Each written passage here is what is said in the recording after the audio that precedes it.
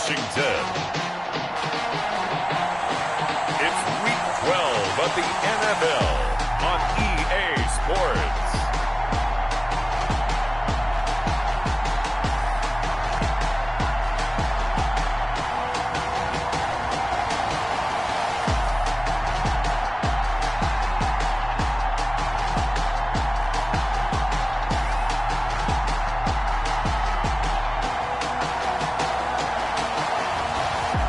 The Seattle Seahawks taking on the Arizona Cardinals.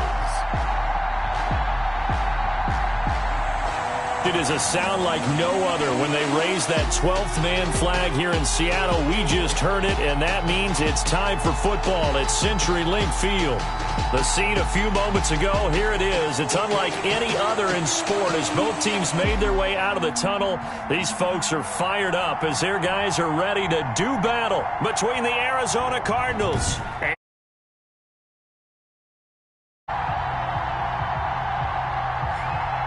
with Charles Davis, I'm Brandon Gaudin. Charles, you look at this Seahawks team as they get ready here. The streak continues, doesn't it? They come in a perfect 10-0. And it's not just that they're winning, it's how they're winning. All phases of the game coming together for this team. Meanwhile, for the visiting Cardinals here, they were losers their last time out. They're going to try to get back in the win column, but obviously they're going to have to do that in a hostile environment. And sometimes it actually works to your advantage. Now you've got to band together your team, the us against the world mentality. Let's see if they can use it and get a victory. So out come the Cardinals now for their opening drive. And out will come the leader of this offense, and that, of course, is their signal caller. Coming off of a loss their last time out, I think he's just seeking to make a bigger impact on the game. Threw a touchdown pass, didn't throw an interception. I think he just wants to jump those numbers up in terms of flinging it around and letting his receivers get into the end zone. Throwing on first down. Gleason, and incomplete to open things up. And that throw behind his man, he missed him, incomplete. An incomplete pass leads to 2nd and 10 from the 25. To throw again, Gleason. And that is incomplete here. Well, so far in this drive, they've done some good work.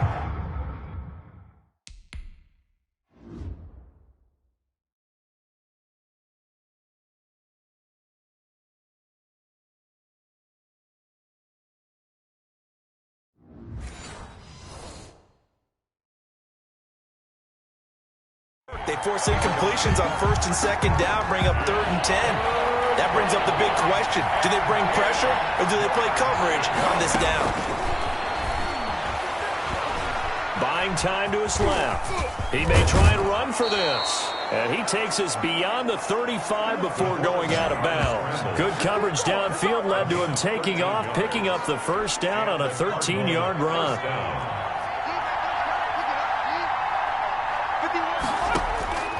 From the gun, Gleason firing quickly here, and that's complete.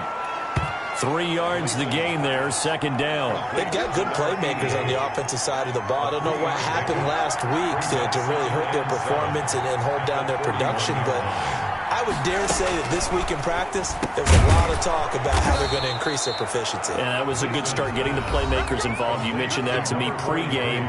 That's what they did there. Yeah, I think a lot of people think the coaching staff really gets on them, and that's how they motivate them. Most of these guys are self-motivated. They have a lot of pride in their performance. The numbers for him from a week ago: 5 catches, 95 yards. This will be stopped about 2 yards shy of the marker. 8-yard gain, 2nd and 2.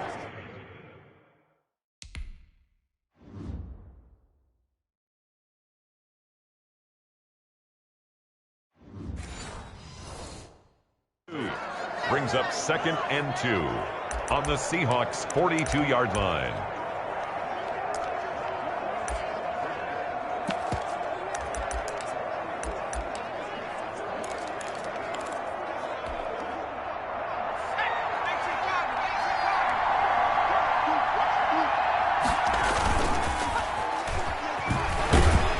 Rush coming, and he's taken down.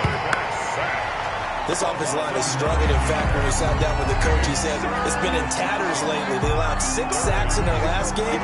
Just gave up another one right there. In tatters, so it sounds a little bit like this right now. Exactly. It's like that paper being ripped. And right now, they've got to find a way to get it back together. On third down, Gleason. And he finds a man with a crossing route. And that'll wind up moving the chains again as the tackle's going to be made at the Seahawks' 29-yard line. Give them 22 there on the third down conversion. Well, I know from past experience, before you actually play a game, you visualize what's going to happen. And I don't know anyone who doesn't visualize themselves being in the center of what's going on. That's 3 catches for him here in the early going. He's got to like the way this is started. Absolutely. 3 catches on any drive is good. Opening drive, that's a tone setter. Certainly a nice job there by the defense rallying to the football and getting him on the ground, but I think the play gets made by the defensive front because if they can't get upfield, their job is to go ahead and get low, almost get into a ball sometimes, stack things up, and make it difficult for the runner to find a hole. Brandon, how about that reaction there from a defensive end, able to recognize the screen pass trying to happen, broke off his pass rush, and then get back to tackle the running back. That's a very athletic and intelligent play. Reminds me of you working out and seeing that the treadmill's open and getting there before anyone else. See, I know you're just patronizing me right now. Everybody knows at home that that is nothing but a shot at me, and I'll take it, absorb it, and we'll move on. So from the 17 now, here's a 1st and 10.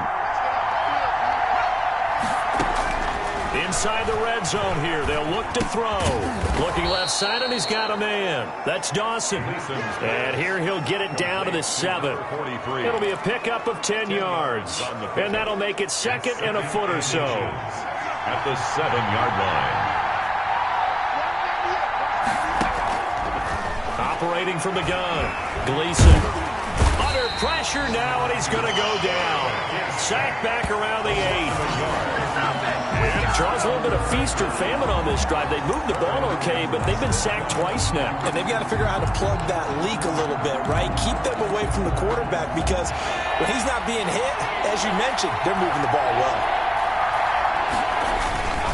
On third down, it's Lucas. And he has the first down before he's tackled at the 5. It's a 3-yard pickup, and that sets up a 1st and goal. A stop there on third. They could have held him to 3 on this opening drive. Now they have to bow their necks on 1st and goal. And if I'm looking at this from the offense's point of view, that's a big-time pickup right there. And I'd go right at him with another momentum play. I'd go quickly and attack them because right now they probably have their heads down a little bit since they didn't stop him on third down. And the ball smacked down on the 5-yard line. Here's 2nd and goal. Now a handoff here to his running back. And he'll be stopped about a yard shy of the goal line after a pickup of about 3. Short of the goal line. Driven it down the field nicely here on the opening drive, but now it's put up or shut up. No doubt about it, because to make that type of a drive and ultimately kick a field goal would feel very disappointing. But I'm just wondering, is the head coach thinking? And he is in for 6. Touchdown, Cardinals. A great play there. His 5th touchdown now on the year. And the Cardinals take it all the way down the field and score on the opening drive. Building confidence after a loss, that's a good way to do it. The loss last game, but first drive here in this one, cashing it in for 6. Hey, they can talk all they want about putting a loss behind them. I think that drive there did more than any conversation they had, don't you think? That's exactly right. Puts that to bed, and this is what they said all week long. A lot of things they needed to do differently. Whatever they said appears to have worked. No going for 2. They'll kick the point after. And the Cardinals will go up 7-0. So that, amazingly, a 17-play drive. And it ends with a 1-yard touchdown run.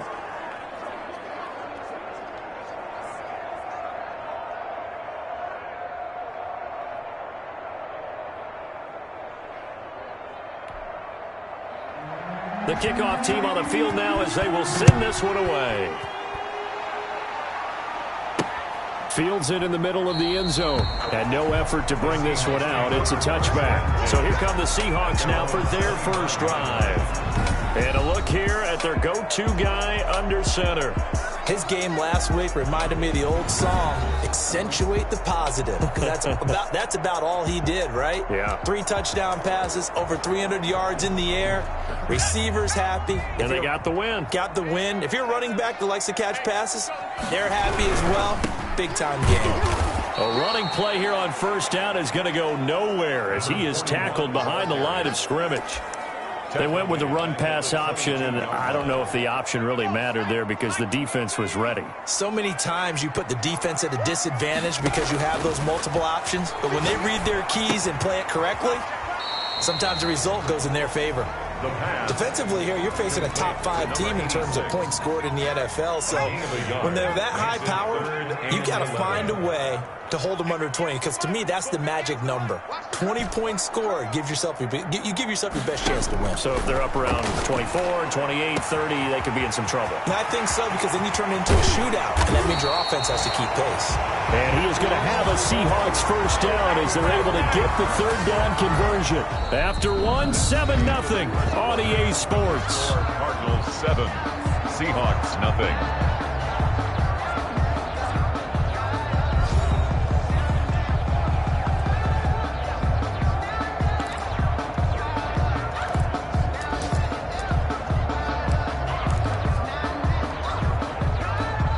So that changes things in a big way. Now from all the way down inside the 30, here's 1st and 10.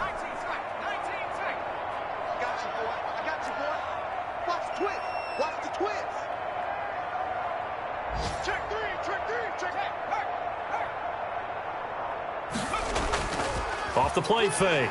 Bear, he'll buy some time right. That is caught inside the 5. And he is in for the Seattle touchdown. So the quarterback drops to throw, looks over, and boom, a guy that wide open, he has to be thinking, wait a minute, this is some kind of a dream. This is too easy. Yeah, a great dream. One you don't want to wake up from. But for the defense, almost feels like there was a bust in coverage.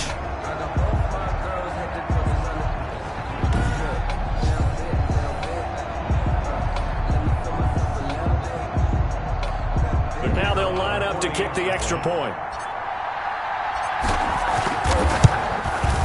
It's up and good, and we're tied at 7 here in quarter number 2. The drive summary, 4 plays, 75 yards. And the Seahawks capping it off with a touchdown.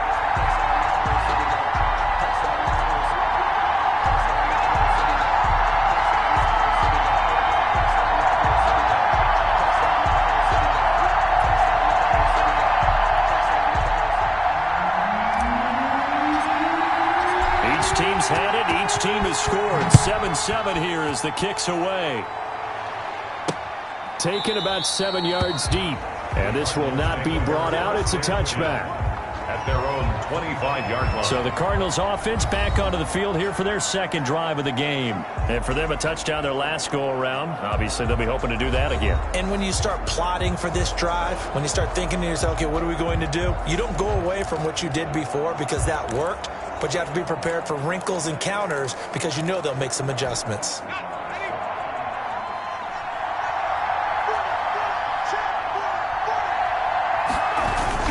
On first down, Lucas. And not much to speak of. Call it a 1-yard gain up to the 26. Just a yard on the pickup there, and it'll bring up a 2nd and 9. 2nd and 9.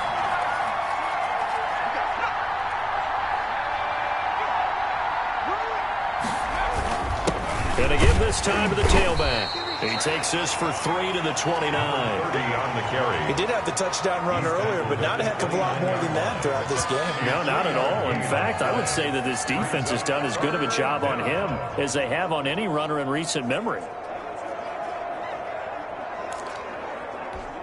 The Cardinals on 3rd down. No problems to this point. A perfect 5 for 5. This will be 3rd and 6. From the gun, Gleason. And that will be incomplete. And this is what you want to see from a defense. Give up an opening drive touchdown, that's fine. But how about them going back out there, recommitting themselves to the task at hand, and forcing a 3 and out, and giving the ball back to their offense. Pulled in at the 24.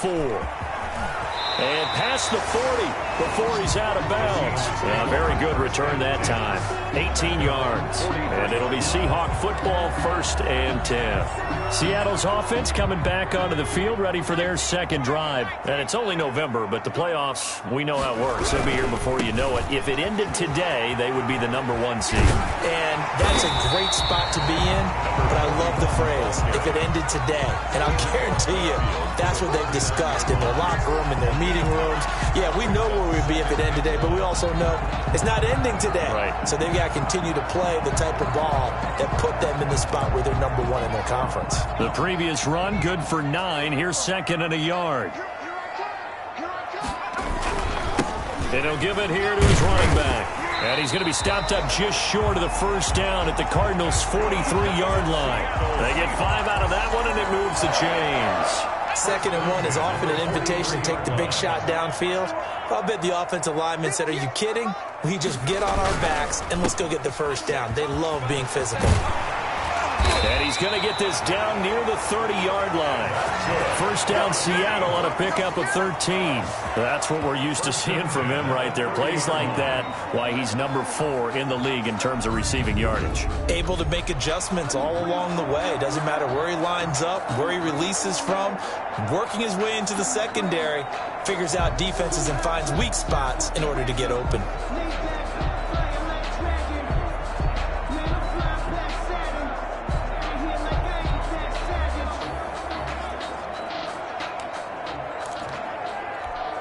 So 1st and 10 now from the 30.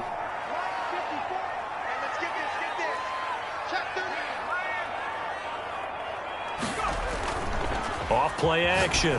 Byer. That is caught right at the 10-yard line. And all the way in. Touchdown, Seattle. If you didn't know it, it won't surprise you to find out that this team leads the league in scoring. They've been a quick strike team all season long. There's another example. They did it again. This offensive coordinator, right now, you can write his ticket towards being a head coach. He's advanced in the ways of offense. And he's got it. It's now a 14-7 ball game. So that drive, 4 plays. And it all culminates with a Seattle score.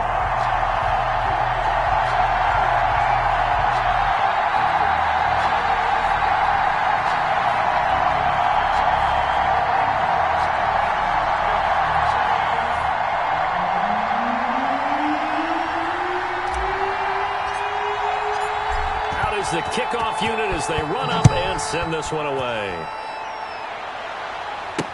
Taken about 7 yards deep. And it'll come out to the 25 as he will not attempt a return. The Cardinal offense takes back over. That 7-0 lead of theirs short-lived as they've now given up 2 straight touchdowns to fall behind by 7. Yeah, but no cause for discouragement here. Yeah, they've fallen behind, but haven't they proven that they can go down and score? So what was the formula that got them down there the first time? Get back to something close to that, and maybe they can get this game tied up. Oh, they go with a tight end carry.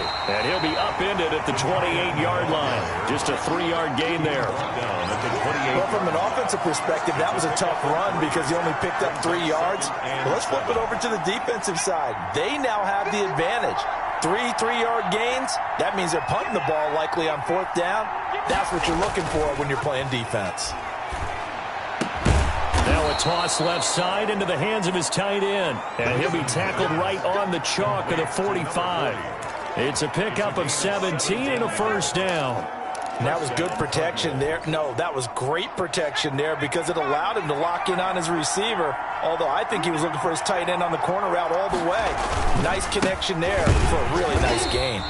And they're going to stop him right at the line of scrimmage. Just no cutback lane to be found whatsoever. 2nd and 10. No gain on the play. Brings up 2nd and 10 at the 45-yard line. Operating from the gun. Gleason. Flush to his right. He'll run it. The quarterback on the sprint. Partner, he was going through his progressions. Not there, not there. After about the 3rd one, he decided he better pull it down and run for it. And he slides down and avoids the hit for good measure. From the gun on third down. Gleason, throw left side, complete. That's Dawson.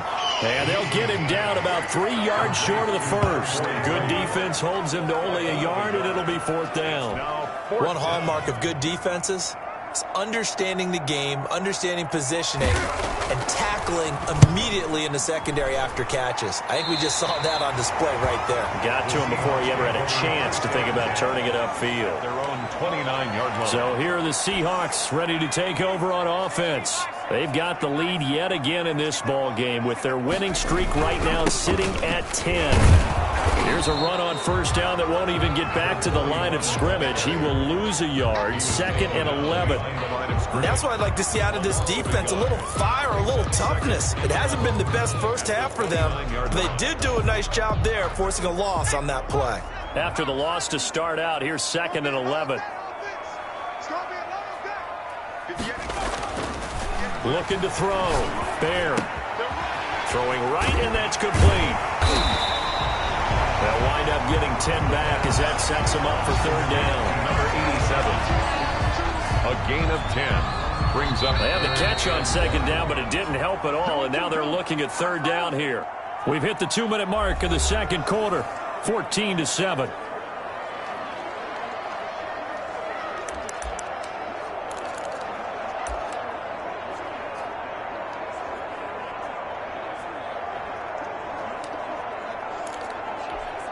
Heavy set out there on 3rd and 1. And they'll let their fullback try and push the pile. And he is going to have a Seahawks first down as they're able to get the third down conversion. Just a gain of a couple, but good enough to keep the drive rolling. 3rd and 1, who are you going to call? Not the scat back. You go with the big man. Hand him the ball and let him get upfield and pick up a first down. 58, right over there, yeah. Mike, 58, right there. On 1st and 10, Byer. And he's going to find his man out of the backfield. That's complete. And he'll be taken down, but not before he works it past the 50. That one good for 14 and a Seahawk first. Let's go, defense. Let's get out the field, defense. 58, Mike. What we got? What we got? 58. From the gun, Bear. And that is incomplete. He couldn't hold on through the contact. Brings up 2nd down. Nice play there to force the incompletion. And to me, one thing's for sure. When you're the underdogs and you're playing on the road, you absolutely have to get takeaways. You've got to get the ball from them. Yeah, win that turnover battle, going to be key. They didn't get one there, but you get the feeling they keep making plays like that, they might just get a few. Yeah, once you get one, defensive teams think they come in bunches. 5 yards, now it's 3rd and 5. The last play on the completion got them half of what they needed. Now here's a tough 3rd and 5. One thing you're hoping for when you run drag routes, you're able to hit a receiver in stride, and he can pick up a lot of yardage after the catch. But in this situation, the defense was effective, able to stop him before he could get a good head of steam going. Incomplete. He had his hands on it but couldn't pick it. But it's now 4th down. He certainly had a good game throwing the ball so far, but I think he was trying to take that from good to great with that throw, trying to get one downfield.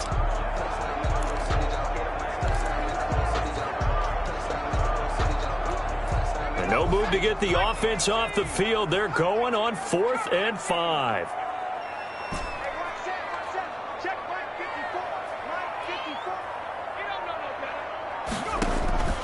Operating from the gun, Byer. And that will be incomplete with a clock down now to 13 seconds. The Seahawks go for it but can't convert. And the Cardinal defense is going to get the football back.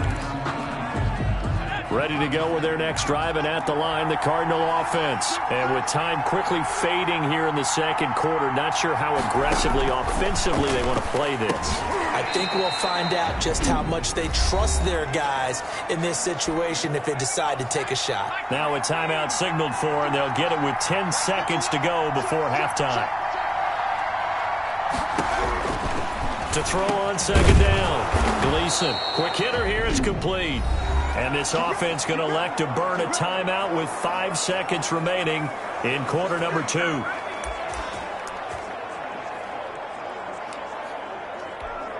So even though it's first down, here's the field goal unit on now to try to get 3 before halftime. They spot it on the midfield stripe, so it is a 60-yard attempt here. And I don't think this has the carry. It does not. It's no good. And this score will stay right where it is. 14, Cardinals 7. And this is one of the risks you run when you attempt a long field goal. If you miss, the defense takes over despite of the placement. So now they've got a chance to get one more drive in before halftime. Good starting field position here for the Seahawks as they come up 1st and 10 right at the 50-yard line. Sliding out of the pocket. And this will be incomplete. Physical play on the football there, and it's 2nd down. So we have reached halftime with a touchdown. That's the difference on the scoreboard. As we'll send you back over to Orlando with our EA Sports Halftime Report, here's Jonathan Coachman. Okay, Brandon, bye weeks, they're over. We've once again got a full slate of games to get to as we take you around the NFL here in Week 12. We now proceed to the start of the second half.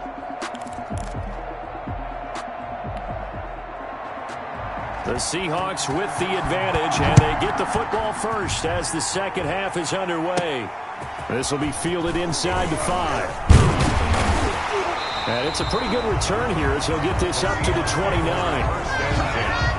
At their own 29-yard line. Seattle again getting ready to take over offensively. They have the lead. Now they'll be looking for some separation here as we begin the third quarter. I like the way you term that because now I think they go a little bit deeper into their playbook. They like what they did in the first half. That worked okay.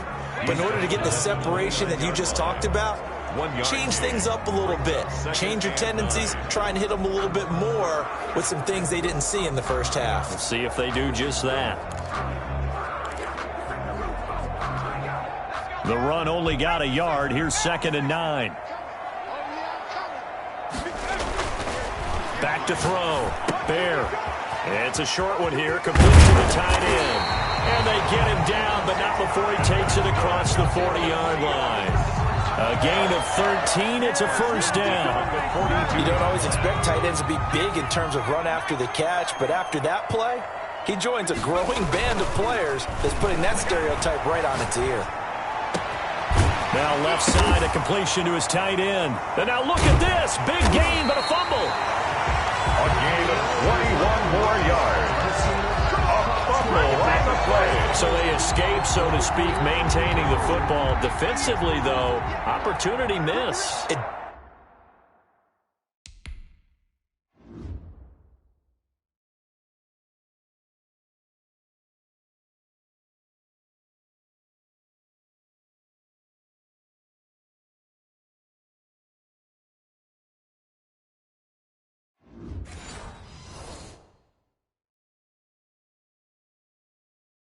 Definitely was, because that's all defenses talk about. Getting the football and either advancing it the other way or just getting possession and turning it over to their offense.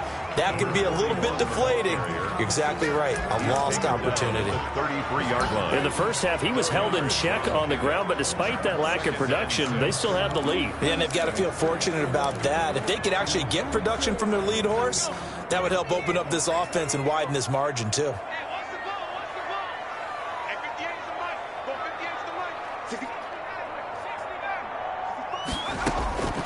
Looking to throw on 2nd down. Byer. And a quick throw here, that's complete. And he's able to get it down to the 25-yard line. 2 catches in the first half. Now he's got a 3rd here, and it's good for a first. On 1st down, Bear. Now they set up the screen. That's complete. A nice little screen. They get 6 on 1st down. For a second there, I thought that might break big. Screen pass. Looked like it was coming together. Looked like there was an opening. Still, ended up with a solid gain. 6 yards was the pickup on the last completion, so here's 2nd and 4.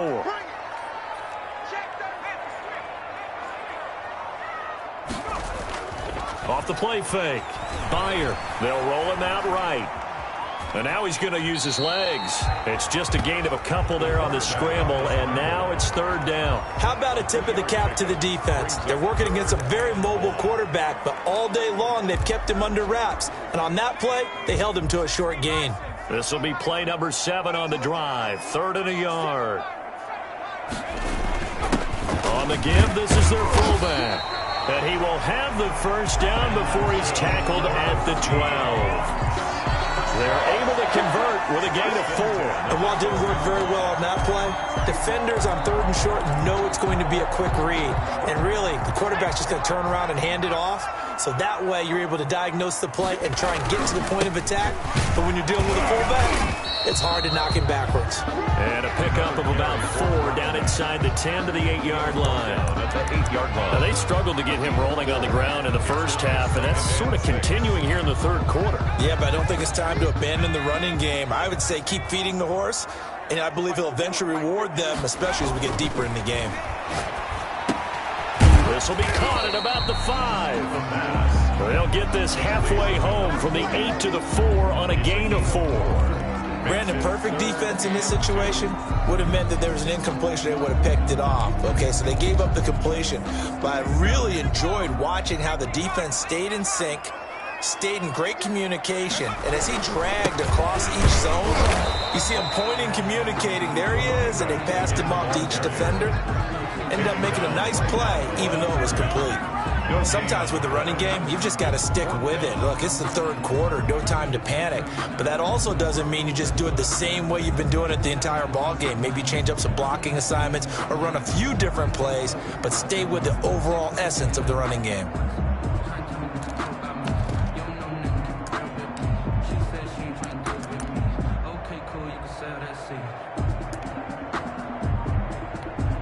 Now with the play clock about to expire, we get a whistle and a timeout.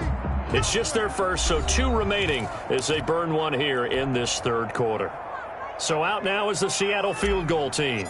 This will be just a 21-yard attempt. And his kick is right there. It's good, and they will move up by 10 now, 17-7. So put another 3 on the board. All things considered, a good opening drive to begin the 3rd quarter. And as a defense, the way that this game is going, you're excited to see those points go on the board. Gives them a little bit of leeway to play with when they're out on the field, but they're real excited to see their offense score. Now they get to go out there and do their part. The Cardinals offense now ready to get their first opportunity here in the 2nd half. They trail offense, first time to touch the ball in quarter 3, and we'll see what they can do. And I can't wait to see what they have planned, because some teams script to start a half. Other teams just go, okay, these are the sequence of plays we want to run. These things worked well for us. And sometimes they throw in that big chunk play right away. Shocker. Try and get after them early and try and create a big play to give themselves some momentum. See what they have up their sleeve. To throw on 2nd down. Gleason forced out to, and he will not make it back to the line of scrimmage as he's going to be taken down. And that's the 2nd sack of the game, but this player, disruptive in all phases, whether he's going upfield, coming underneath, you name it. He's a big-time guy you have to block. To throw on 3rd down. Gleason flushed out right. He can run for it, and he will. Opted to run for it. The decision a good one. Picking up the first, getting 14 yards on the scramble. We just saw a nice example of why teams often bring in baseball guys to teach quarterbacks how to slide in key situations. You want to protect your franchise guy. Make sure he doesn't get hurt. He did exactly that under a heavy rush, and down he goes. You know, despite the scoreline, I think they've got to like where they are here. They're on the road and just one big play away from getting right back in this game. I'm going to follow right along with you, because the spot they're in now is a credit to their defense. They've kept them in it by making the plays that they've made, and that just means you're one big score away from being right back there. Now the question is, can this offense step up and make that play? Because that's been an issue for them in this game. And he's going to take this all the way down to the Seahawks 33. That one good for 37 yards. A gain of 37 yards. So from Seahawk territory now, it's 1st and 10. Down at the 33. Back now in Seattle, Washington. It's Cardinal football, but they trail here as we get set to bring you the 4th and final quarter. So they'll come up 1st and 10 now from the 33.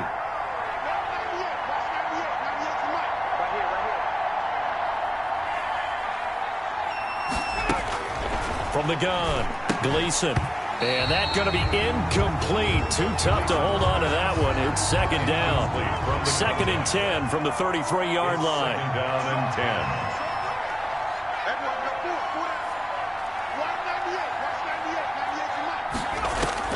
Throwing again, Gleason. And this is going to be incomplete.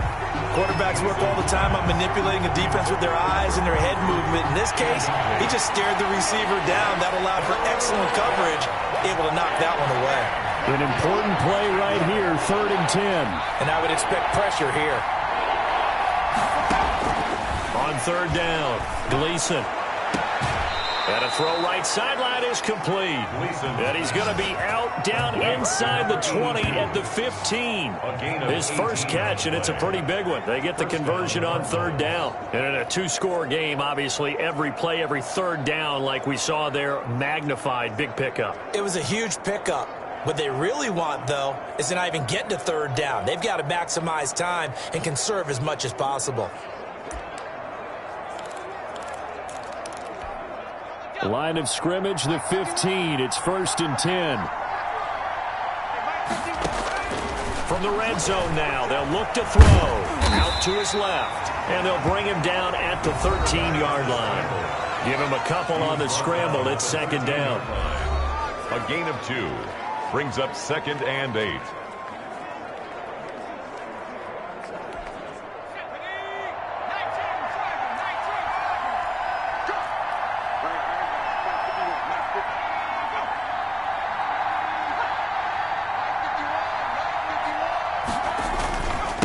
Now a handoff here to his running back. And he'll be taken down here at about the 11. Just a couple on the ground there, and that's going to bring up 3rd and about 6. Now, that's a mountain of a man that just made that stop, isn't it? But he's more than that. This guy's nimble and quick. More than a space eater, he just made a great play there. And they're going to get him. They bring him down to the sack back at the 16-yard line. And it's 4th down. Brandon, I think you understand the type of afternoon this offensive line is having. It is a long one for them. Long for you to spend it with me. Long for them trying to block those guys. They've given up a whole lot of sacks, and the speed and quickness of that defensive line is eating them alive.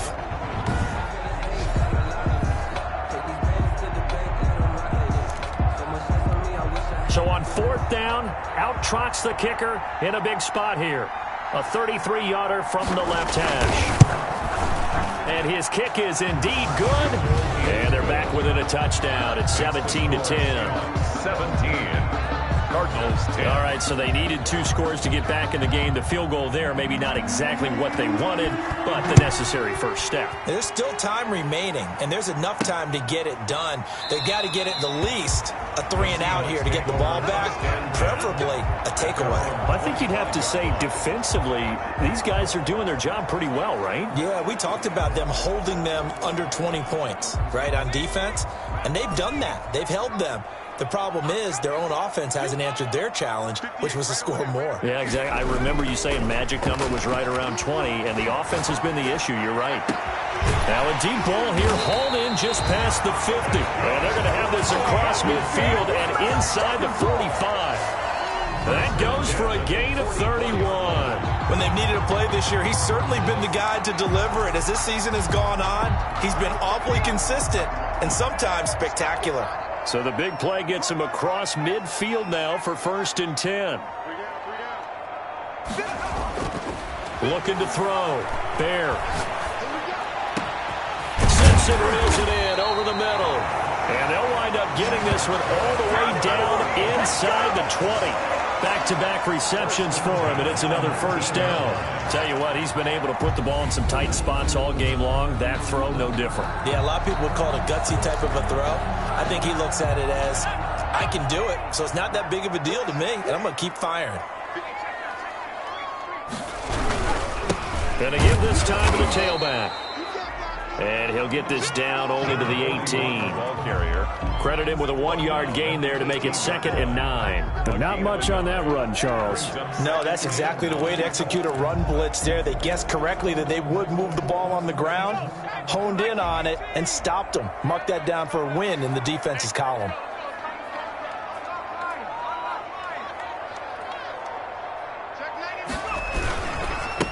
And he'll give it here to his running back. And he is in for the Seattle touchdown. A great effort there. Touchdown number 22 on the season. And the Seahawks are able to stretch that lead out a bit further. That almost looked too easy, and I think thanks goes to the offensive line for making it look easy. Yeah, I agree with you totally on that one. I'm not sure how much everyone understands the preparations that go into a game for an offensive line, because there's a reason that running backs and quarterbacks get them big gifts at the end of the season after a big year. The consistency and the continuity it takes to know each other and execute their blocks is pretty impressive.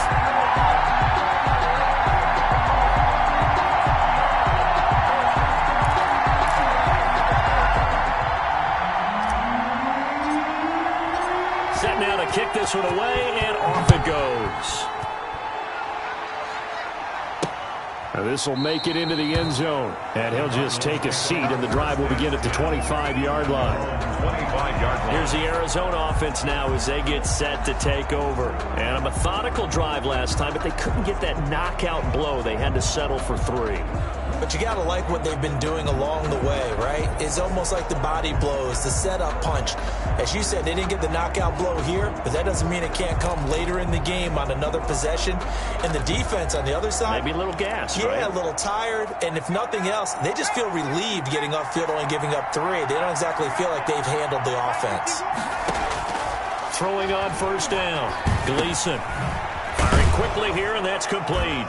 And they're able to get this one across the 35. Complete. Right off the bat, it's a first down to start the drive, 12 yards.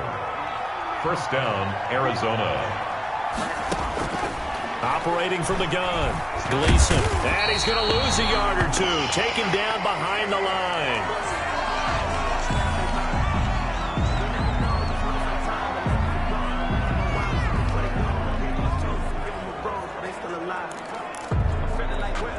After the sack, here's 2nd and 11.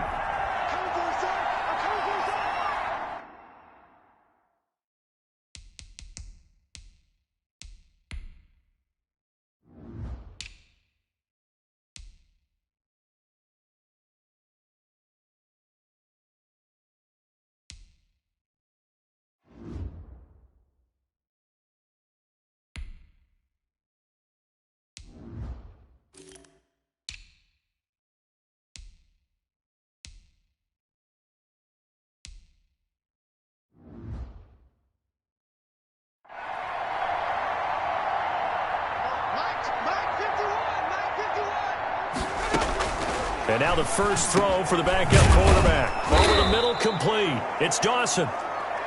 The reception good for 7. It's 3rd down. You got the big lead defensively. Willing to give them that underneath stuff, right? And this is why you work on your tackling. Tackle them after the catch, inbounds, keep the clock running. Just go ahead and bleed the game out that way.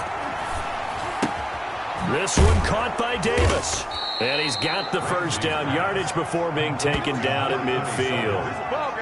It's an 8-yard pickup and leads to a new set of downs. But correct me if I'm wrong. You're down 2 scores. I don't think you need to rush just yet, but you can't take your time either. Yeah, even if you don't want to commit to full 2-minute offense, you have to up the tempo, up the urgency.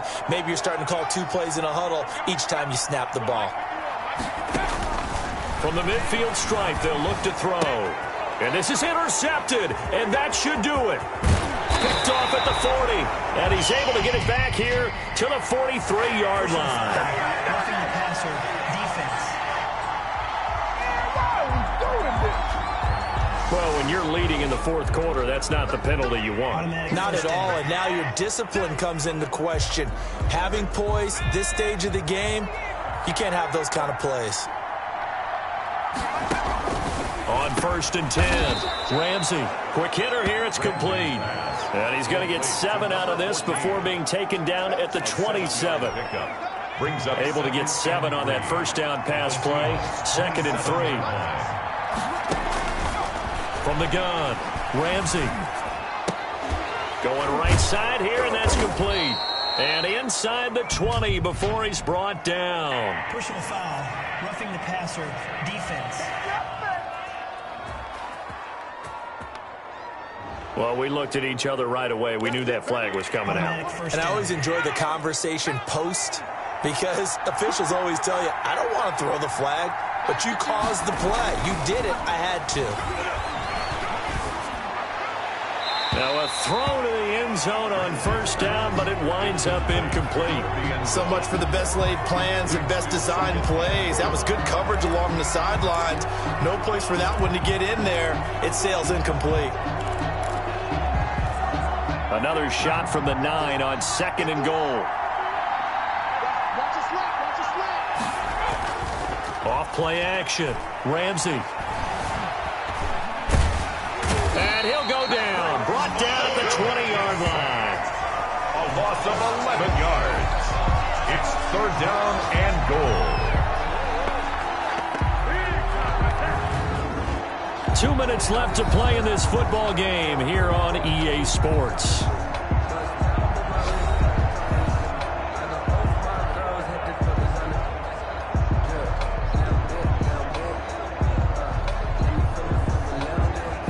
So the Cardinals, they've got the football here as we get you reset. They've got it 3rd and goal now as they try to punch in a late touchdown. And this is caught now for a late touchdown. So hold everything here. This one's not over yet. Okay, game on. Don't go anywhere yet. You got a 1-score game now.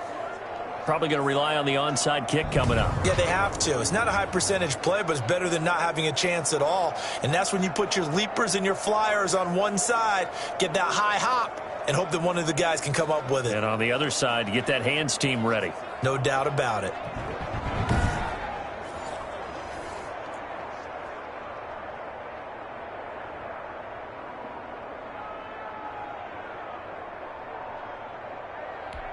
Still an important piece of business to take care of, the extra point.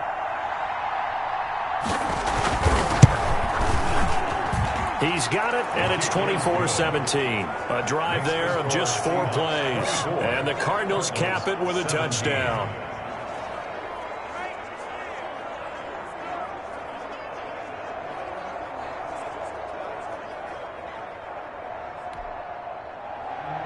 This game back within a touchdown now as the kickoff's away. That'll be taken about a yard deep. And he'll decide to not bring this one out as their drive will begin at the 25. The Seattle now ready to march onto the field. And this game not quite over yet. And we'll likely see them take all 3 timeouts defensively, so they can't just kneel this one out. They're going to have to try to run a few plays. You're exactly right. They've got to get a first down and make them use up all their timeouts in order to feel like they have this one in hand.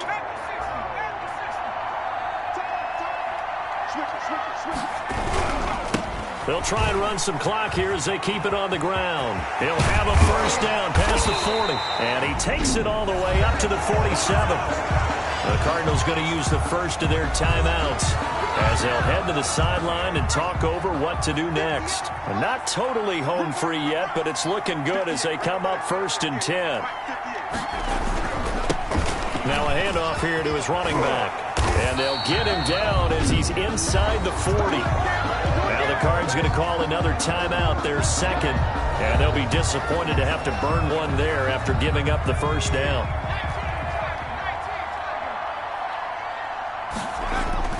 Off the play fake. Byer.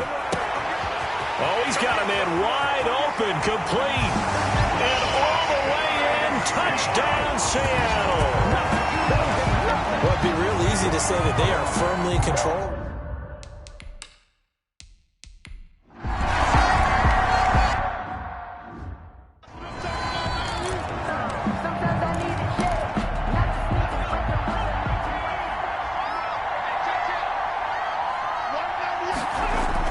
On first down, Ramsey.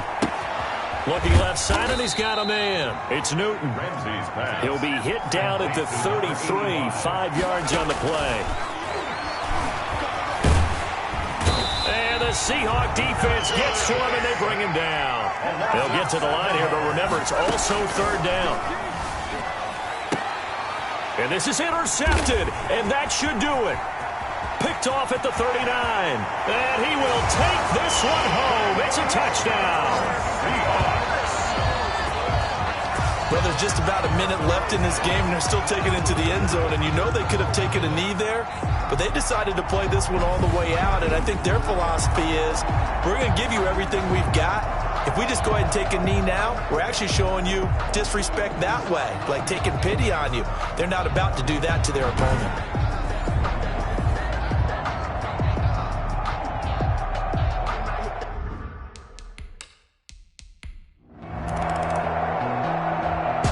Victory here for Seattle, and they were buoyed, Charles, by a big second half to put this one on ice. And I know a lot of people watching this one were thinking to themselves, I bet halftime was really interesting. Probably took the paint off the walls with some of the words that were said. But I get the sense it was much more of the adjustments they made. They came in with a game plan that we saw that didn't work in the first half. They made the adjustments necessary, went away from that, and then they got it together, got a spark, and then took off. It's really nice to watch in the second half.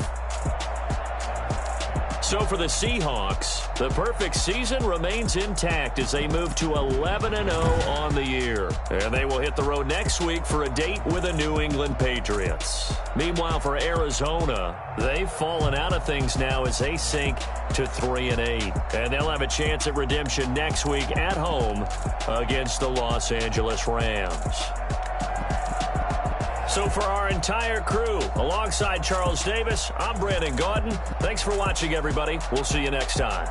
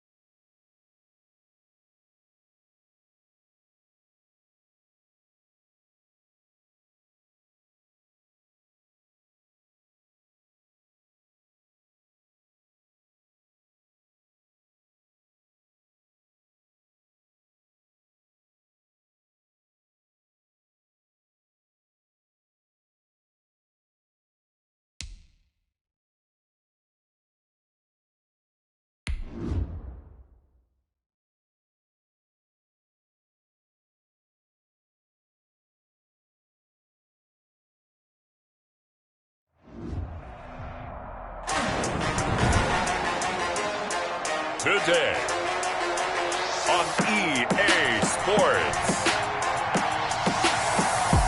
It's week 13 of the NFL on EA Sports.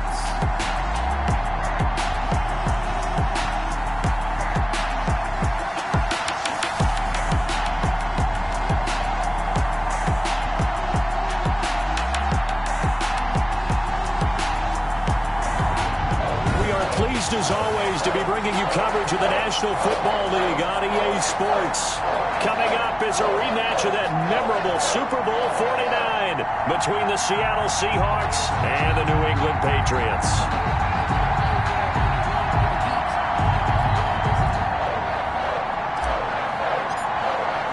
The calendar has turned to December, and we're in the home stretch now as we're underway in Week 13. Taken in the end zone. And no run back here, so they'll bring it out to the 25. So here come the Patriots now on offense. And leading them out there, their 6'5" quarterback. Coming off of a loss their last time out, I think he's just seeking to make a bigger impact on the game. He threw a touchdown pass, didn't throw an interception. I think he just wants to jump those numbers up in terms of flinging it around and letting his receivers get into the end zone. To throw is Harris. Throwing on first down. And they're able to get this one across the 35. A gain of 11 to kick off the drive, and it's a quick first down. 36-yard ball. Nice job there of utilizing his big target. He didn't overthink it. Understands the catch radius. Understands that he knows how to use his body to keep defenders away from the ball.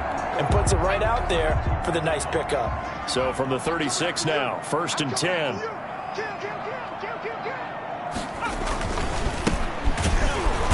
And that play is blown up, losing yardage back at the 35.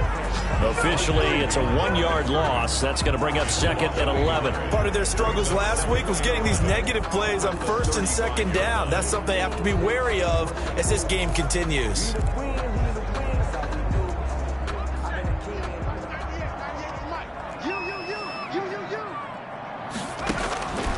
Here's Harris to throw on 2nd down. Toward the center of the field, but it's incomplete.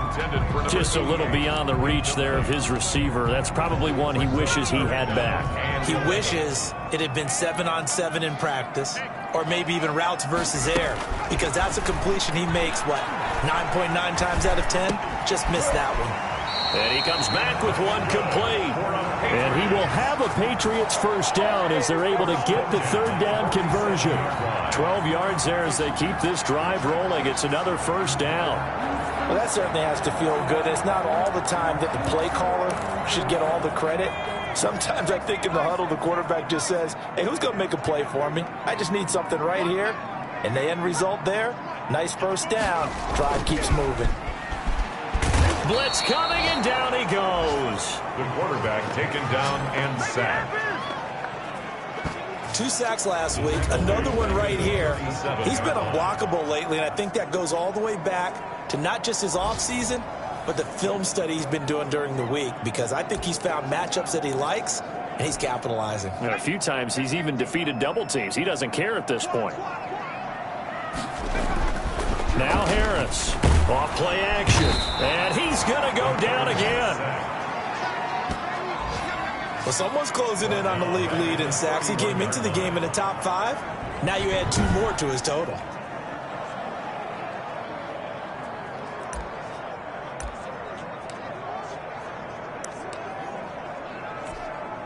Need something from deep in the bag of tricks here after 1st and 2nd down went backwards. It's 3rd and very long. Operating from the gun, Harris. He rifles one that's intercepted. Picked off at the 49. And what a return as he brings this all the way back down to the 20-yard line. The Seahawks. They'll take over 1st and 10. Now here are the Seahawks in great shape to start their first drive. And they'll be led out by the man running the show, Charles, their quarterback. And he ought to have a lot of pep in his step after last week's performance, because he did exactly as you want him to play if you're a coach. 3 touchdown passes, 0 interceptions, which usually means you're making a lot of right decisions out there. And got him the win.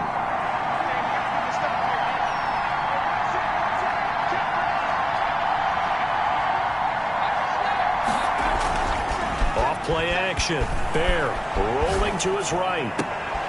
End zone caught. Touchdown, Seattle. A 20-yard touchdown. And the Seahawks have taken a first-quarter lead. Well, that's how you take advantage of an early turnover. A sudden change situation, meaning ball's turned over. How's both sides going to handle it? One side handled it way better. They went right out on the field and put the ball in the end zone. One play, that just added insult to injury. Yeah, that just tells you on the defensive side, they didn't come out ready to go, still reeling from the fact that the ball got turned over.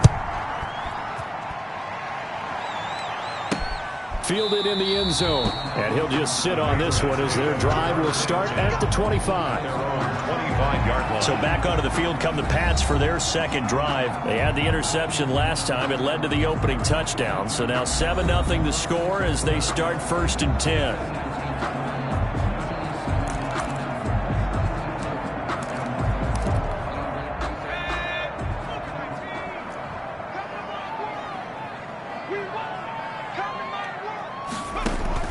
Trying to shake off the interception from the last drive. He'll look to throw. And down he goes, but he takes it up to the 40. They may want to go back to that one. First play of the drive, good for 15 and a first down.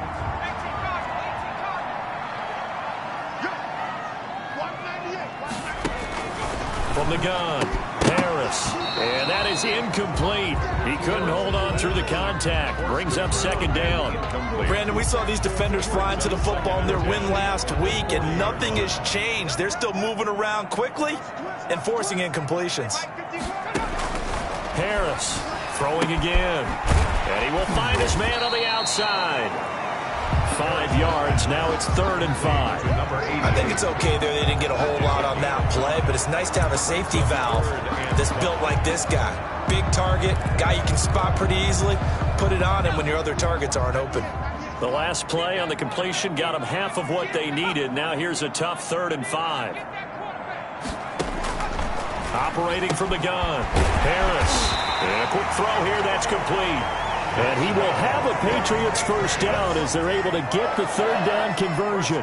3 catches now this afternoon, the same number he had all of last week. Also, it's a first down.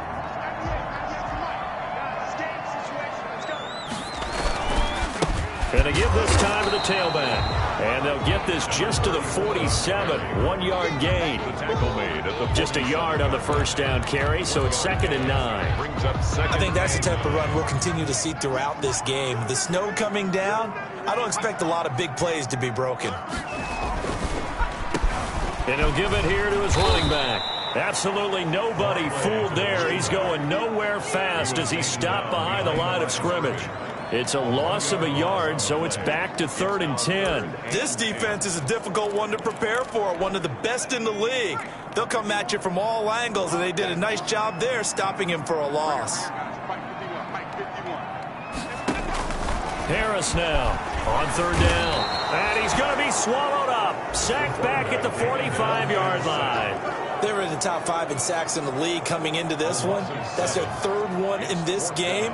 Obviously, pass rush has been a strength of this team all year long. And apparently they're not satisfied with top 5. They want to climb that ladder. Yeah, I think it goes back to their offseason. They decided to make it a priority, and it's working out.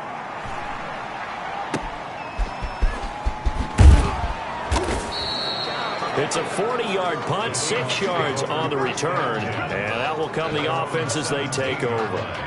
Seattle's offense coming back onto the field, ready for their second drive. And they'll be looking to make this a 2-score advantage. Had the touchdown on their first drive, Charles. Hey, they can get up 2 scores here on the road. That's a heck of a start. And not only have they thought about it, I wonder if they visualized it. I remember playing, and they used to turn the lights out in our meeting room and run through a situation like this and say, just think about what it would be like to be up on the road and take the crowd out of it. Maybe they did some of that. And a short pickup there as he'll take this up to right around the 20. At the 20-yard line. These are his numbers from last week's contest. 12 carries, 74 yards, and a touchdown. Yeah, he could very well be on his way to a rushing title, but guess what? His offensive line, they're meeting separately because they want that rushing title as much as he does, and they want to make sure they get him there.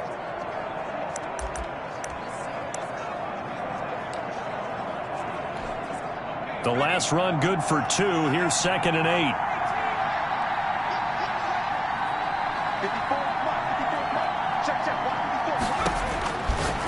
the gun. Byer, wide open receiver, complete. And he'll be corralled well upfield right around the 40-yard line. That one a gain of 20 and a first down. Well, it's almost as if they didn't leave the field after their first drive. They picked right up where they left off. Another good throw there. And this offense, humming here in the early going. Now throwing on first down and completing it. And he'll be taken down, but not before he works it past the 50. 12 more yards for him there. It's a first down. And what a nice example there of a tight end doing exactly what he needs to do. How about how he worked his way to the outside, made sure he secured the catch, and then anything after that, we count that as a bonus. And indeed, he gets enough for the first down. So into Pat's territory now. Here's 1st and 10 at the 48-yard line. And that play will go nowhere. Losing yardage back near midfield at the 49. They'll lose a yard there, and it's 2nd and 11. The defense was ready for the run-pass option, diagnosed it perfectly. Not only did they stack him up at the point of attack, but he was met by a host of light-colored jerseys.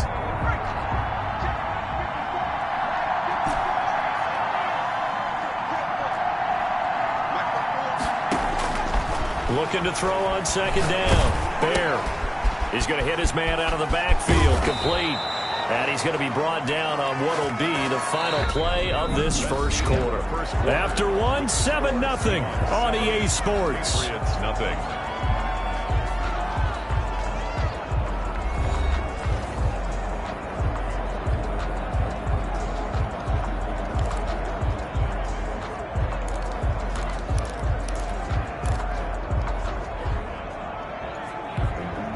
Line of scrimmage, the 37 on 1st and 10. Operating from the gun. Byer firing quickly here, and that's complete. And they'll have it in the red zone before he crosses over out of bounds. The catch and run, good for 18 and a first down. And this was a nice example of an offensive coordinator scheming his guy open. Just a little underneath route, just trying to free up some space, and it worked awfully well. Got him not just space, but plenty of room to run after the catch to pick up really nice yardage.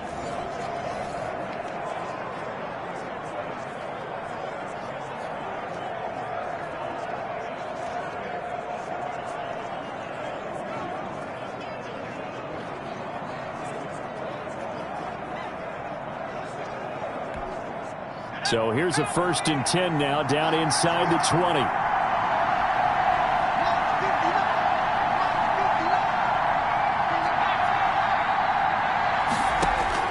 From the red zone now, they'll look to throw. And he's going to go down. They sack him back right around the 30. And it's never good to take a sack. You really don't want to take one down here in this part of the field down near the red zone. Not at all, because you're already pretty much assured of a field goal. But you take a big sack, it could push you out of range, and that's why defenses get a little more aggressive in this situation. They're almost conceding the 3 points. They want to push you back and try and take you out of that. Pass interference. Defense. So the pass incomplete in the end zone, but contact and pass interference. And now where does the ball get placed? At the 1-yard line. 1-yard line. They gave up excellent real estate on that one. That's going to work really, really well for the guys who threw it. They'll try and run for it on 1st and goal. And they will stop him after a fairly minimal pickup. Only a yard that time, 2nd and goal. It's a gain of a yard. Brings up 2nd and goal. On 2nd and goal, they'll give it to him again. And this time, he is in. Yes. A great play there with touchdown number 23 here on the year. And the Seahawks find a way to stretch their lead. There's not much that's perfect in football, but that's about as close to it as you're going to get. Score, force a punt, score again. And both drives were impressive. The opening drive was, that last one was. Now on the other side, though, what's your psyche? You're really behind the 8 ball. You got to make sure you just hold in there. Survive the early storm, relax a little bit, and try and get back to your game plan. It's way too early for panic.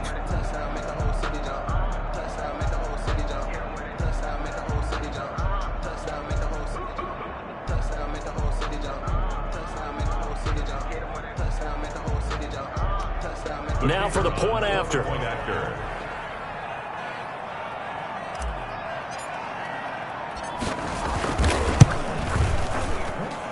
And it's good to make it 14-0. A good drive that time as they go 9 plays in all. And the Seahawks capping it off with a touchdown.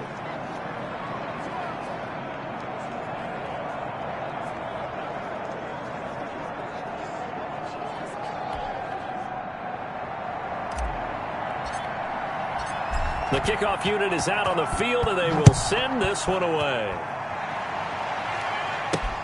Taken in at the 3. And a decent return out to the 27-yard line. First down 10 at their own 27. Here again comes the captain of this offense leading his crew back out there now. And I guess the question, Charles, is what's the formula for keeping him better protected? Because as we see, the protection, it struggled. And normally what you get is renewed determination. When the big guy gets hit, that usually sparks people. Hey, we can't let this happen.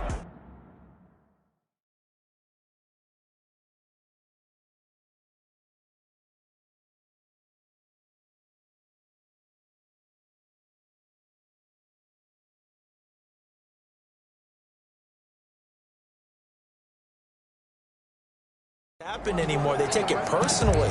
He's not supposed to be on the ground, but that hasn't been the case so far in this game. So maybe they've got to figure out how do they get rid of the ball faster to help out the offensive line so he doesn't get hit as much. And we'll see if they can keep him off the ground now going forward. And the running lane's non-existent in this first half as they'll stop him behind the line. Officially, it's a 1-yard loss. That's going to bring up 2nd and 11. I have a feeling they'll stay committed to running the football, especially on the early downs. They just haven't had a whole lot of success just yet.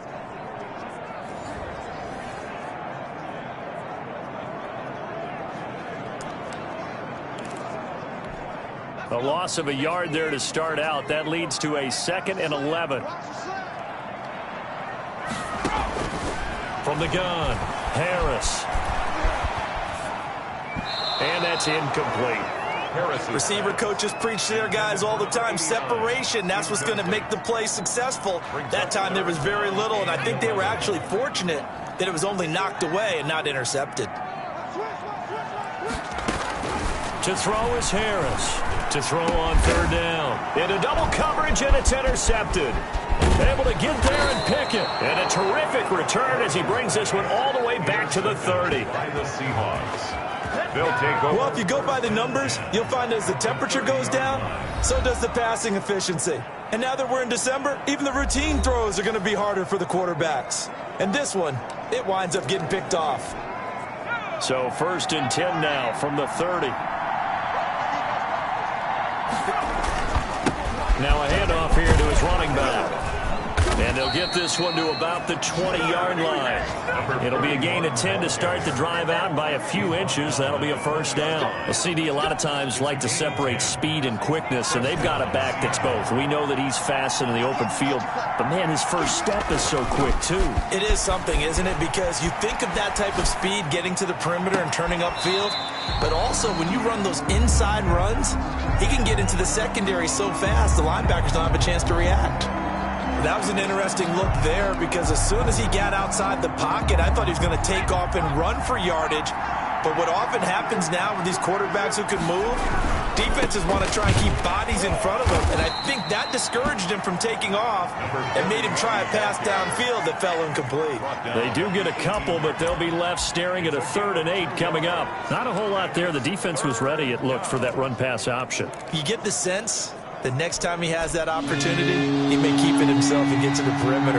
Probably owes his back a little bit of an apology on that one, huh? To throw on 3rd down. Bear. And he will score. Touchdown, Seattle. An 18-yard touchdown grab. And the Seahawks add on to their lead. So simple math here in the first half. They've had 3 drives offensively, and they have scored every time, and they've got the lead. Well, whenever we talk about adjustments, we usually talk about an offense making adjustments, right? This is all about the defense. They've got to figure out some way, somehow to slow them down. Do they blitz a little bit more? Do they play more zone coverage? Right now, they don't know where to go because they're hitting them in every direction. Out comes the kicking team here for the extra point. And it is now 21-0. Just a 4-play drive that time. And it all culminates Saints with a Seattle score. Nothing.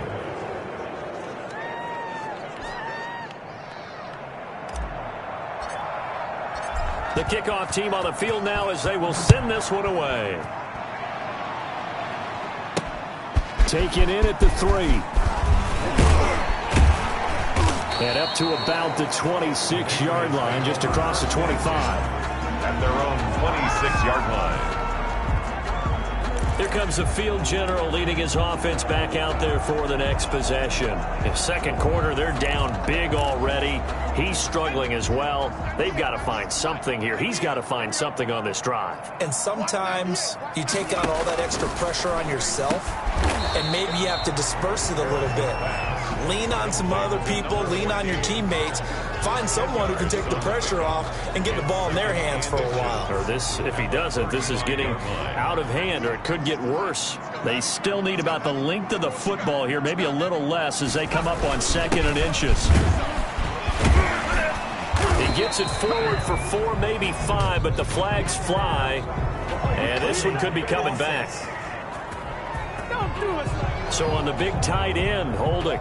Each and every year, we talk about very few tight ends coming into the league that are polished blockers or asked to do it a lot in college. So it's a constant struggle and a constant fight to learn how to do it without holding.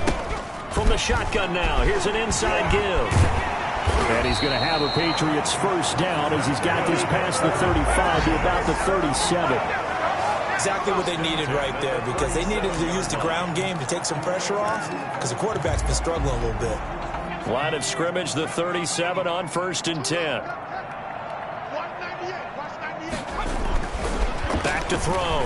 Harris looking left side. It's complete. He's got it. And all the way in. Touchdown, New England. A big play there. His 2nd touchdown on the season. And the Patriots make some inroads here on that deficit. When they drew that up, I don't think they envisioned it ending in a house call, but he got it and took it all the way home. Really impressive run after the catch, wasn't it? That was really special by him. But let's face it, in today's NFL, those tight ends are often former wide receivers or maybe even sometimes bigger running backs. They just put them in a position to get a great matchup and make plays like that. Out is the kickoff unit as they run up and send this one away. Fielded just outside the goal line. And he'll be tackled just shy of the 25. The Seahawks take over 1st and 10 at their own 24-yard line. Out comes this field general once more, leading his offense back onto the field. And he's been good. 2 first-half touchdown passes, no interceptions so far. Does a lot for your confidence, does a great deal for your team, gives them a lead, and they're feeling really good about how they're playing. I think he expects to throw at least another one. I was going to say, now he wants the first-half hat trick, doesn't he? Oh, without a doubt. Go ahead and fling him on the field, folks. He wants that type of celebration. The catch and run, good for 24 yards. Those are the kinds of plays right there that show you why he's the number 3 man in the NFL in terms of receiving yards. Also tells you there's a full combination of what he's got going in his game. You name it, from route running to catching the football. That's why he's able to produce those types of numbers. He's got a first down and then some inside the 40. And he will score. Touchdown, Seattle. A great effort there. With another touchdown, number 24 on the year. And the Seahawks are able to stretch that lead out a bit further. That's a pretty quick response to that last touchdown drive, and it seemed like they had maybe given up momentum, but not so fast. No, not at all, because they ended up pushing the lead up once again, and you're exactly right. Thought momentum might have been shifting. Instead, they grabbed old Mo, didn't let him get to the opposite sideline. The point after, no gimme in the snow, but it's up and good, and the lead now to 3 touchdowns at 21. Set now to kick this one away, and off it goes. Taken in at the 3. And good coverage there on special teams as they'll get him down shy of the 20. At their own 19-yard line. Out comes the New England offense to see what they can do this time. And this not an easy situation. You're down early, in the elements, you're on the road. How do you get the mojo back? Well, one thing is to remember that as an offensive player, you have a much better idea of what you're trying to accomplish and where you're trying to go than the defender. So in this case, because you know it, you can make your cuts with a little more decisiveness. Maybe a second fake, some double moves, things of that nature to go ahead and try and put some pressure on the defense. Now a man open down the middle of the field. And they get him down, but not before he takes it across the 40-yard line. He's exceeded his receiving yards from a week ago, and we're still in the first half. It's a first down. When you're struggling on offense, you're looking for anything possible to get you going. Sometimes you do it like basketball teams that don't normally press. You put a press on, bring people to life, make them move a little bit quicker.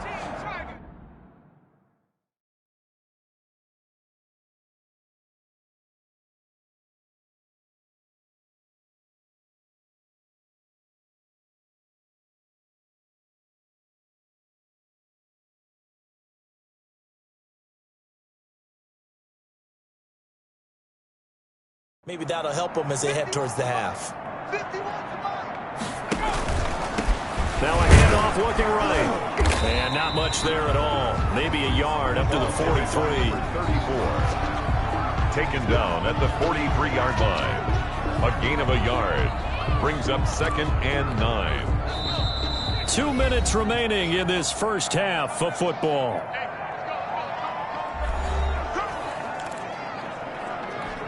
And we'll remind you that coming up at halftime, we'll join Jonathan Coachman and the gang in Orlando. Coach will have stats and scores from the early games going on here around the NFL. There's a throw over the middle. It's taken in by his tight end. The reception good for 7. It's 3rd down. And that is incomplete. As his old brain remembers, when I see 5 wide receivers on the field as a defender, I know the ball's coming out high. They expected it and got there and popped it free. The Patriots send out their punter. He'll boot it away from about his 35. 44 on his first punt, and this is a good kick as well. And he'll go ahead and field this at the 5. And right around the 20, he'll head out of bounds. So a good punt there, but a very strong 14-yard return. And possession will switch hands, 1st and 10. Now we get a peek at the captain of this offense heading back out there. He's got to be feeling pretty good, playing well. Team has the lead, so just looking to mount a drive here that ends in the end zone. And all quarterbacks will tell you, hey, we love a running game, helps us out. But at the end of the day, they want to rely on their arm, throw the football, feel good about things, keep things moving in the right direction. Right now, that's exactly what we're seeing. And we'll see if that continues. After the incompletion, here's 2nd and 10 from the 20.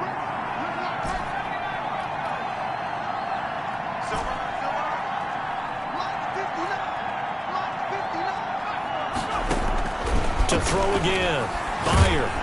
Now the pressure comes and he goes down. Just inside the 10, back at the 9.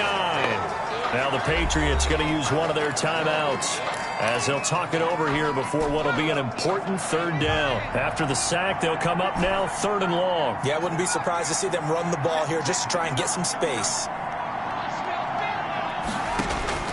Instead, they go empty backfield as they'll look to throw. And the throw there going to be incomplete. Well, shame on them, Coach Davis. They went against your advice. They threw the football, and now they're backed up to punt this away. They're actually fortunate. They went against my advice, but they didn't turn it over, right? No takeaway for the defense. They'll punt it now. They probably could have gained a few yards if they ran it, though, and helped out with field position. The Patriots take over 1st and 10. At the 38. A look at the running back, the man out of the backfield as he gears up to go again. They've given him some touches. They haven't had a lot of success on the ground. Do you maybe keep going to that well, or do you mix it up more? I think you mix it up more, try and loosen things up. Get the defense to react to other people, other plays, but don't forget about it. That's your horse. You know, Secretariat lost twice in his career. So educational. That's very true, kids. Look it up. Now the Patriots will use the 2nd of their timeouts as they get the stoppage with a little over 50 seconds to go in the first half.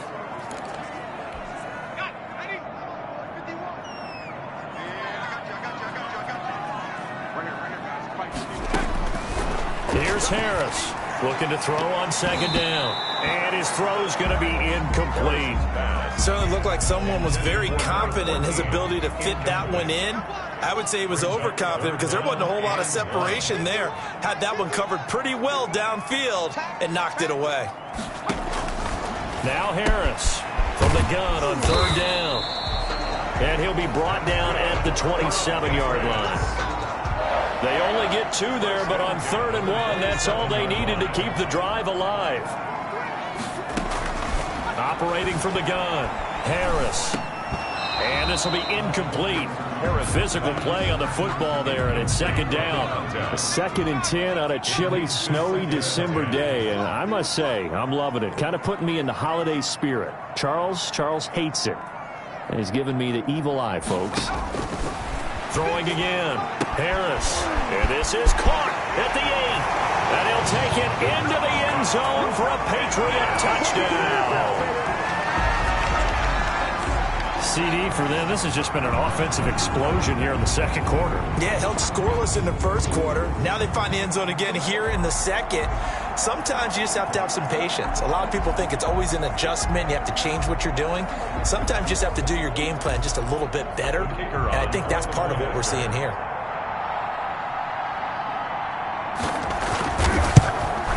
It's up and good, and it's now 28-14. So that drive, 4 plays, and it's finished off by a Pats touchdown. So not much time to speak of remaining in this first half as the kick's away. And that one will bounce out of the back of the end zone, so we will start here at the 25. There again is the running back as he trots onto the field. And he's well on his way to a 100-yard game. He's already more than halfway there. We're only in the second quarter. And what I've always loved about running backs is they'll tell you, I had no idea how many yards I had. Right. Those guys have an innate sense of where they are in a ball game and how many yards they've accumulated because you know they're always working towards 100. He's been working well towards 100 here. An incomplete pass leads to 2nd and 10 from the 25. Not wanting to take a chance this time, they'll keep it on the ground. And he'll push forward here for a good little run as the clock continues to run. Now a timeout signaled for, and they'll get it with 10 seconds to go before halftime. And it's 3rd down.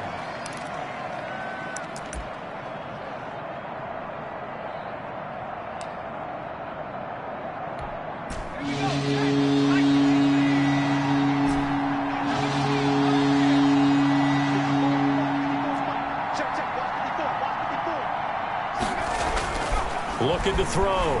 There. And that is incomplete. Stopping the clock with 5 seconds to go. Brings up 4th down. The Seahawks send out their punter as he'll punt it away for the second time.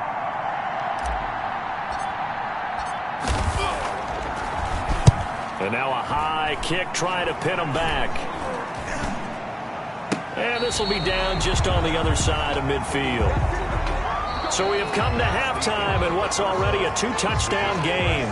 As we'll send you down the coast now to Orlando, that's where we find Jonathan Coachman, ready with our EA Sports Halftime Report. Coach. All right, Brandon, thanks very much. Things definitely getting interesting around the NFL as we begin the month of December. So let's get right to it.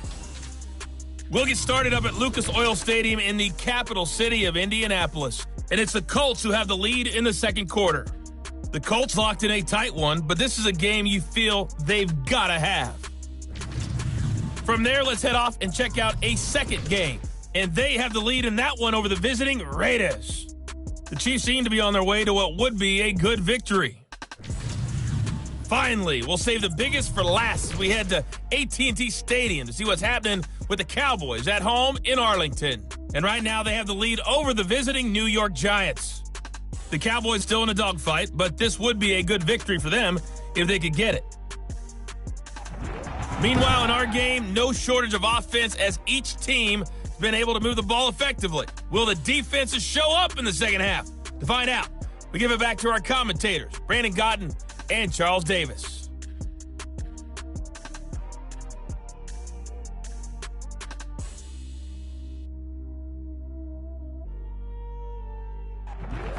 right, Coach, thank you, and we welcome everyone back for quarter number 3. This snow front that has socked much of the East Coast not going away as we are back to it in the second half. And he's up across the 25 and down at the 28. Let's take over first and 10 at their own 28-yard line. The Seattle offense now set to come back out on the field. They built a good first half lead. Now they have a chance to add on to it. And what I'm thinking is that the offensive staff spent the entire halftime just working with them on, here's what we think they're going to do to attack us in the second half. Nice first half that we've had, guys, but be prepared for some change-ups. We're going to see them when we kick it off in the second half. See how they handle any adjustments that might be made defensively.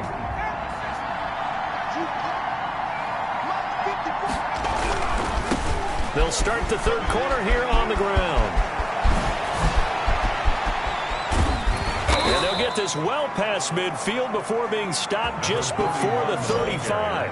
It's a gain of 35. We often poke a little fun at running backs past the age of 30. Oh, they're getting old, they can't run anymore. Well, he's showing past the age of 30, you can still have some nice runs like that. You certainly can, and I think that we're starting to expand our definition of old running back.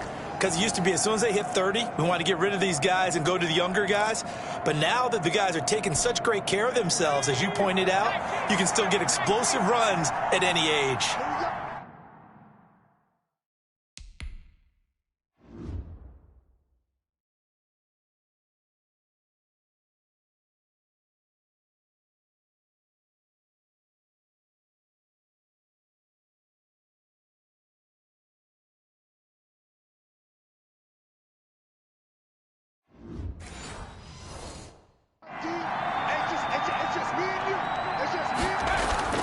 Running game working. They'll stick with it on first down. And they're able to get this one past the 30 to the 25-yard line.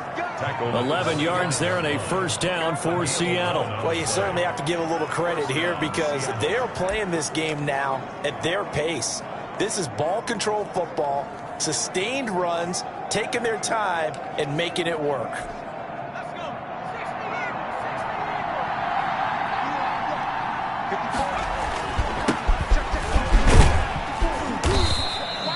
It's a 7-yard carry to set them up with a 2nd and 3. A lot to praise on this drive, obviously. I know you're seeing what I'm seeing. Those guys up front, they're getting it done. Doesn't matter what play is called.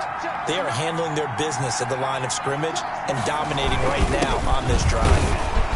And he'll get them inside the 15 down to the 14-yard line. Ball carrier.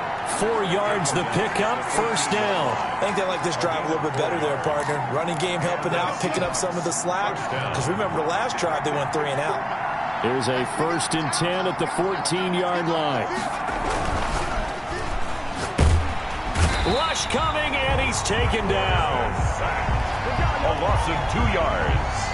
It's 2nd down. It's interesting, partner, that most defenses try and guard the 35-yard line actively because they think the way kickers are nowadays, about a 52-yard field goal, they're kind of giving up points. But you get even deeper into territory, you get into the red zone, they're going to guard it even more, which means more pressure, more blitzing. To throw on 2nd down, Bayer, and he's got it. Caught in the end zone for the Seahawk touchdown. From 17 yards out. And the Seahawks find a way to stretch their lead. Point after try forthcoming.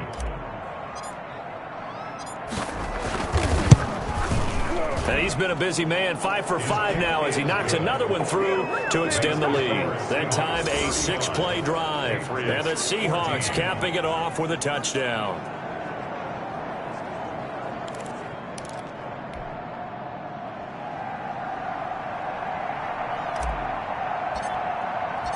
The kickoff unit is out on the field, and they will send this one away. Taken in the end zone. And this will not be returned. It'll come out to the 25. At their own 25-yard line. Now out comes their leader and the captain of this offense back onto the field. And maybe he's starting to wave the white flag a little bit. He's playing pretty well. But the pressure, it's...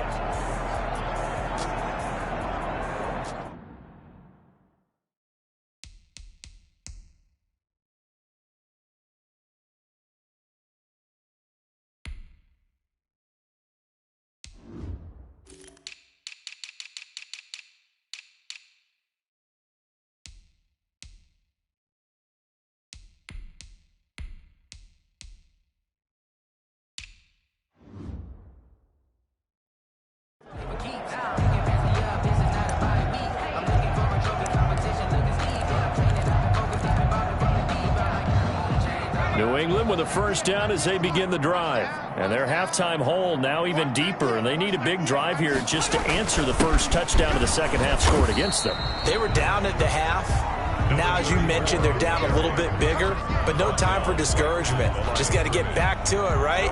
Put your shoulder against the boulder and start pushing and try and get back to where you were to start the half. Officially nothing on that last run. They'll try again, 2nd and 10.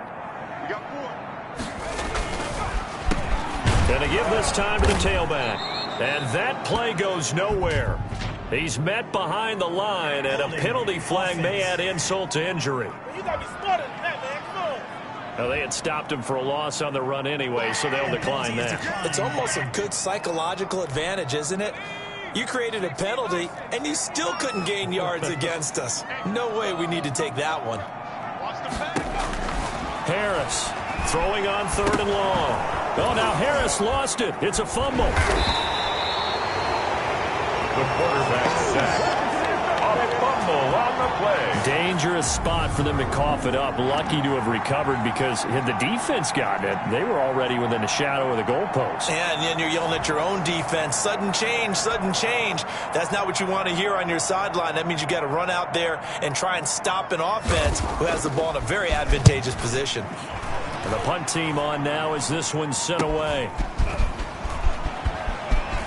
And he's able to take it across midfield before going out of bounds.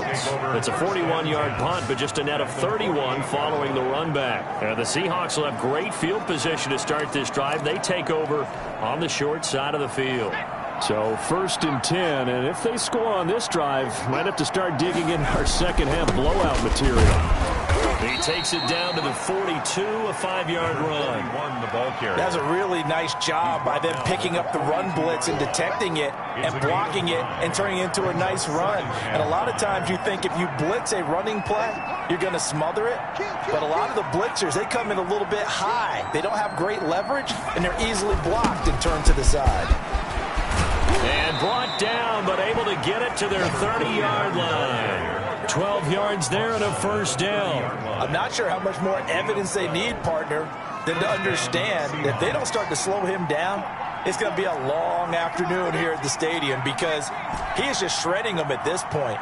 And let's face it, coming into the game, they knew he would be the focal point of their attack. This is going to take an 11-man unit on the defensive side to start making plays. 23 yards, the final tally. A great job pulling that one in from a guy, as we know, who can really blaze. He's got a lot of speed. And that speed can work for him so many different ways. Sometimes he just takes off and goes. And he is in for the Seattle touchdown. A great play there. His 25th touchdown. Tying Emmitt Smith for the 5th most in one season. And the Seahawks...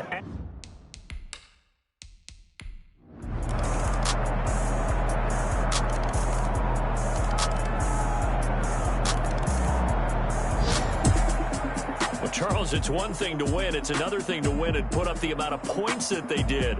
Boy, were they clicking on offense. They can't help but feel great about themselves, can they? I mean, what a game to put up that number of points, continually feel like they're moving the ball and things are working and clicking. They think that they can bottle this and carry it with them. And as an offensive coordinator, you just don't think you can do anything wrong. Whatever you call, run, pass, it's all going to work. That's called being in the zone.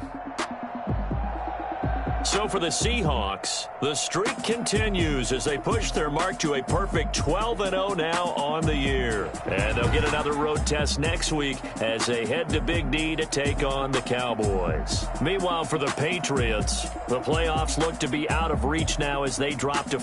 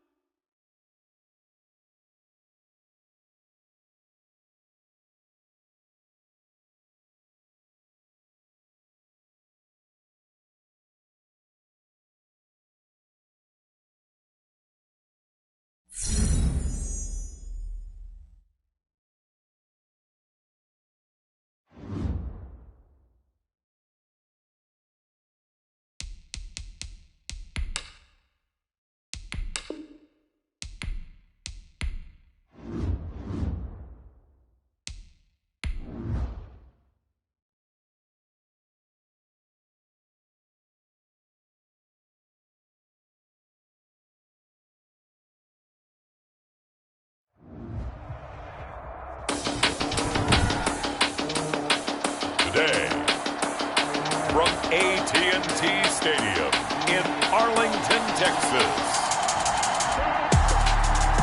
it's Week 14 of the NFL on EA Sports.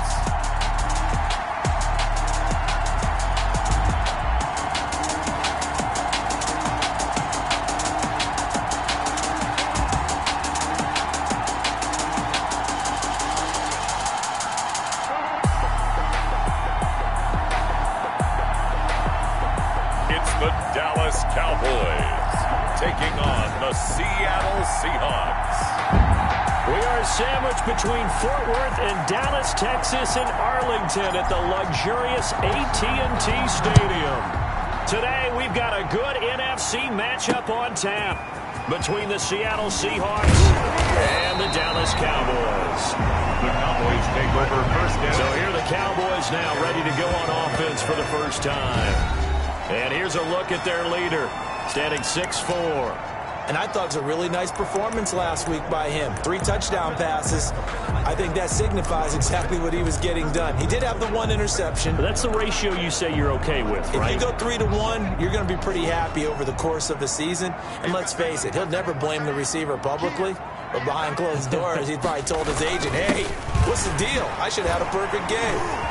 Evades the tackler and now some space. And they're going to get this beyond the 40 before he's taken down. That good for 22 and a first down. Well, partner, I have to say they called him in the right defense there. Nickel set, 5th defensive back on the field, and they love to run against that because now you typically get a bigger blocker on a smaller defender. Yeah, because those DBs like you, they want the interception. They're not as worried about the running play, right? Not at all. And I still remember. Into heavy traffic, and it's intercepted. Picked off near the 42. And he will take this one home. It's a touchdown. It goes without saying, but I'm going to say it anyway. That's a ball he would like to have back, and it lands right in the lap of the defender. From there, he doesn't have very far to go before he gets to the end zone, and he got there in a hurry.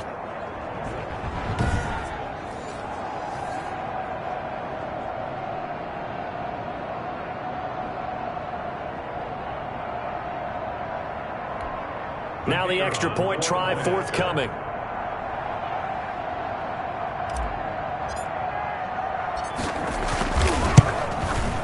And this will give the Seahawks a 7-0 lead. So the defense creating some points, not only getting the interception, but then returning it to the end zone for the pick six.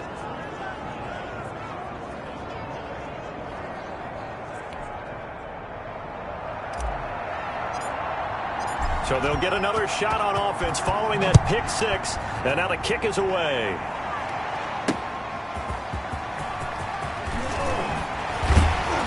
And makes it across the 20 as his guys will set up shop at the 23-yard line. At their own 23-yard line. Getting set to go again as we look at the back heading onto the field again. A tough challenge here in this one. We'll see if he can duplicate the numbers on your screen that he put up last week, up over 100 and a touchdown. We were watching tape to prepare for this game. One thing you noted that I totally agree with, great complimentary piece in the last game. You know, they're able to throw it pretty well. He ran it exceptionally, and they hope to continue that same formula in this game. Complimentary with an E, not an I. That's my English teacher right there. The numbers for him from a week ago: 16 carries, 102 yards, and a touchdown. And the way they ran the ball last week has to bring a smile to the faces of the entire coaching staff, because not only are they seeing a back pile up yardage, they're seeing an offensive line in sync, and that bodes well this late in the season. Catch number 40 for him on the year. It's a first down. 6-yard line.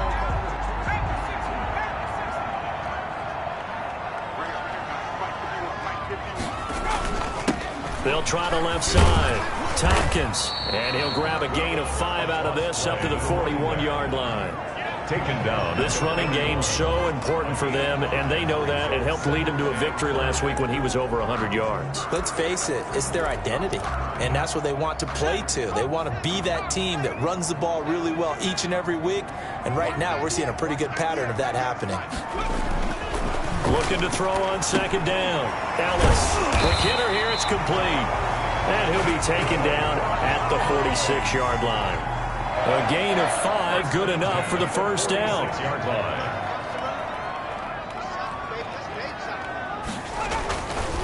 They'll try the left side. Tompkins. And just no chance of turning the corner. He can only get back to the line of scrimmage. 2nd and 10 coming up.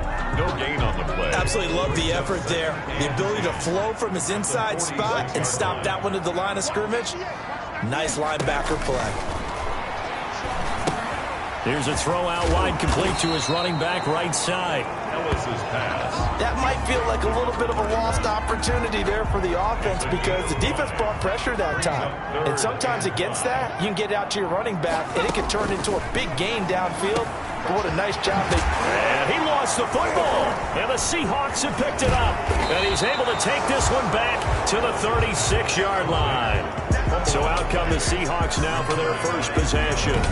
And we get a glance here at their leader, the man who will be calling the plays under center. I don't know about you, but I've absolutely loved his consistency throughout the season. Always good, occasionally spectacular. But right now, he's on the outside of that MVP race.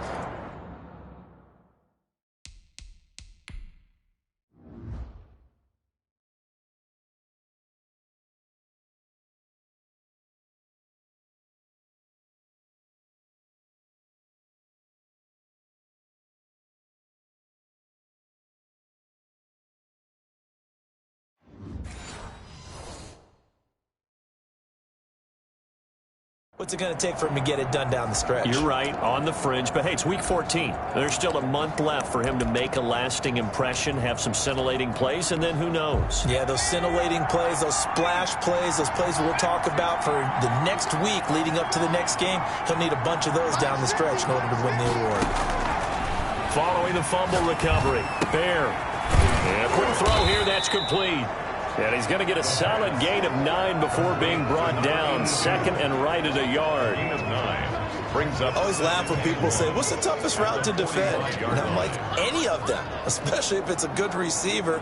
That makes things very difficult. But when you're running a drag route, something short, shallow, going through defenders, using guys almost as screens in order to get open, that makes things tough for guys trying to get to the football.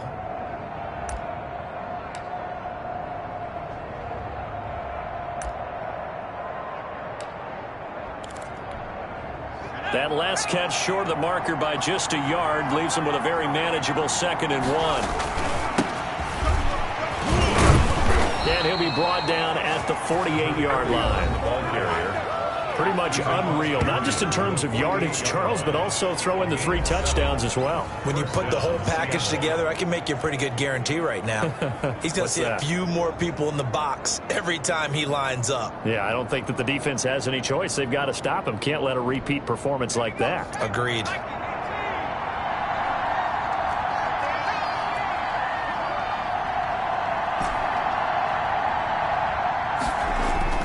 Off the play fake. Byer, he'll buy some time right. Oh, he's got a man wide open, complete. And they'll wind up getting this one all the way down inside the 20.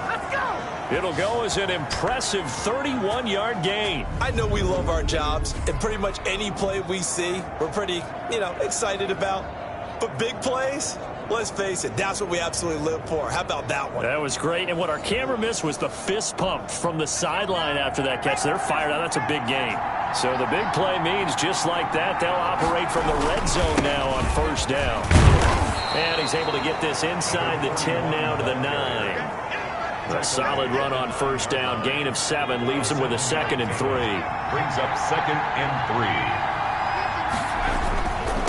And he'll give it here to his running back. And he'll be brought down right on the edge of the goal line at about the 1-yard line.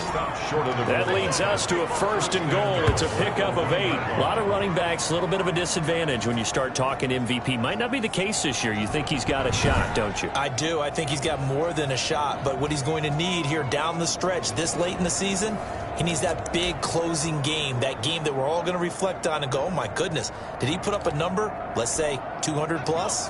And they've got 3 tight ends here on 1st and goal to add some extra mass. They'll try to run this one in. And just a short gain that time as they're able to get him down. Only a yard on the pickup there. 2nd and goal.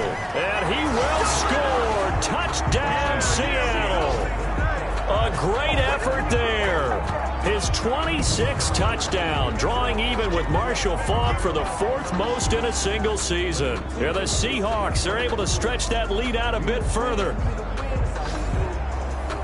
Early on, they have all facets of the game working in tandem. Yeah, you give the defensive touchdown early to give you the first score, and then your offense piggybacks on top of that and gets their own. And any coach we've ever talked to, we've had that conversation with him prior to the game.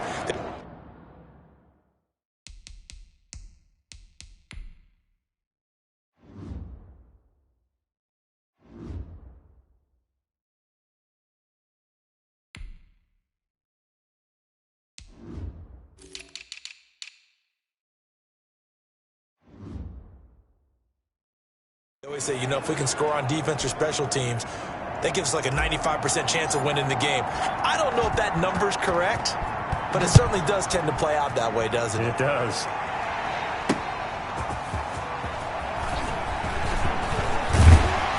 And a nice return sets him up pretty good here right at the 30-yard line. At their own 30-yard line.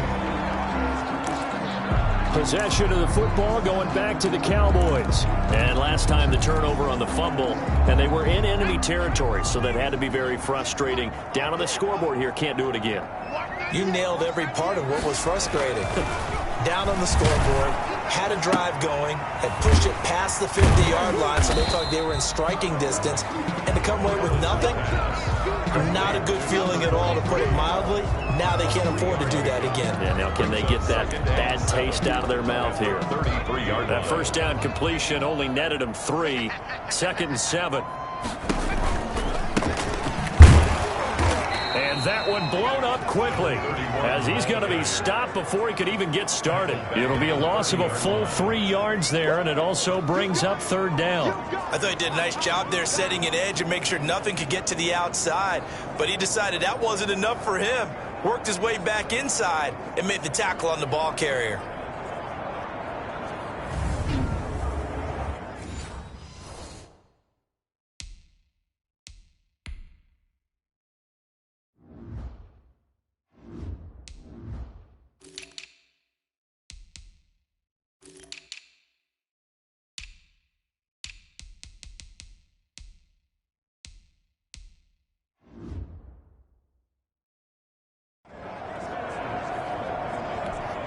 It'll be a nickel look here for the Seahawks on third down. From the gun, Ellis, and he's able to find Diggs. And he will have a Cowboys first down as they're able to get the third down conversion. A busy first quarter. His third catch of the afternoon is a first down.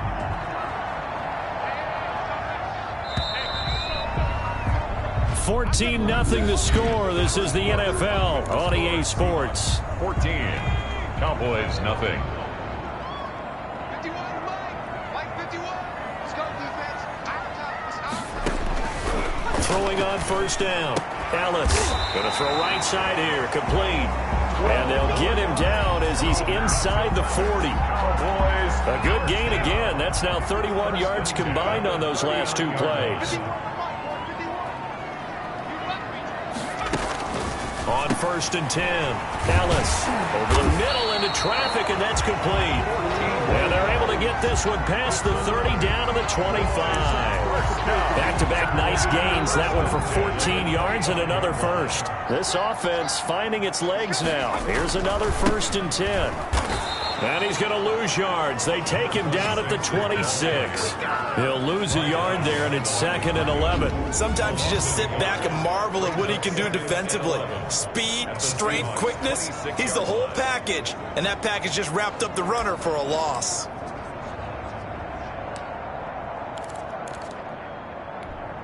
Maybe just a slight detour on what's been a strong drive. Here's 2nd and 11.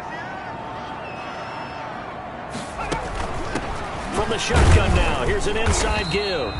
And he's going to take this one down to about the 23-yard line. After getting stuffed on first down, not much better there. 2-yard gain. Well, they certainly had success throwing the ball on this drive, and not as much running it as we just saw once again on that last play. Stopped after a very short gain. But I wouldn't abandon the run totally, because otherwise, pass rushers just tee off on your quarterback. Makes it very, very difficult for him in that situation. And he's got his man in stride, complete. And he will have a Cowboys first down as they're able to get the third down conversion. Give him 10 yards there as this offense is on a roll. This drive continues to plunge forward. A first opportunity in the red zone for the Cowboys. They have a 1st and 10 at the 13-yard line. Well, sometimes our pregame meetings do pay off, don't they? What do the guys in the locker room call him? Well, they said it with a chuckle. They called him old reliable. Yeah, that means he doesn't move quite as fast as he used to, but he still knows all the tricks, doesn't he? Even that little gentle push-off in order to get open, he finds a way to pick up a first down.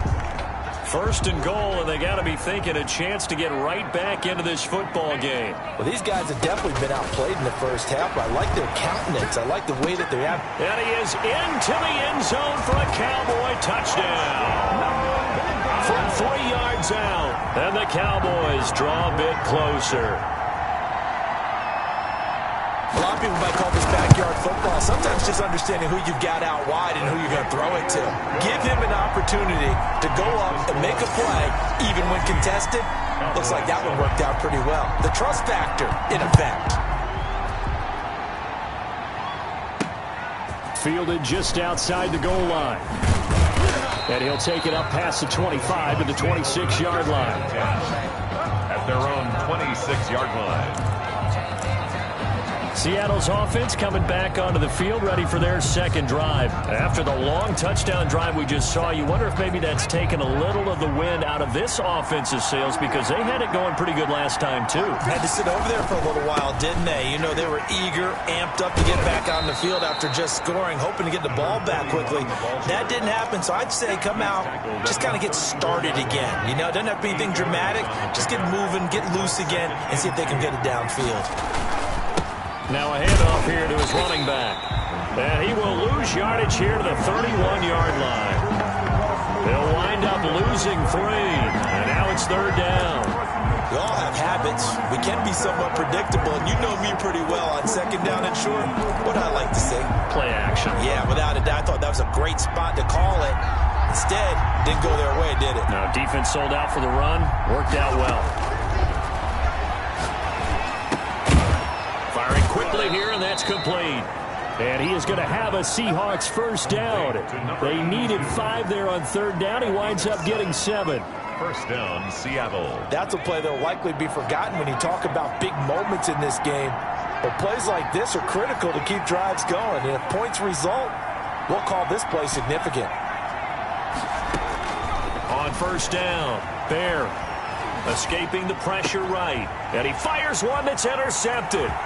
Picked off at the 47. And the return comes to a halt right at the 44-yard line.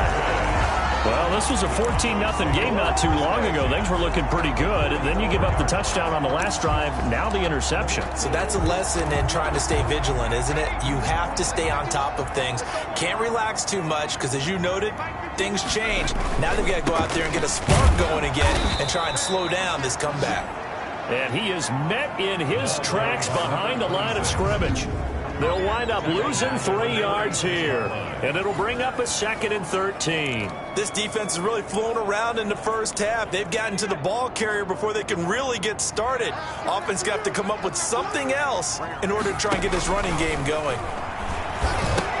Here's a pass swung out left to his running back. And that play will go nowhere. Losing yardage back near midfield at the 49. 3rd and 15 coming up after that loss of 2. Time to give a little credit here. That was an excellent read by the guys on the defensive side of the ball. Oh, you're crediting your defense. Got to credit them on that one because they tried to fool them, right? Tried to trick them. Ran a screen, and they went to it and smothered it for a loss of yardage. The Cowboys on third down. They've been okay, 2 for 3 thus far. This will be 3rd and 15. He's got it complete to Diggs, right side. And a loose football. And the Seahawks have picked it up. And he'll take this all the way down inside the 40. Complete. Fumble on the play. We have seen this before, and we know coaches preach about this and work on it all the time. Catch the ball. You know there's going to be some traffic. After review of the play. From the 32 now, here's 1st and 10.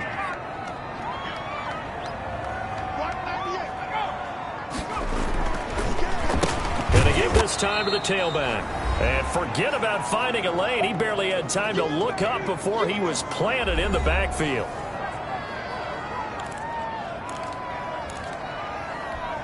So now they have to contend with 2nd and 13 after the first down run goes backwards. Operating from the gun, Ellis. It's a short one here, complete to his tight end. To number 43. Well, they're unable to convert that into much, but it's never a bad idea to try to get the ball into a tight end of his caliber's hands and see what kind of disruption he can cause. The chance of wasting this great starting field position, a real threat. This is 3rd and long. He's got the connection over the middle to Diggs. And he will have a Cowboys first down as they're able to get the 3rd down conversion. Give them 18 on that one, and it's a Dallas first down. From the gun, Ellis. That is caught at the 7. And they'll get him down after a pickup of 8, 2nd and 2. Now the Seahawks going to use the first of their timeouts. So as they take it over, we step aside.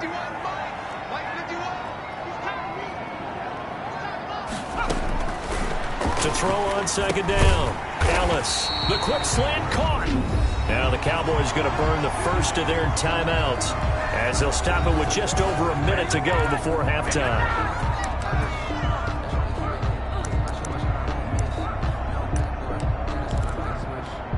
A chance now to get even before the break as they come up first and goal. They'll look to throw again. Feeling the pressure here and taken down. A sack back at the 7. The Cowboys going to use their second timeout now, as the stoppage will come with a little under a minute to go in this first half. Now from the 7, here's second and goal.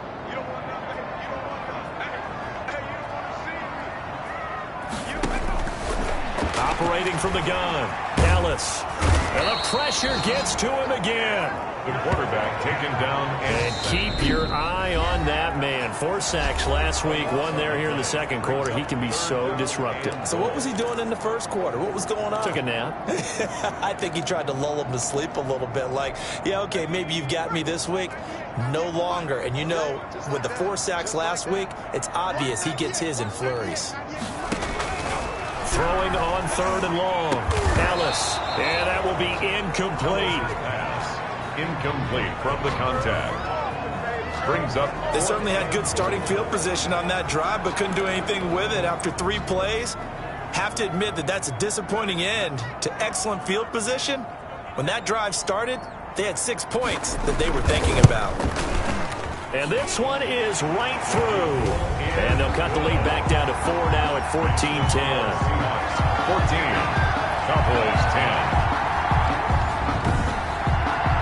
So the scoring drive encompasses 9 plays, and the net result, 3 points. Take your disappointment and put it aside. 9 plays. Yeah, they want to end up in the end zone with a touchdown. I get that. But sometimes those 9-play drives pay dividends later with another 9-play drive that culminates in a touchdown when they wear down a defense. This one fielded at the 5. And not much happening on the return as he'll get this to about the 23. At their own 23-yard line. The Seahawks take back over.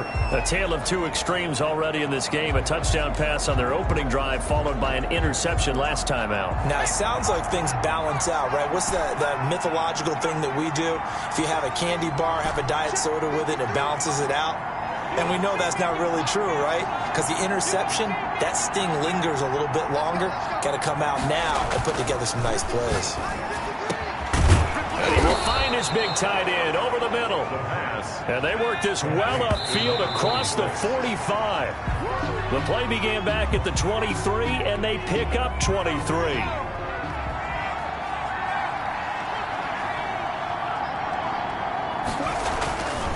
Looking to throw on second down. Fire, eluding the pressure right. Throws right side, and that's complete. And he's able to get this to the 40-yard line before he's out of bounds. A gain of 13. It's a first down.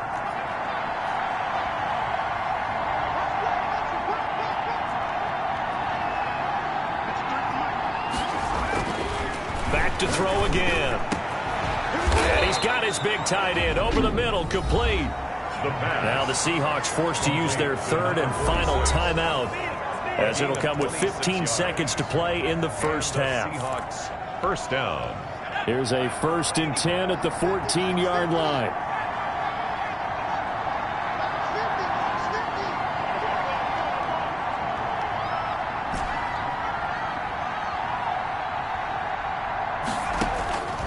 From the gun, Bear.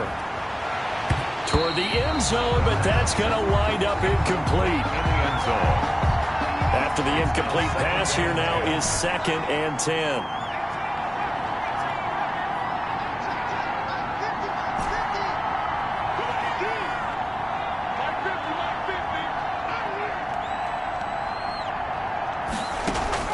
To throw again. Byer. End zone caught. Touchdown, Seattle. A 14-yard touchdown.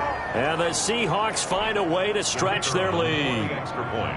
You got to figure down by the goal line. This is where a tight end earns his money, in the high traffic area. And he's able to work free in the middle of the end zone and grabs that one for a touchdown.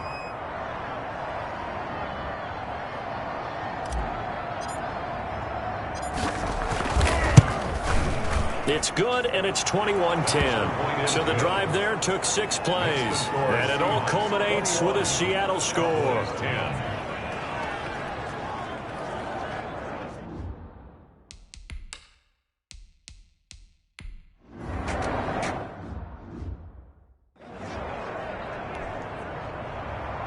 The Seahawks with the advantage, and they get the football first as the second half is underway. This will be fielded inside the 5. And he'll get it up just past the 20 as these guys will go to work at the 21-yard line.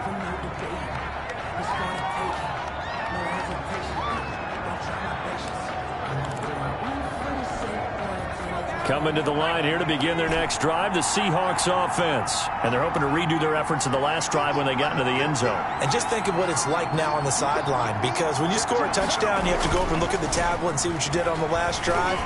When you scored points, it's a whole lot better view than when you're trying to figure out how to fix things there. And he gets this to the other side of midfield across the 45 before going out. And that one results in 35 yards. So the big play gets him across midfield now for 1st and 10. And he'll give it here to his running back. Give him 9 on the carry that time, and they're set up with a 2nd and 1. And there we saw one of the downsides of blitzing during a rundown, because sometimes you get out of your gaps. You don't fit the run quite as well because you're headed towards the ball carrier with abandon. Now they try the right side here. And they'll get this one down to about the 20-yard line. Give them 14 on that one and a 1st down. Seemed like a couple sets of eyes were on the quarterback, so he decided, hey, I'm going to hand this off. Got a good gain out of it. And you know you need good blocking up front in order to gain yardage, but every one of these RPOs, if you do it right and they look the same, whether it's handed off inside or the quarterback keeps it, that allows you to fool the defense so often. And in this case, fooled them with the inside run. 7 yards on the pickup there, and it'll leave him with a 2nd and 3. Brings up 2nd and 3. Now a handoff here to his running back. And here he'll get it down to the 7. That play gets him 6 yards and sets them up with a 1st and goal. I hope we give enough respect to the big guys up front, because they have been getting it done on this drive. The holes have been large, and they've been barreling through them, picking up 1st downs. It looks like a jumbo set with 3 tight ends here for 1st and goal. Now whistles come in. We're going to get a timeout here by the offense. It's just their first, so 2 remaining as they burn one here in this 3rd quarter.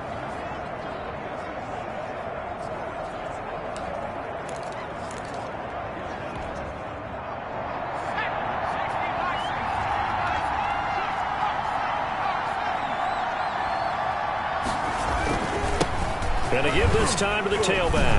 And the Seahawks are going to have a 1st and goal. It's some good running there. Gets him down to about the 2-yard line. Knocking on the door.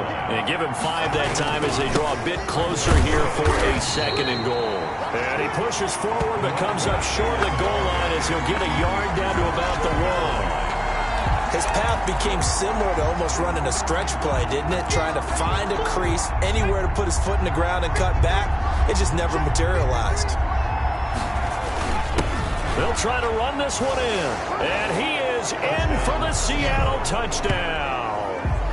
A great play there.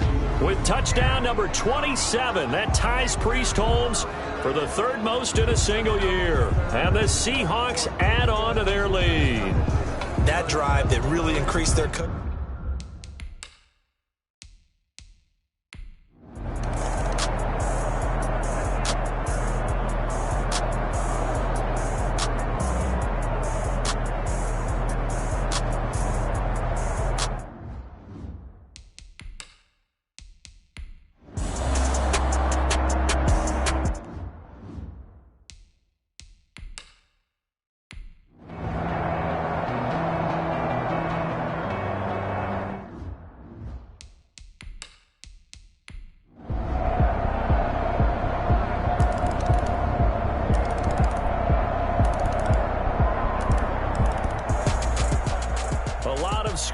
There's no doubt about that in this one, Charles. Points, they were not at a premium. They were pretty easy to come by. They were, but it was fun, wasn't it? Because both teams finding ways to click. And you know people who love this game, they also love baseball games that are 14-11 with 3 or 4 home runs mixed in. So for the Seahawks, the streak lives as they move to 13-0 now on the year. And they'll return home next week to take on the Philadelphia Eagles. Meanwhile, for Dallas, any slim hopes they had at a playoff berth gone now as they drop to 4-9. And they'll be at home for one next week as the Baltimore Ravens come to town. I'm Brandon Gaudin. Certainly have to thank Charles Davis, my broadcast partner, and our entire crew. We'll catch you next time right here. It's the NFL on EA Sports.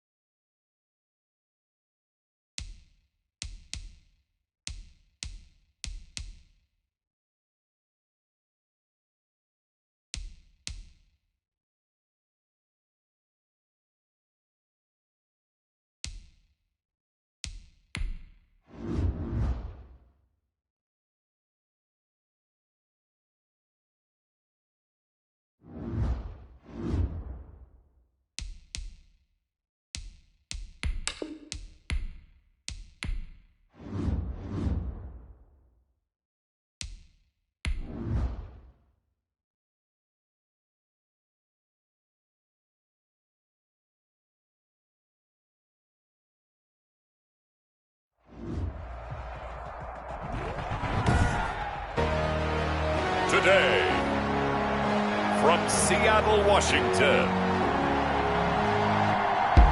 it's the NFC Divisional Round Playoffs on EA Sports.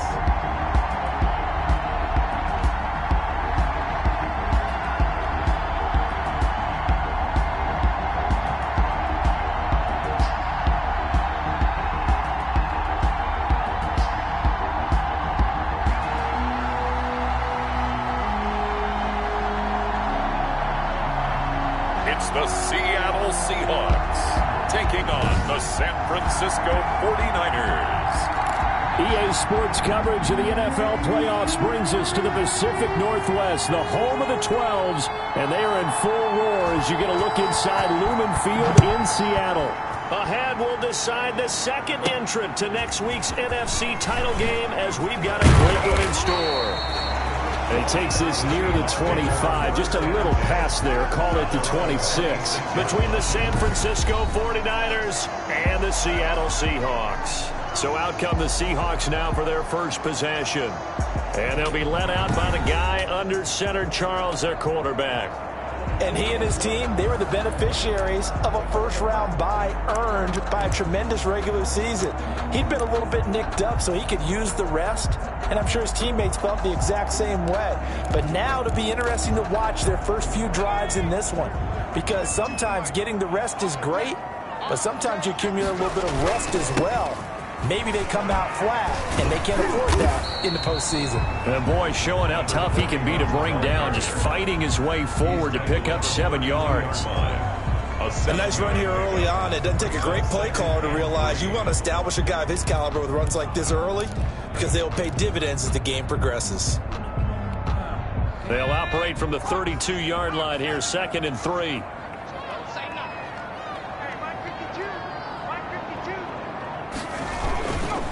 Now a handoff looking right. 4 yards the pickup, first down. These two rivals played 2 of the better games in the NFL a season ago. You remember week 17, it was Dre Greenlaw stopping Jacob Hollister at the 1 to preserve a 26-21 49er win. And that wound up both winning them the NFC West and earning them the #1 seed.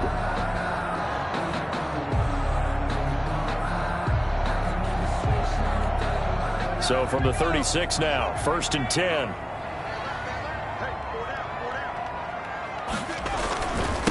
And he'll give it here to his running back. And now they're going to get him down right at the line of scrimmage. No gain on the play. It'll be 2nd down. Defensively, though, they had a chance there to hit him for a loss. Couldn't get it done. Looked like someone was able to knife into the backfield, but he wasn't able to get him down. But his compatriots, they were able to grab him at the line of scrimmage and not let him get any further downfield. To throw on 2nd down. Fair. Throwing right, and that's complete. And this will move the chains again as the tackle's going to be made at the 49ers 42. That's good for a first down. There's a guy who went over 1,000 yards receiving in the regular season, and now he's got his first catch in the playoffs.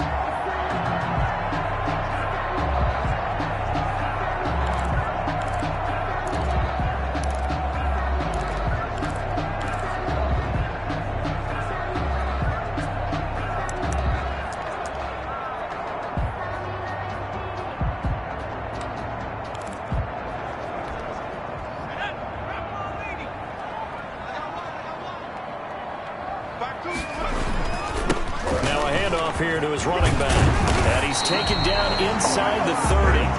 Another good gain. That's now 35 yards combined on those last 2 plays. Well, there's plenty of real estate for him to maneuver on that run. And let's face it, it shouldn't be a surprise. He's one of the better backs in the league. Had to come into this game with the idea, slow him down. Otherwise, it's going to be a long afternoon.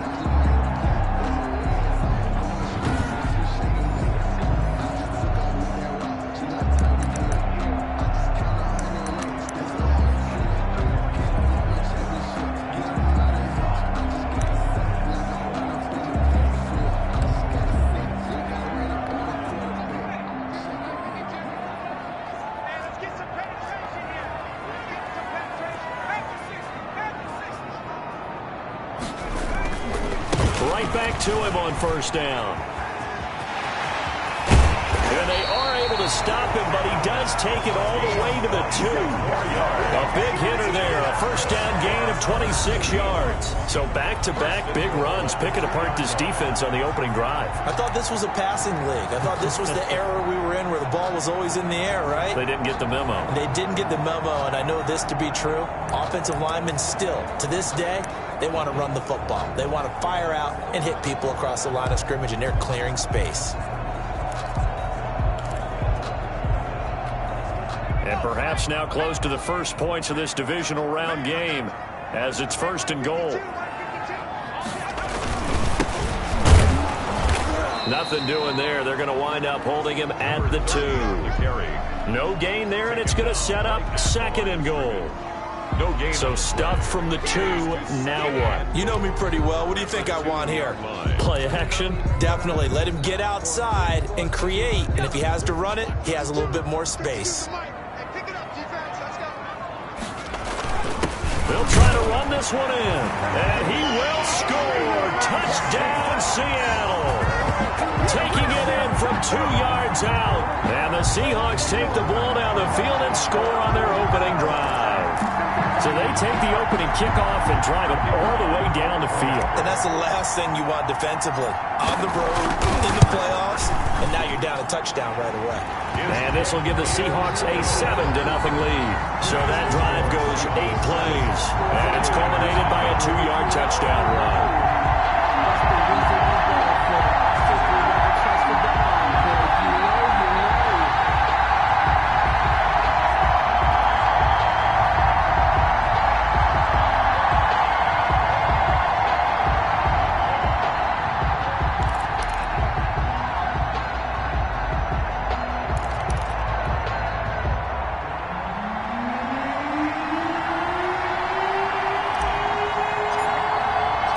Kickoff team on the field now as they will send this one away. Taken about 7 yards deep and no effort to bring this one out. It's a touchback. So here's the first drive now for the 49ers. And leading them, Charles, their quarterback, their field general. All in all, he was pretty solid in the victory in the wild card round and threw a couple of touchdowns. And when it comes to quarterback play, you'd always love spectacular. But in the playoffs, you'll take solid. And that's exactly what they're looking for from him again in this contest.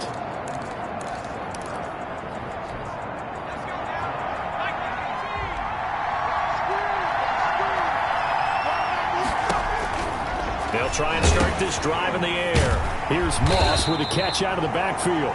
And this one goes nowhere. Losing yardage back at the 22. But despite the completion, they're going to wind up losing 3 there. 2nd down. Got to give some credit there defensively. They snuffed out that screen early on 1st down. Really read it well, didn't they? Because they didn't bring the pressure that they expected. They covered all the passing lanes. So once you see it break down as the passer, I think in this situation, you're throwing it at the feet of your back to make sure no one picks it off, or you throw it away. Throw it over the sideline. Don't try and freelance and try and make a bigger play. There's really no one else running a pattern that should be open. And the result here the same as the last play. Another tackle behind the line of scrimmage by the Seahawk defense. Just a loss of a yard there, but it's not going to help. Now they face a 3rd and 14.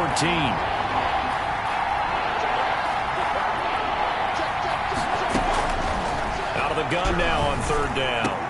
And that is incomplete. That's an excellent job right there on 3rd down. Like any defense, you never want to let them get anything started, and that would have been a 1st down. Instead, you saw the contact on time, no penalty, and before this drive could get wings, it's 4th down.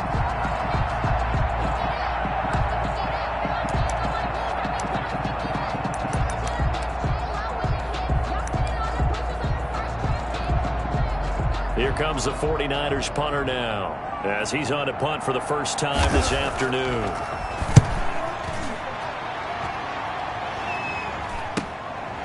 And taken right at the 35. So a change of possession here on the punt. And the offense will take over with a new set of downs. Seattle's offense coming back onto the field, ready for their 2nd drive. And it's a unit last drive that did it all on the ground, Charles. and they controlled it from the interior, big on big, right? Offensive lineman versus defensive lineman. But you know, in order to keep the football moving downfield, other people have to get involved as well. Your wide receivers, your tight ends, lead runners, anything that you have possible to get in front and keep the ball moving. Now the defense may be looking out for a pass coming up. First and 10 at the 15-yard line. I don't think anyone would argue that having that extra week definitely helps come playoff time. And those were some fresh legs right there. That extra practice time and planning, certainly in evidence.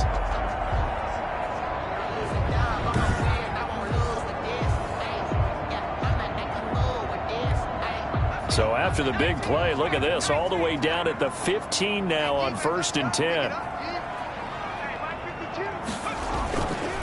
And to give this time to the tailback. And the result here, a pickup of 8. Leaves them with 2 to go on 2nd down. Well, they're making a real first-quarter statement with a run game, no doubt. For those who remember old-school football, running it, establishing things, seeing backs find holes, get through them, they got to like what they're seeing from this unit. And he is in for the Seattle touchdown. A great effort there with his 2nd touchdown of this opening quarter. And the Seahawks are able to stretch that lead out a bit further. And a pair of rushing touchdowns now for him in the 1st quarter. And I'm liking what I'm seeing from his big guys up front because they're winning the leverage game. How many times we talk about low man wins, right? Move the defensive front aside, create those gaps and holes. He's found his way through them for 2 touchdowns. And after both of those touchdowns, he went right up to that O-line and hit each of them on the helmet. He recognized. That's a smart man. You know what else he should do? If this continues, take them all to dinner.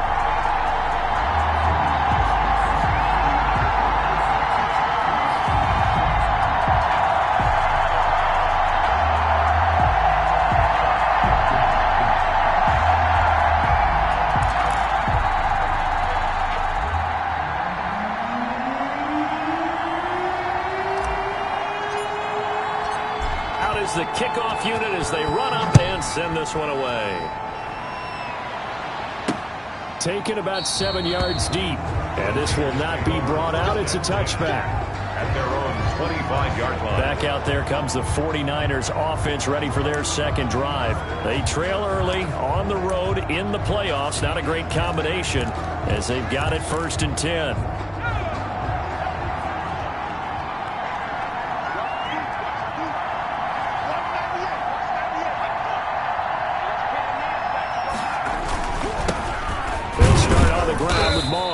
And he'll be upended at the 28-yard line. Just a 3-yard gain there. 3 yards on the pickup there, and it'll be 2nd down. That's just a pile of bodies there, and that's when you kind of find out who's a tough guy, right? Who can stand up and make a play. It was only a 3-yard run, but for both sides, they had to walk away from that feeling like, okay, I can stand up when the going gets tough in here. And not much, maybe a yard up to the 29. Ladies and gentlemen, that is a force of nature at the defensive tackle position. Yes, he's as big as they come, but still plenty agile. He's able to make a nice play there to swallow up the ball carrier.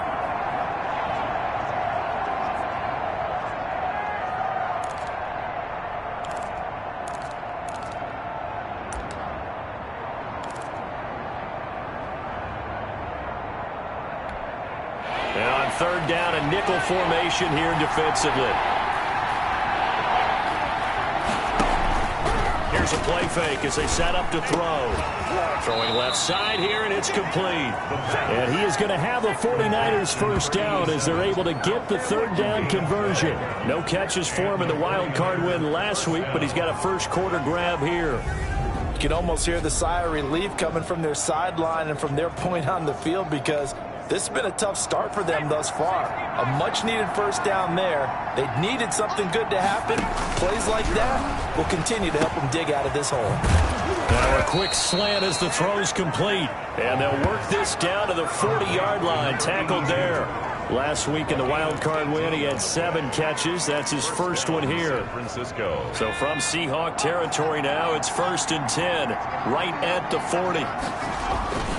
They'll run with Moss. It's a 6-yard pickup, and it gets him to 2nd and 4. Brought down at the 35-yard line.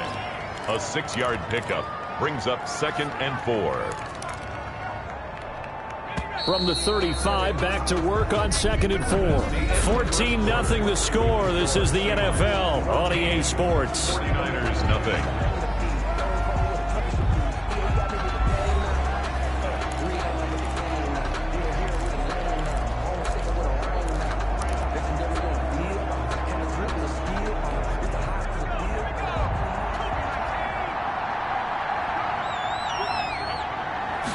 Second and 4. It's a short one here, complete to the tight end. And he's going to get it down to the 33-yard line here. That throw good for only a couple. It brings up 3rd down. Well, the strategy was evident there. Get it to your tight end and make it a one-on-one play with a cornerback. Who's usually going to win that one? The tight end, but not there. Not in this situation. How about the corner defeating that logic and making a really nice tackle? Boy, no chance as he was met and dropped behind the line there. That'll make it 4th down after a loss of 1. He has elite instincts from his linebacker spot. He's able to diagnose the run and flies in like a missile to stop that one behind the line of scrimmage. That's running out of steam, and it won't get there. He left it just short. No good. And this score will stay right where it is. A look at the running back, the man out of the backfield as he gears up to go again. And he's found the end zone twice, and now I'm guessing he's thinking, hey, let's find it 3 times. These playoff games have a tendency to be tight. You have to wonder if that missed field goal could haunt him later. Yeah, we're always looking for the key plays, right? The ones that we're going to magnify. Usually those happen in the second half or later in the game. This might be the key play of the game showing up here in the first half. Well, a throw right side taken in here to start this drive. And he is in for the Seattle touchdown. A big play there. 60 yards. And the Seahawks find a way to stretch their lead. The kicker on for the As a former DB, you might not like to see that, but from a wide receiver's perspective, those are the plays they dream of. Correct on both counts, all right? Because once he took off, I mean, let's face it, that should have been done in Big Sky Country. Aren't any speed limits out there?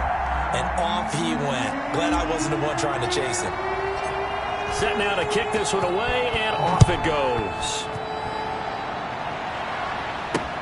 Fielded a couple yards into the end zone. And he'll get it up past the 20 to about the 22. 1st and 10 at their own 22-yard line.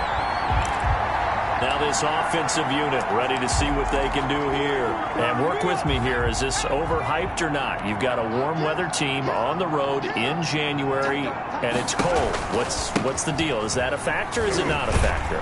I think a lot of it depends on the personality of your head coach and how you prepare for things. And some things you just can't prepare for. If you're coming from a warm weather site, you can't make it cold enough like it is here in this ball game.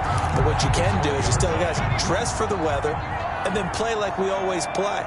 And as the game goes along, typically those guys out there playing, you warm up enough that it really shouldn't affect you quite the same way. Now, if that's all you talk about, if you put that in the heads of your players, it'll affect them in a big way. And he'll be out of bounds near the 30. In fact, right on the 30. The Niners on 3rd down. Just 1 for 3 thus far. Here it's 3rd and 2. It's a short one here, complete to his tight end. And flags come in as he gets forward for about 3 yards. Now let's check on the call. They were looking to throw, holding on the big right tackle. It's real simple, partner. Keep your hands inside in the chest area. You're probably okay. You get it out on the shoulders, get them wide. Usually going to pick up a holding call. On 3rd down, he'll drop to throw. The passing game not in sync here early. And now it's 4th down. Certainly appeared to take away his first read, and by the time he tried to look elsewhere and find an open target, the coverage was too good. That one falls incomplete. And he's going to be out up around the 45-yard line. That'll be a 43-yard punt, but a net of just 33 following a 10-yard return. There again is the running back as he trots onto the field. He's been good. His guys are winning. So far, the recipe working here in the 2nd quarter. And he doesn't like to just tote the rock. He wants to carry his team on his back, and that's what he's done throughout this game. Yeah, he's done that. He'll be hoping to continue that trend. And he will score. Touchdown, Seattle. great play there. Saving his best for the playoffs with his third touchdown of the game. And the Seahawks add on to their lead. Go ahead and give him the hat.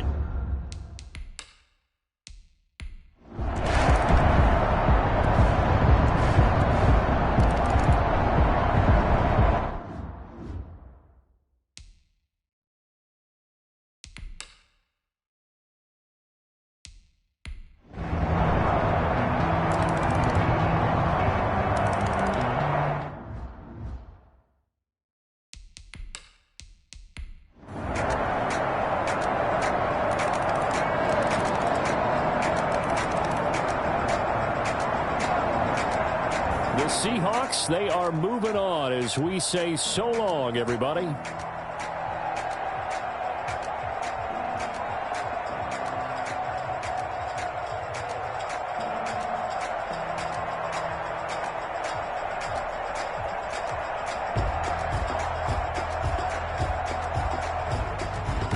So that'll do it for my partner, Charles Davis, and the best darn crew in the industry. I'm Brandon Gaudin. This has been a presentation of the NFL on EA Sports. It's a win for the Seahawks here as we say so long from Seattle.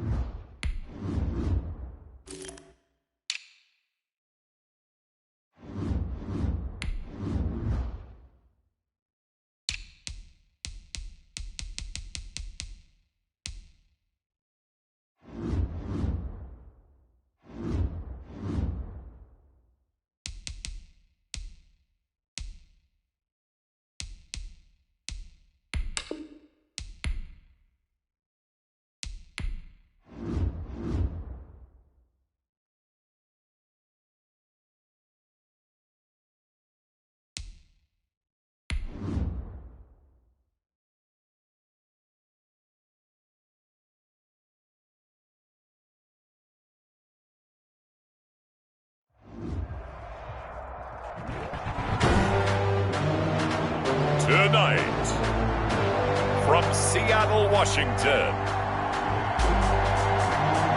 it's the NFC Championship game.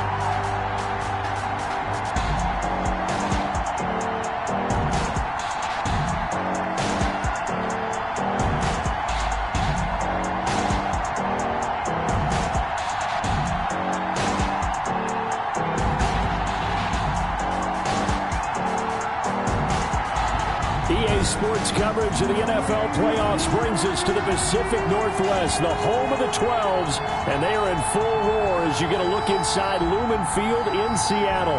Coming up, it's a battle to represent the NFC in this year's Super Bowl, and we've got a classic in store between the New York Giants and the Seattle Seahawks.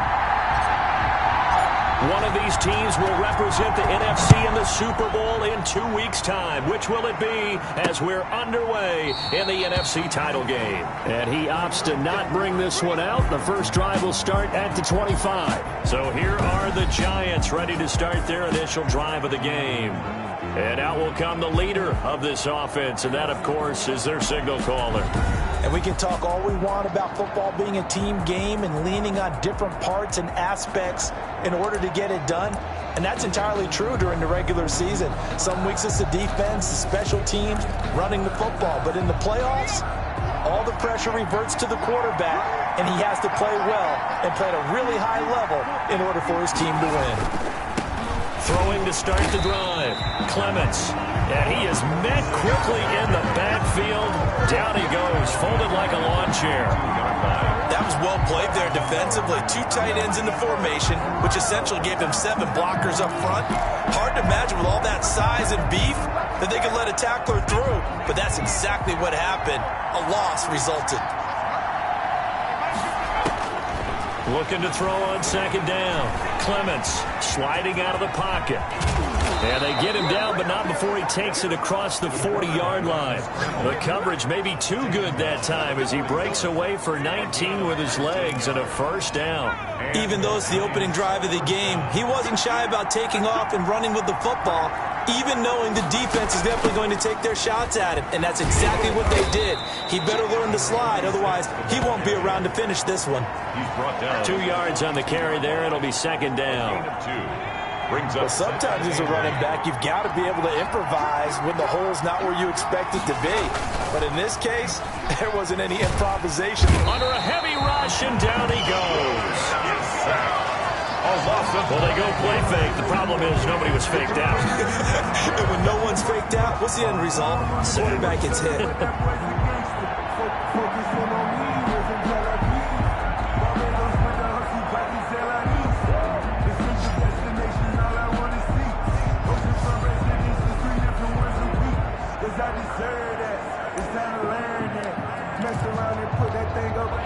And it looks like we've got a dime set here defensively. 6 DBs in the game. Operating from the gun, Clements. And this is going to be incomplete. So the defense able to get off the field here on third down. And it's one of the goals of the game. They've got to be effective on passing downs. It's one of the few things defenses chart. How did we do on third down? That's a nice start for them in this one. Taken in at the 22. And he'll get this up past the 25 before he's out of bounds. It's a return of 4 following a 42-yard punt. So here come the Seahawks now for their first drive. And a look here at their go-to guy under center. And I liked what his head coach told us about him this week, that no matter what happens, whether he throws 7 interceptions or 7 touchdown passes, he's the same assertive leader in the huddle on each and every play. He can throw the 7 interceptions, just blame the football, blame anything else, and still carry himself like he is the man. It's like you, assertive in our production meetings. Well, especially when we're talking about ordering dinner, ordering some snacks. I was just going to say. That's where I go.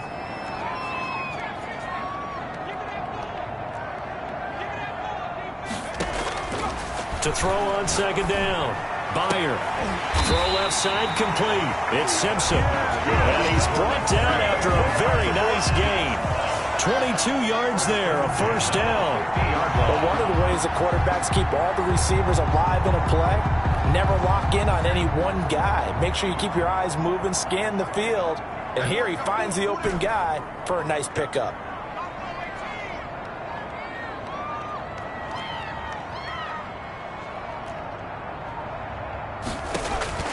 Throwing on first down.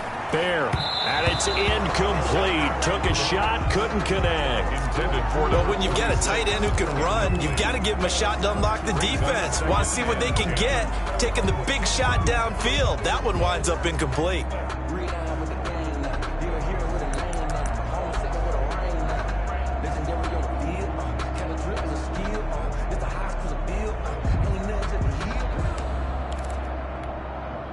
So after the incompletion on first, now 2nd and 10.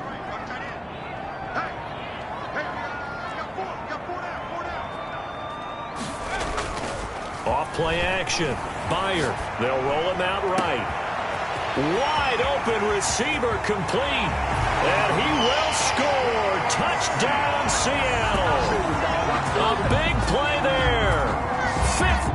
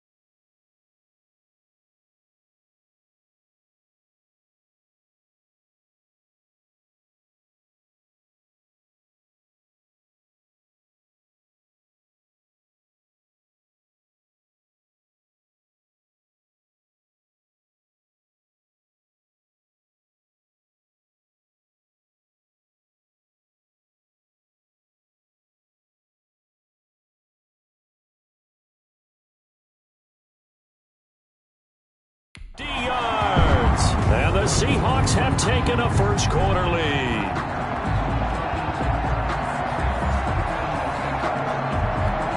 The try here for the extra point.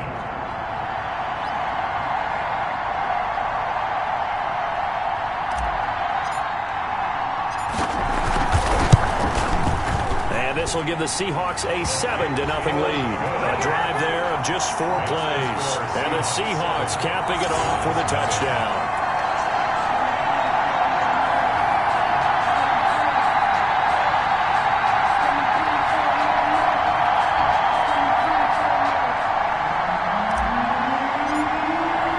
The kickoff unit is out on the field, and they will send this one away. Taken about 7 yards deep, and it'll come out to the 25 as he will not attempt to return. So the Giants getting the football back here for their second drive. They'll need to come from behind if they want to play in 2 weeks as they trail early in this NFC Championship game.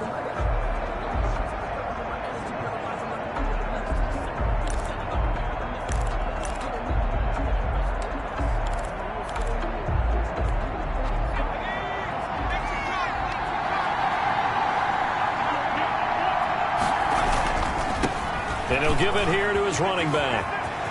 Space to maneuver at the 40. And he's going to be out of bounds right at midfield. 25 yards the pickup there, and also a first down. They went with the nickel look defensively, so they had 5 defensive backs in there. Didn't help them stop the run. Yeah, I love that, the nickel look. 5 cents, 5 DBs. But what also happens then?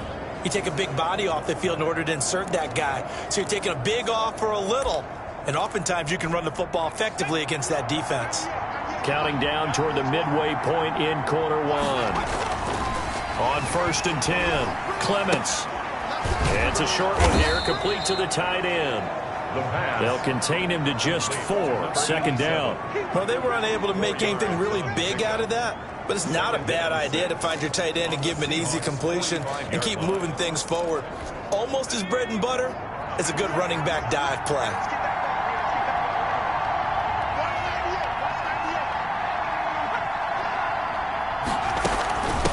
From the gun, they'll try to run it. And he is going to be stopped cold behind the line of scrimmage. It'll go down as a 2-yard loss, and it brings up a 3rd down.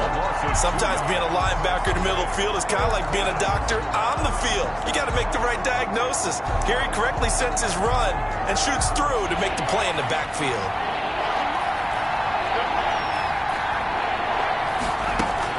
On 3rd down, Clements. It's a short one here, complete to his tight end. And he's going to be taken down right at the line. The completion there winds up a wash, and it'll bring up 4th down. And that's when it's fun to play defense. When you're able to diagnose a play right from the beginning, get all your guys to the football, and spill the play, that's when you have a lot of fun playing on that side of the ball. On is the punt team now as this one's sent away.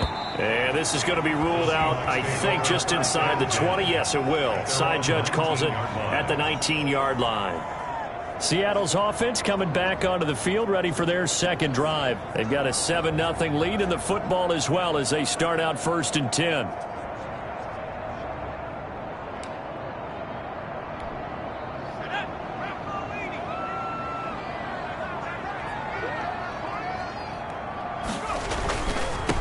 Now a handoff here to his running back.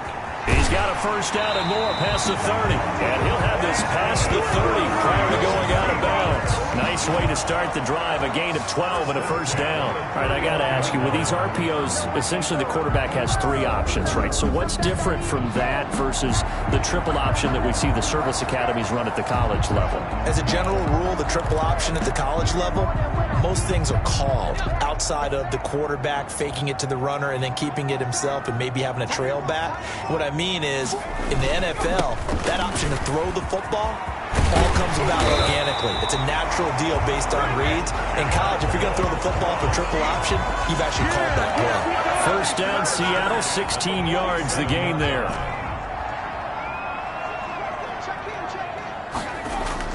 Off the play fake.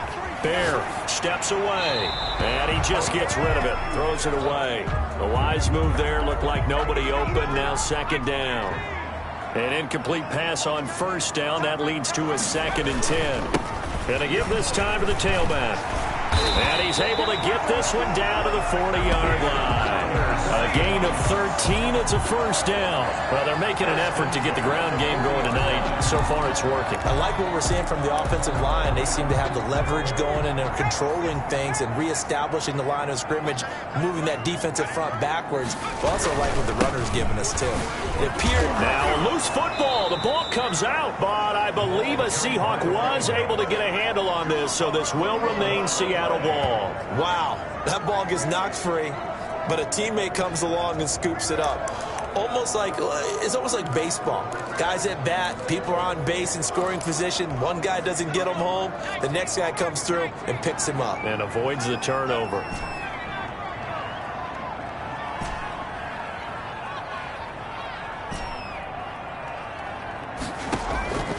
Looking to throw on 2nd down. Meyer going right side here, and that's complete. And they're going to have another 1st down as the tackle's made at the Giants' 15-yard line. A gain there of 21 yards.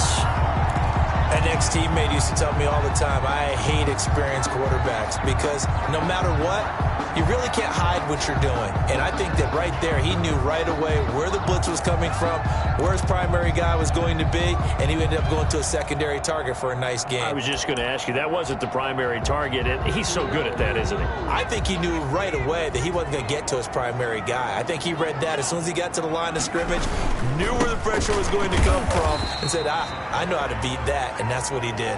And he'll be taken down as that will take us to the end of the first quarter of play. After 7-0 on EA Sports. The last run got a couple. Here's 2nd and 8.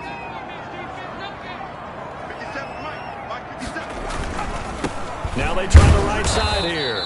And he'll be taken down here at about the 11. A minimal gain there on the 8th play of the drive.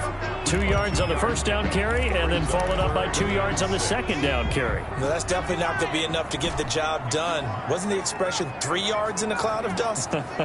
Now they're going to need 6 on 3rd down to keep the drive going.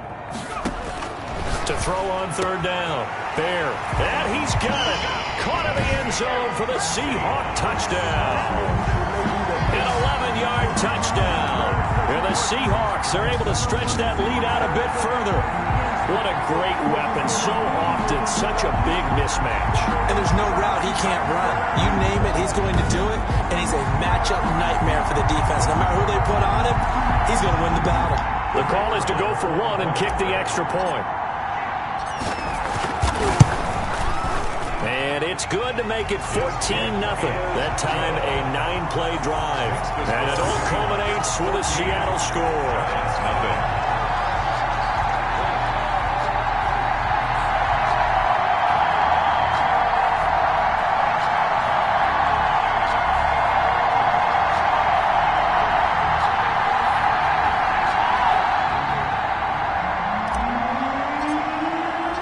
The kickoff team on the field now as they will send this one away. Fielded a couple yards into the end zone. And this return will net positive as he gets past the 25 and up to the 27-yard line. The Giants offense now gets ready to head back onto the field. They've had it twice. They've punted twice. Not the start they were hoping for. Not at all, and let's face it, every facility we visit, everyone talks about converting on 3rd down, how big that is. In this situation, they've had to punt it away twice, so they're furiously going over things on the sidelines. What do we need to do to pick up a 1st down and change our momentum? 3 yards the gain there, 2nd down. They'd love to just strike back with a touchdown right here, and if it's a long play, so be it. But the main goal, get a couple of 1st downs, run some plays, run some clock, allow their defense to get a chance to catch their breath, settle down, and relax a little bit after they just gave up a score. Now this one complete on the slant route. And they get him down, but not before he takes it across the 40-yard line. 11 yards there, 1st down. Partner, it's a lot of fun watching the NFL now, isn't it? Because when the big fella runs routes, it used to be when we were kids, he'd run about 3 different routes, and that was it. Now he can run anything and catch the balls we just saw there. And he'll give it here to his running back. And give him 4 yards there. It'll be 2nd and 6. Well, on every play call, you realize it's not going to go for a touchdown. So a lot of your calls are setting things up for maybe later in the game, trying to establish the inside run with toughness now. Hopefully get to the perimeter later, and let's face it, you could do worse than a 4-yard run on 1st down. Now a handoff here to his running back. And down he goes at the 49, a 3-yard pickup. I do know from experience that when you slow down someone's running game, you're now doing the dictating on defense. And guess what? Now you're getting ready to tee off on their quarterback because they have to throw it all the time. But you still have to be alert for the draws and other plays of that nature to make sure you don't get hurt.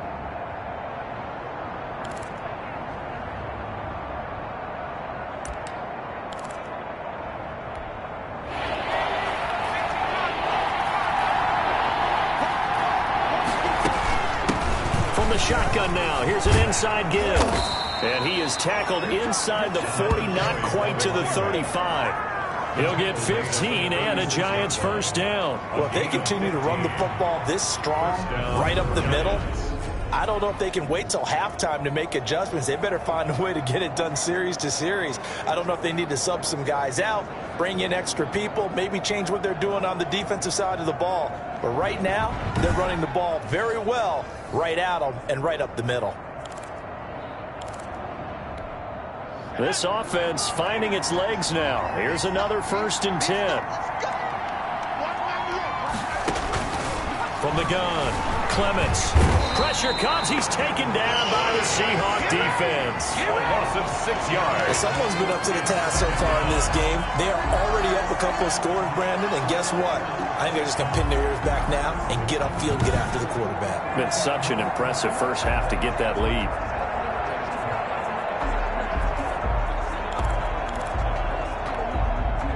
to be done here on 2nd and 16 after the sack.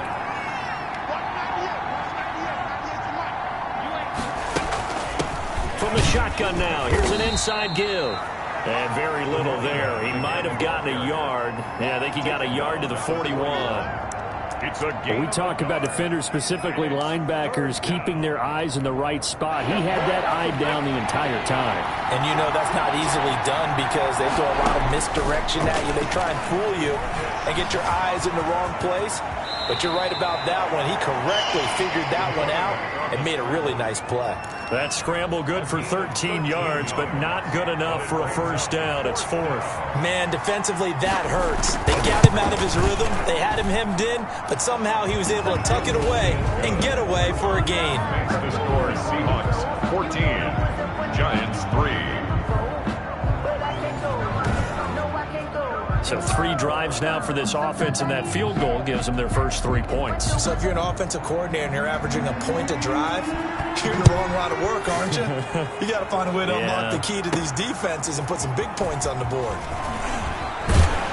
And ultimately cannot get this out to the 25-yard line as he's dropped at the 23. 23-yard. There he is, the man taking the snaps under center, heading out for the next possession. And they must have seen something leading up to this one that said, hey, we're going to be able to go deep because they've gone deep with a lot of success. And pick your phrase, pick your code words, your buzzwords, whatever, vertical stretch, deep passes, go routes, right? What's that route you love? What's that route you love? 4 verts. 4 verts.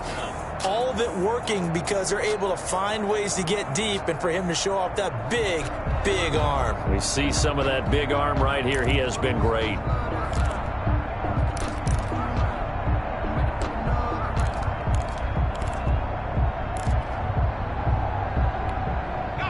Here's the Seattle offense ready to get this drive underway. And right now they're saying, hey, let's keep this going. 2 drives, 2 touchdowns. Yeah, can't ask for a better start than that, can you? I mean, this is the way you practice it. This is the way you rehearse it. But right now, the play calling, they're locked in really well. And he'll get this one way up just shy of the 45-yard line.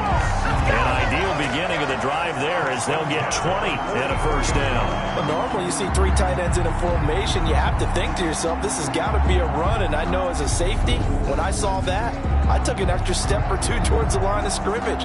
Instead, they threw the ball, and he found one of those tight ends for a very nice pickup.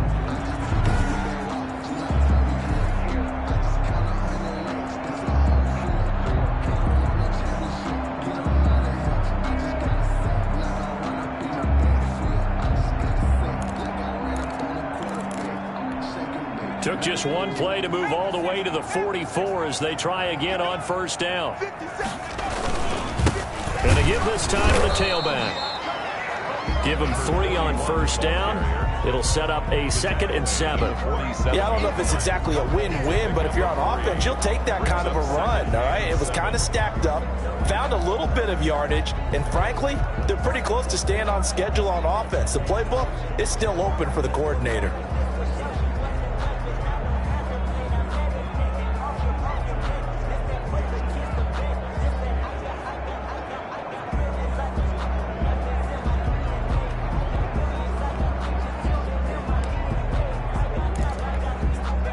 Yards on that last carry. Here's 2nd and 7. Now the Seahawks going to use the first of their timeouts. They'll have 2 remaining as we step aside here in this second quarter.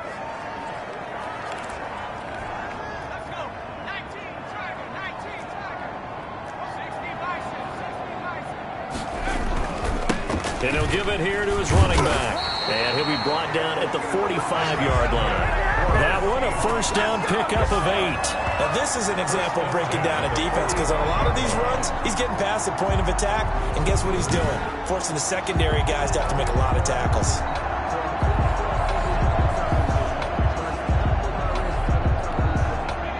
Two minutes remain in the first half of this NFC Championship. A reminder, as we've done all year, we'll send you to Orlando for our EA Sports halftime report in a bit. The coach is with us per usual as we start to look ahead, Charles, to our potential matchups in this year's Super Bowl. Break it down, Coach. Break it down. There's a ball thrown right side and complete. And they'll have it in the red zone before he crosses over out of bounds. The catch and run pays off for 29 yards. So in the second quarter, he's already up over 100 yards receiving now. And isn't 100 the magic number for a really good game for a receiver? So he got a chance to really shatter that and have a profound effect on this game.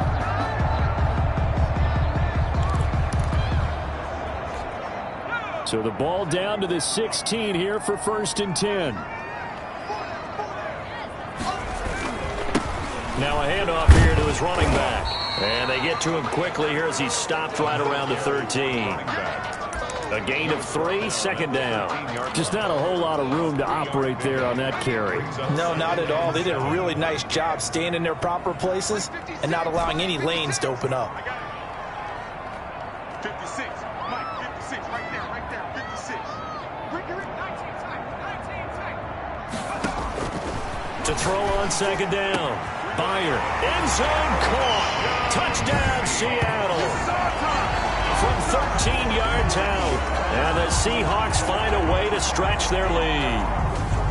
And he's having a nice little first half here, partner. And it's a first half that leaves us anticipating what can still come. I mean, 2 touchdowns already here through the second quarter.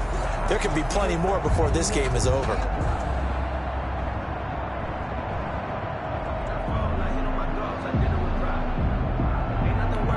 Now the try here for the point after. And it's 21-3. A drive that time of 6 plays. And the Seahawks capping it off with a touchdown.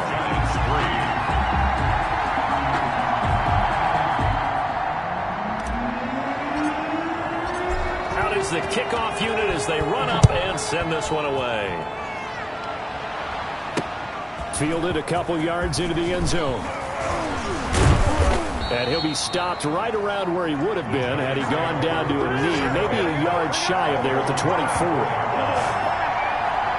Getting set to go again as we look at the back heading onto the field again. He's been good. They've utilized him well, but they're losing here in the second quarter. What might they change offensively? I think that what you try and do is expand how you get the ball to him a little bit. Get him out in open space, maybe swing the ball to him. What's that they used to call it in the West Coast offense, the long handoff? Yeah. Serve as your running play that way, as well as continue to feed him the football. Some of these runs now may pop bigger later in the game because of the effects of running it. Sometimes people, after a while, they don't want to tackle him anymore, or they get tired, or they get out of position, or he runs through tackles. Continue to feed him the ball. He's having that kind of game. Yeah, might they get him the ball in some space in some different ways here. 1st and 10 here. You know, if they could just get 3 out of this, there's something about narrowing it to a 2-score game at half that makes it feel like much less of an obstacle. Going to throw right side here, complete. Now the Giants will use the second of their 3 timeouts as they get the stoppage with a little over 50 seconds to go in the first half. Back-to-back good plays have them on the move on 1st down. Operating from the gun, Clements, and he's going to go down. They sack him back at the 42. 7 yards. Sacks a growing theme in this first half. This is 2nd and long. Quick hitter here, it's complete. A good pickup there, 13 yards as they get closer for 3rd down. The Giants going to burn their 3rd and final timeout as they'll stop it with 17 seconds to go in this first half of action.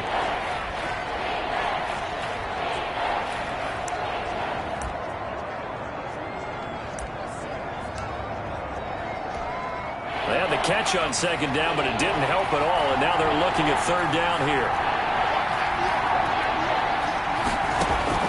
From the gun, Clements.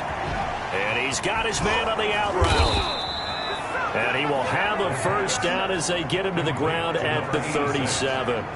And 8 yards. It goes as a gain of 8, and it moves the chains. First down. So we've reached halftime here in the NFC Championship, as we'll send you eastward to Orlando. Standing by with that EA Sports halftime report now is Jonathan Coachman. Take it away, Coach. All right, Brandon, thanks. As always, one half remains in the battle to see who will take home that George Halas Trophy and represent the NFC in the Super Bowl. We'll get back to you guys in just a moment. But first, let's look back to the AFC Championship game held earlier today. And it's the Baltimore Ravens are heading back to the Super Bowl as they await the winner of this NFC Championship game.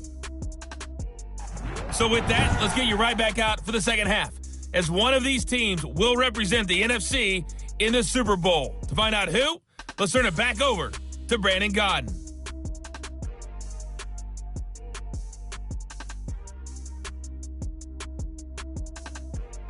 All right, Coach, thank you, and we welcome everyone back for quarter number 3.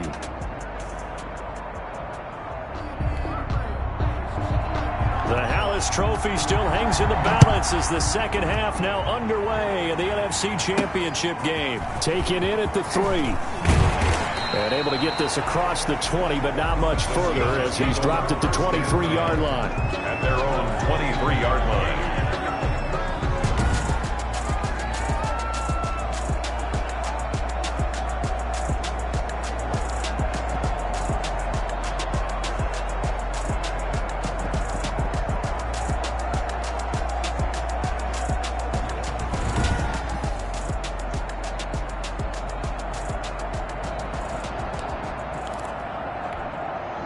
Coming to the line here to begin their next drive, the Seahawks offense. And they'll be looking to build off of a nice drive last time, a drive that really relied on the quarterback. 41, the ball. Making good decisions, distributing the ball well, distributing it accurately, keeping it away from danger. A really nicely run drive. But now the defense, what adjustments do they need to make in the passing game?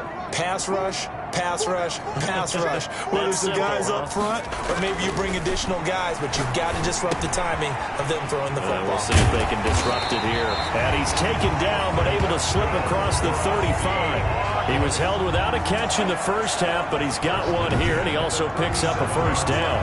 And while we may be looking at the scoreboard, this offense certainly is not, because they're showing no signs of backing down, even with a 3-score lead here in the third quarter. I think they keep taking their shots. They've seen blown leads happen throughout this league. They don't want to fall victim to it themselves. And able to get this one across the 45 before he's brought down. 11 yards there, just like last play. Most of their damage has been done through the air. I mean, they've rung the bell 3 times with passing touchdowns, but guess what?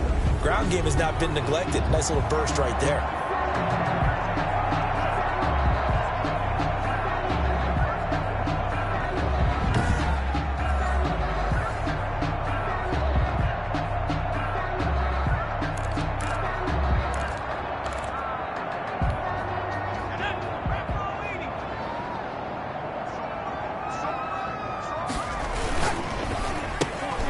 That's out to the left, flat and complete.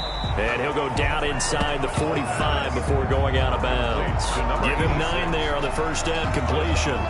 It's a game of matchups, and that's why you take your receivers and move them around a bunch, especially your best guys.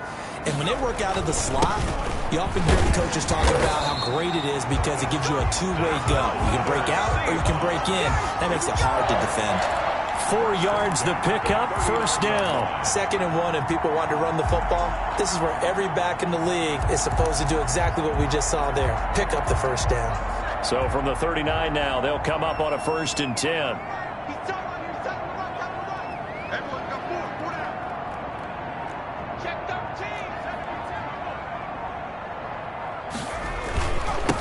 And to give this time to the tailback. And they'll get this one to about the 20-yard line. That good for 19 and a first down. Well, that last run makes this a 100-yard night. I've loved the way he's hit the holes. He's been quick, he's been decisive, and he's been a whole lot of fun to watch.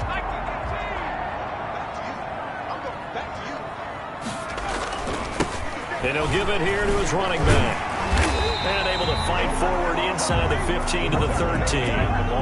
It's a 7-yard carry to set them up with a 2nd and 3. Looks to me like maybe there's a little attrition setting in with this drive, because when you see that type of a run, I get the feeling the defense getting a little bit tired. And that's the last thing they need, especially when they look up at the scoreboard. Now a handoff looking right. And for one of the first times tonight, he's going to be held up at the line of scrimmage.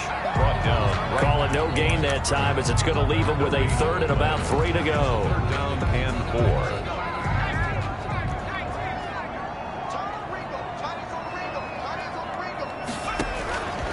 Operating from the gun. Fair. And he's got it. Caught in the end zone for the Seahawk touchdown.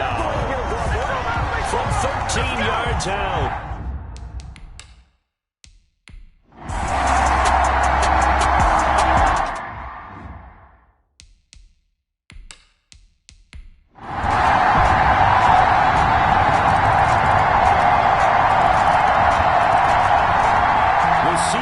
Are the NFC champs. Time for us to sign off. Thank you so much for watching, and good night, everybody.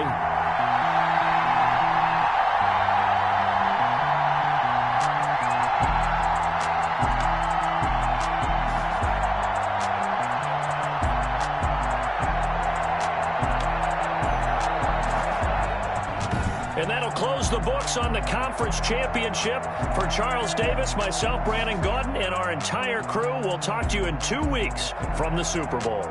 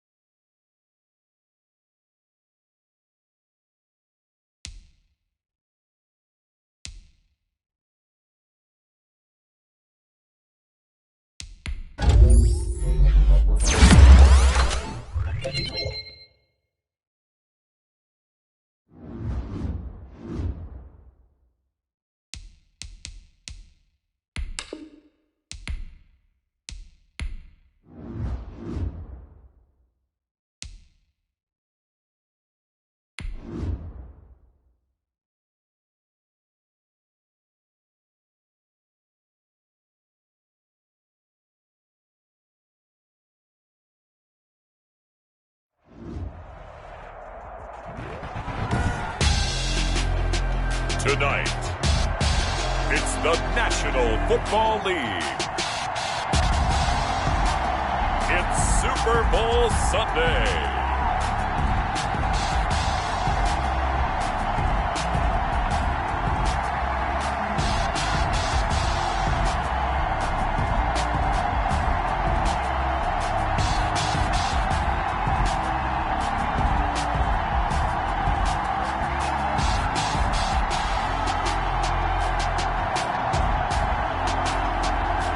The Seattle Seahawks taking on the Baltimore Ravens.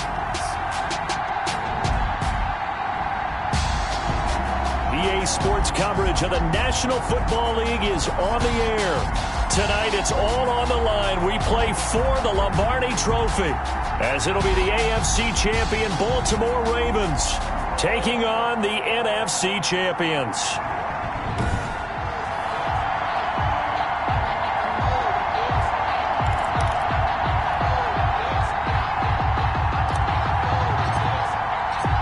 Talk, all the hype, but the past is prologue as this Super Bowl is underway. Fielded in the end zone, and we will not have a return, so the first drive of this Super Bowl will begin at the 25. So here come the Ravens now, ready to get the football for the first time. And they'll be led out by the man running the show, Charles, their quarterback. And this could be a whole lot of fun because if his game plan goes into effect early, we're going to see some shots downfield, aren't we? What did he talk to us about? Stretching the field. Wants to open things up for not just his receivers, but for anything underneath. Well, that was the theme, the front page of the sports section, where the columnists write possible air raid. So we'll see. Yeah, it's going to be interesting to see how the coaches view that, right? Who gave what game plan? I think it's pretty obvious, though. That'll help them win. And an early how do you do right there as they're going to bury him in the backfield. It'll go as a loss of 3 right away, and it's second down. That's not an easy play for a defensive end because most of his responsibility has him getting upfield and working, but how about his vision to see where the play was going, crashed down inside, and tackled him for a loss.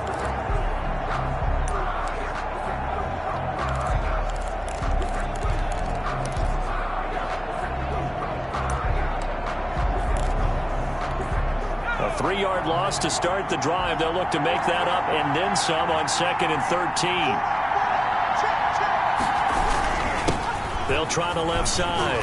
Bass trying to bounce it outside, but he's only able to get it back to the line of scrimmage. Taken down right at. Call it no gain there, and now they're looking at a 3rd and 13. Brings up 3rd and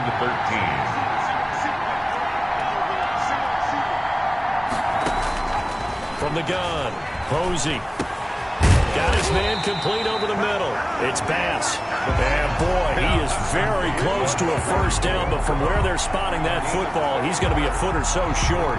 There's another example what defensive coaches constantly preach, not allowing any run after the catch. They gave up a few more yards than they wanted to, but they were able to get him down quickly and force a 4th down. This is taken at the 18.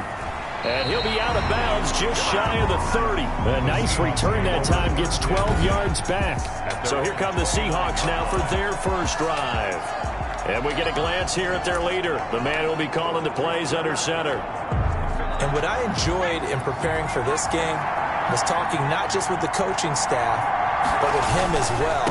And I found it interesting that the coaching staff sees him one way, and he sees himself an entirely different way. Yeah, one thing he said he's always working on, we know he's not bad at this, but his footwork, always wants to improve that, and that's something he's going to focus on here. And what was so funny, what the offensive coordinator say right off the top, he's got great footwork. Love his footwork. So this guy is never satisfied.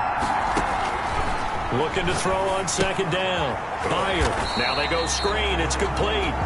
And he will lose yardage here back at the 23-yard line. It'll be a loss of 7 on the play. And they're going to be staring at a 3rd and long here. Now that screen there on 2nd down certainly didn't develop how they had hoped. Is that one they should have even tried, or is that one the quarterback sticks in his pocket? I think the latter. I like what you said there, because trying is one thing. We can second guess just about every call. But in this case, when you realize that it's broken down, just throw it at the feet of your intended receiver so that no one can pick it off, right? You don't have the ball tipped up in the air, and you come back and try and pick up the first down on third down. That way you don't lose any yardage. And he is going to have a Seahawks first down as they're able to get the third down conversion. That was no 3rd and 2. That was 3rd and 16, but they get the conversion anyway. Well, after the standard 2-week layoff, you always wonder how's your offense going to respond and come out and play here in the Super Bowl. Well, they got a great answer right there and almost a sigh of relief on that side of the field because now they've got to feel like they can use their entire playbook and game plan for this one.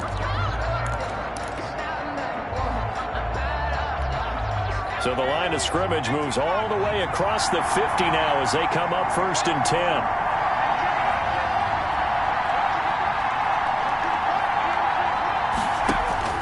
Operating from the gun. Bear flush to his right. Throwing right, and that's complete. And he'll go down shy of the 40 at the 41. 5 yards on the catch there, brings up 2nd down. One thing we do know, he's going to get his catches. So as they move forward defensively, got to continue to focus on not giving up the big play when he does catch the ball in the secondary.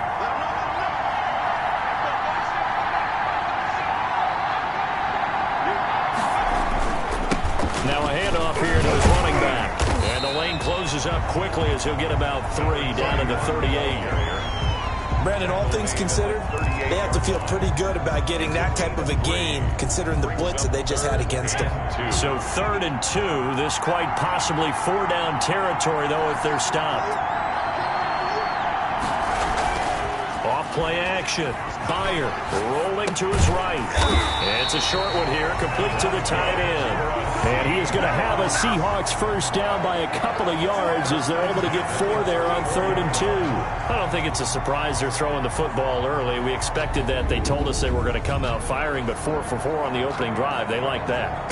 They don't just like it, they love it because now everyone gets locked in. Your confidence jumps up. Everyone's easy about what they're doing out there. And by the way, they're looking at the sideline thinking to themselves and expressing, let's keep throwing it. We're doing pretty well.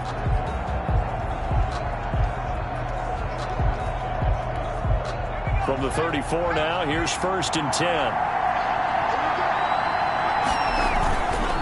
And they give this time to the tailback. It's a pickup of 4, and it'll bring up 2nd down. Well, at the end of all that hitting and hollering, it was a 4-yard run, so the offense is going to go back down and feel pretty good about themselves. Defensively, you have to feel okay because you didn't let it turn into a bigger run, but the goal, shut it down for 2 yards or less. That's when you start to feel good about yourselves. Off the play fake. Bear, he'll buy some time right. His throw caught at about the 5. And he is in for the Seattle touchdown. Both sides of the football in sync early. You force the 3 and out, and then you take it down to score points. You know what that tells me? They sold their game plan really well. Head coach said, listen, we're just going to stop them on 3 and out. We're going to take the ball downfield and score. But he also told them how it was going to happen. They're going to run this. We're going to stuff it. Then we're going to take the ball. They won't be able to keep up with us. And they got it done. Point after here coming up.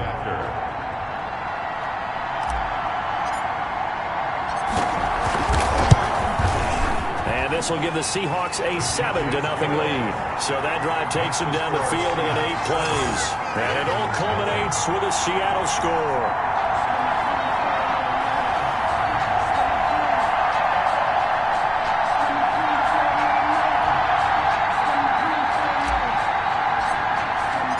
Set now to kick this one away, and off it goes.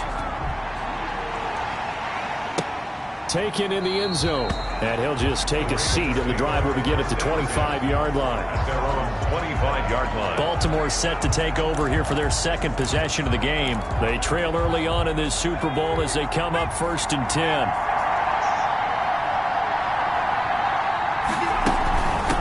From the shotgun now, here's an inside give. And he's going to be taken down here with a penalty flag on the field. Offense.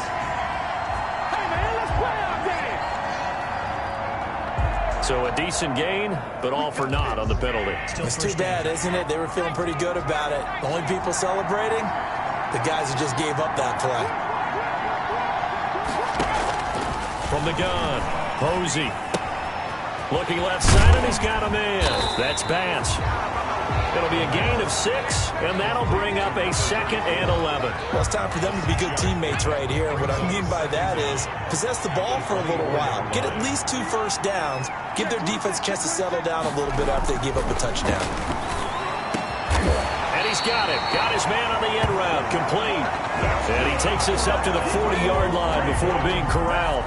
His first catch of this Super Bowl, and it'll be good for a first down.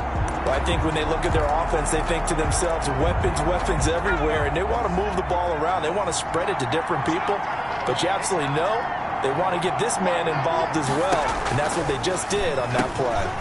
Now left side, a completion to his tight end, and he'll get it out to midfield. They'll spot it right at midfield at the 50. 10 yards. So not quite a first down just yet as they come up on 2nd and less than a yard. And he'll give it here to his running back. That's good. 2nd and inches is oftentimes an invitation for an offense coordinator to take a big shot downfield because he feels like he can come back on 3rd down and pick up the first down.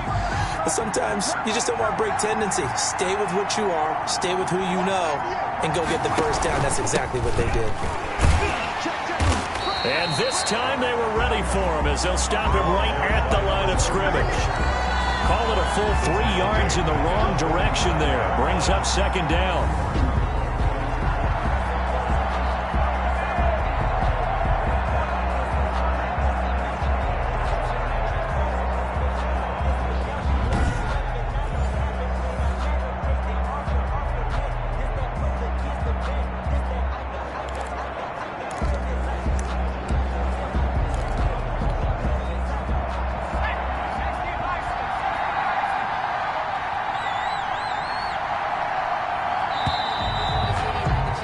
After 1, 7-0 on EA Sports. Seahawks 7, Ravens nothing.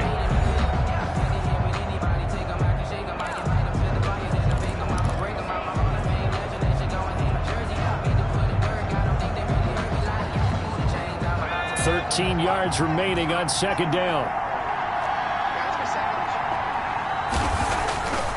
Back to throw. Posey. Yeah, it's a short one here, complete to his tight end. And he is down at the 48. A pickup of 4 that started at one 48-yard line and ended at the other. They gave up the completion there, but this is what zone defenses count on. Catching the ball and not much run after the catch.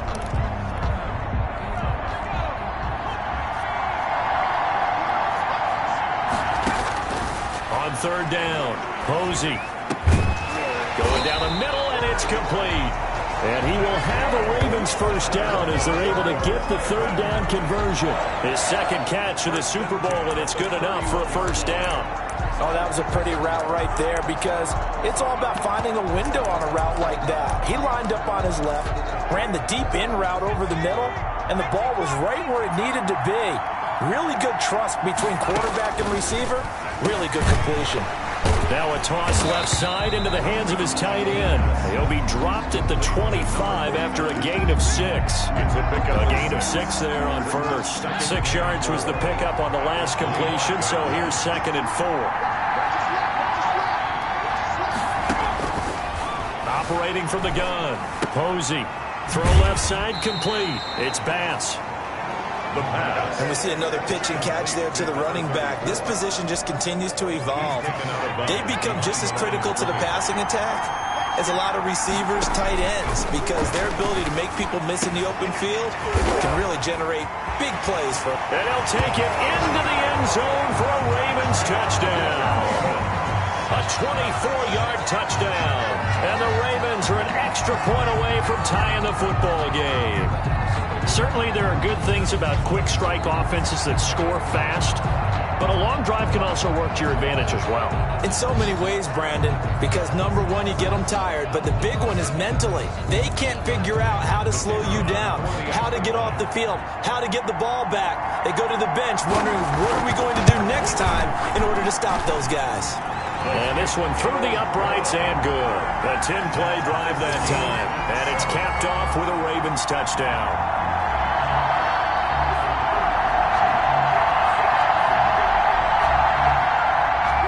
So all even at 7 now as they kick it away. And this carries into the end zone. And he'll decide to not bring this one out as their drive will begin at the 25. Seattle's offense coming back onto the field, ready for their second drive. Good drive last time. Really effective passing the football. Do you maybe mix it up, now go to the ground game and surprise the defense a little bit? I would anticipate the defense making some changes, but I wouldn't necessarily just absolutely go in the opposite direction. They're doing so well throwing the ball. Yeah, why I wouldn't change it up until they showed me a reason to do so. Just a yard on the pickup there, and it'll bring up a 2nd and 9. Brings up 2nd. Well done to sniff that out defensively. He had it diagnosed pretty quickly. I love that description because diagnosed is perfect on that one. Read his keys, made the play, and he couldn't even get going moving the football.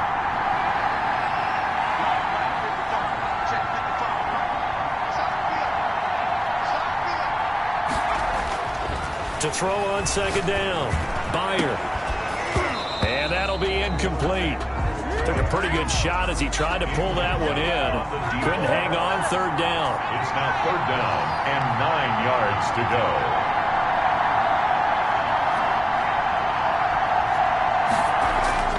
Off play action. Fair.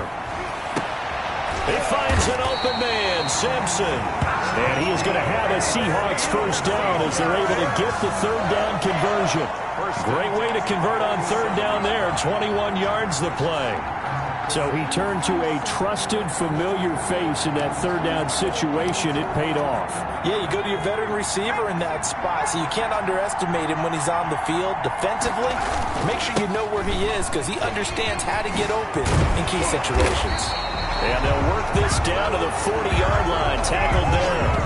Another nice gain. 13 yards that time and another first down. Although his reputation as a speedy runner precedes him, it's always fun to watch him work. It is eye-opening, isn't it? Because when you see him get the ball and just go, in addition to that speed, it helps out his blockers. They don't have to hold blocks for long. And he will score. Touchdown, Seattle. Early on, you hit on it. Needing to avoid the big play. Easier said than done, though. There's a big touchdown. Yeah, the big thing is when he does get his catches, you've got to tackle him and get him on the ground. Obviously, weren't able to do it on that one.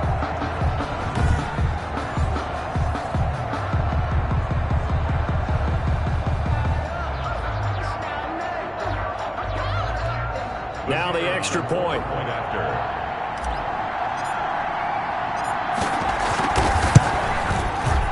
He's got it. It's now a 14-7 ball game. That time, 75-yard drive, 5 plays. And the Seahawks capping it off with a touchdown.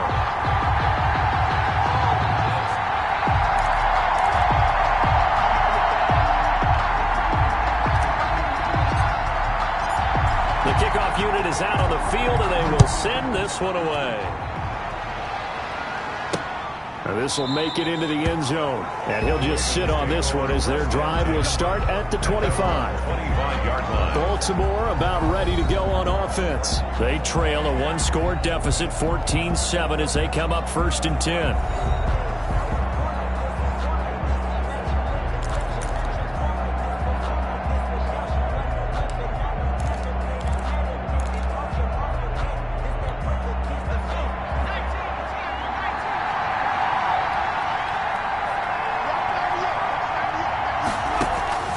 From the gun, Posey, and down he goes, but he takes it up to the 40. 15 yards is the pickup there, and the drive starting very nicely. First down. That was a fun one to watch right there. A nice in-breaking route and plenty of room in the middle of the field, and he was able to get behind the linebackers and grab the completion for a really good pickup. And it's intercepted. Picked off at the 45. And he will take this one home. It's a touchdown. What a moment for him, a pick six in the Super Bowl. You think about some of the big pick sixes over the history of this huge game.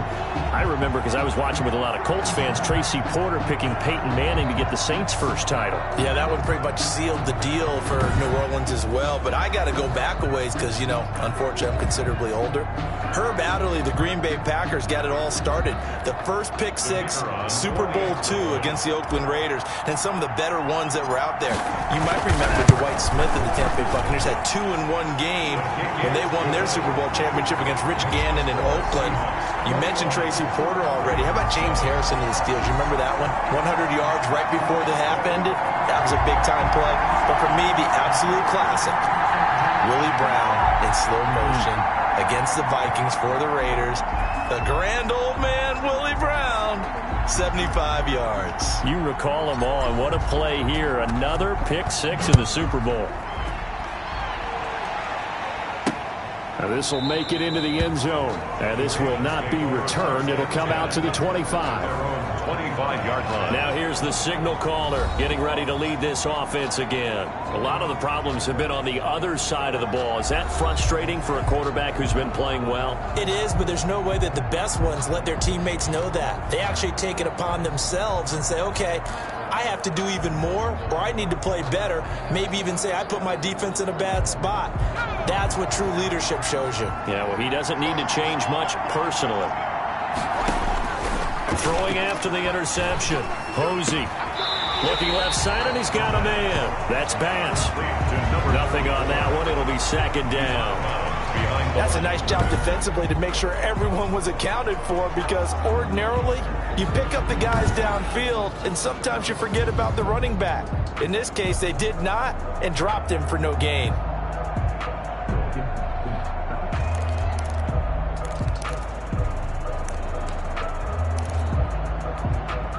Had the completed pass, but for no gain, stopped right at the line, so it's 2nd and 10. From the shotgun now, here's an inside give. And from the 25, they work this to the 29, a gain of 4. Well, they didn't get a whole lot out of that one, but I think you got to continue to try and run and try and keep the defense honest. You mean, or else they'll just sit back, dare you to throw it on every down? Yeah, you get your quarterback hit a lot that way, too. To throw on 3rd down. Posey throwing into traffic there, and that's complete. And he will have a Ravens first down as they're able to get the 3rd down conversion. We always hear about the connections some quarterbacks have with certain receivers. I think this guy has a connection with just about everyone. Didn't mind throwing it in there against double coverage to him. Shows some confidence, supreme confidence. Big-time confidence that he would make the play for him, and he did. Call it a gain of 4 on 1st, and that'll make it 2nd down. End result of that one, a nice 4-yard gain, so you can use that to set up your play-action game, or you can come right back and continue to run the football, because as an offensive play caller, you're on schedule and feeling pretty good about your next couple of calls. And he'll take this one across the 45 up to about the 46-yard line. It's a pickup of 3, and we have now arrived at the 2-minute warning. 3rd and 3.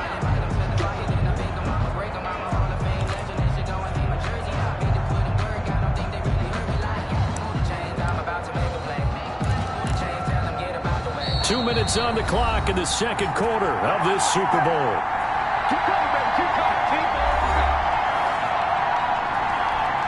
Coming up in a couple of minutes, we'll get you to Jonathan Coachman in Orlando. The coach will have stats and scores from earlier today in the NFL. Going right side here, and that's complete. And he's going to be out of bounds, but not before he takes it inside the 40. He's got his first catch here before halftime, and it goes for a first down. We didn't need to ask around the league, but we got to confirm this guy's a good player. They've got to find a way to get him more involved, call a few more plays that target him. Absolutely, because here we are toward the end of the first half, and that's the first target, not just the first catch, first target. On first down, Posey. Over the middle, complete. That's Beck. He's tackled a yard short of the marker. Good gain of 9 on first down. It's a gain of 9. Nothing fancy on first down, but a very consistent type of a play. Hit that slant. A lot of people call it an extension of the running game, and it can be if that pass is completed, because you hit a guy on the run like that, you often can go for big yardage. Sets him up nicely for second down, staying ahead of schedule. So here's a 1st and 10 now, down inside the 20. Fired that one in there, able to make connection on a nice in route. With those faster passes, and he is into the end zone for a Baltimore touchdown. From 19 yards away, and the Ravens draw a bit closer. I know Paul Revere talked about by land or by sea, right? You know, 1 by land, 2 by sea. He didn't mention air, because right now we're seeing a big-time performance, aren't we? That's 2 touchdowns so far in this game. Where'd you pull that one from? Hey, you know, every now and then I actually listened in history class. And you're just a scholar all the way around. You're reading all the time. I like that you fit that in the podcast. You know, I just grab a nugget when I can. Extra point right down the middle. And they're back within a touchdown at 21-14. Fielded just outside the goal line. And makes it across the 20 as his guys will set up shop at the 23-yard line.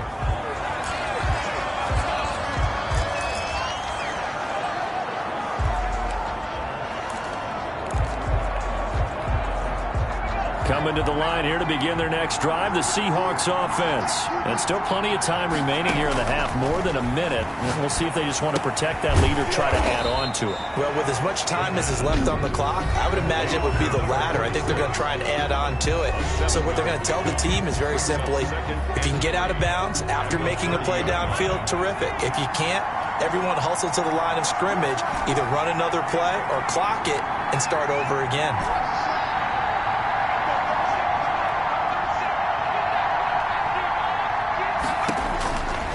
Looking to throw on second down. Byer. And this one incomplete. Too much contact to hold on to that one, and it's 3rd down. Well, you most certainly don't want to go 3 and out here and give the football right back, because your friend, Old Momentum, he's wondering if he should change sidelines about right now. And if you don't convert here, guess what? He's going to make the trek to the opposite side, and all of a sudden, you got a battle on your hands. Now the Ravens going to use one of their timeouts as they get the stoppage with just under 50 seconds remaining in half number 1. The Seahawks send out their punter as he's on to punt for the first time tonight. He'll get off a fairly short kick here as this is toward the sideline. And this one goes angling out of bounds, and it will be spotted inside the 30-yard line. And now Baltimore gets set to take the field. And what do you think goes on here in this situation? If you got the football, you're trailing, you're back in your own territory with just a little time. Do you try something? You're thinking about jump-starting your team, right? You just mentioned it. They're down. They're trying to get back into the game. But you got to figure, if something goes wrong, you may have put yourself in a spot where you may not be able to come back in the second half. Managing risk, this is a big decision here. Throwing on first down. Posey. It's a short one here, complete to the tight end. This will be stopped about 2 yards shy of the marker. 8-yard gain, 2nd and 2. Looking left sideline, it's complete. Ravens going to use their 3rd and final timeout as they stop it with 16 seconds to go in half number 1. Now the Ravens bring out the field goal unit here. From the left hash, this from 34.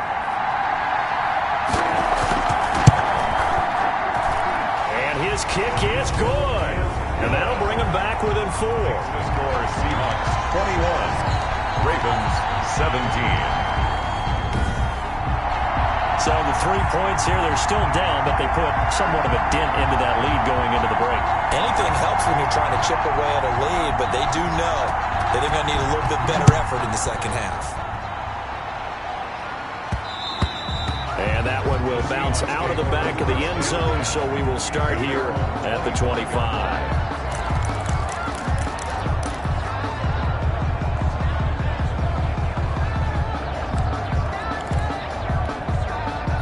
Coming to the line here to begin their next drive, the Seahawks offense. And with time quickly fading here in the second quarter, not sure how aggressively, offensively they want to play this. I think we'll find out just how much they trust their guys in this situation if they decide to take a shot. An incomplete pass leads to 2nd and 10 from the 25. Throwing again. Bear. And this is incomplete with a clock showing just 3 seconds left. To the ground and now they face a 3rd and 10 after back-to-back incompletions. 10 yards to go. A final shot before break. Byard. And he's got his man out of the backfield. That's complete. And he's going to be stopped here a few yards short of the first as the tackle is made at the 33. So the halftime show of the Super Bowl abbreviated, ready to go for the second half. These two teams sat through a longer than usual 30-minute wait, but we're back in action here in this Super Bowl. And he will not bring it out. It's a touchback.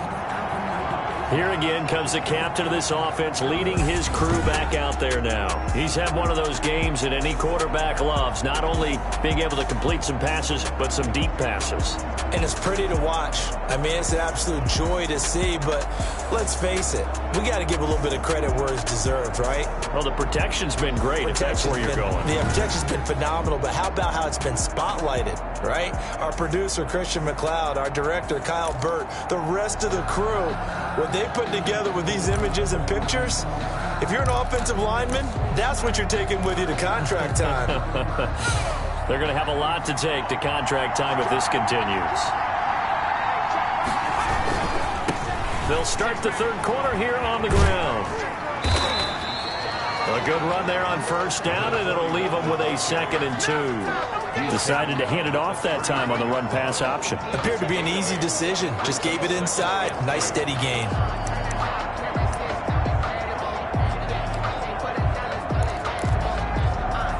Here's a 2nd and 2 now from the 33. Now a handoff here to his running back. They'll get 3 as the drive continues. It's a first down. 2nd and 2 is prime time for a little bit of a gamble, isn't it? Open up the playbook. Go play action. Toss that bad boy deep. But in this situation, go ahead and give it to your back. Let him pick up a first down. Keep the sticks moving. Now this one over the middle into the hands of his tight end, complete. And he'll be taken down, but not before he gets into enemy territory. First down, Seattle, 16 yards the gain there. And when you're playing a quarterback with some experience and some moxie, you enter the danger zone when you decide to blitz him, because if he's able to diagnose as he did on that play, he can hurt you downfield. He reads defenses so well, doesn't he? He really does, and the best part about that play for him, I don't think that was his primary target. I don't think so either. I think he had the read, figured out where the blitz was coming from, and went to a secondary target for a really nice gain.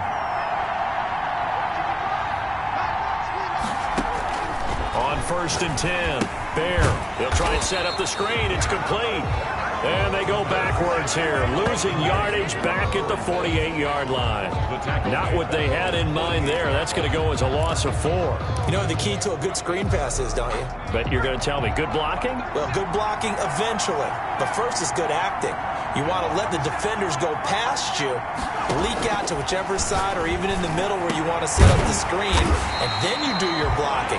How about the read, though, by the defensive guys? They weren't fooled at all and actually ran with the lineman to where the play was and smothered it for a loss of yardage. So in Raven territory now. Here's a 1st and 10 at the 35-yard line. That is caught right at the 10-yard line. And he's taken down, but not before reaching the 10-yard line. 25 yards that time. Whatever the discussions were at halftime to try to slow down this offense, it has not worked to this point. Yeah, I have a vision right now of everything that was discussed at the half just being torn in shreds or being erased off of the Microsoft Surface tablets, because none of it is working. They are really locked in on offense. 2 big plays in succession. Not sure this D knows what hit him, but now they got to get ready. It's 1st and goal.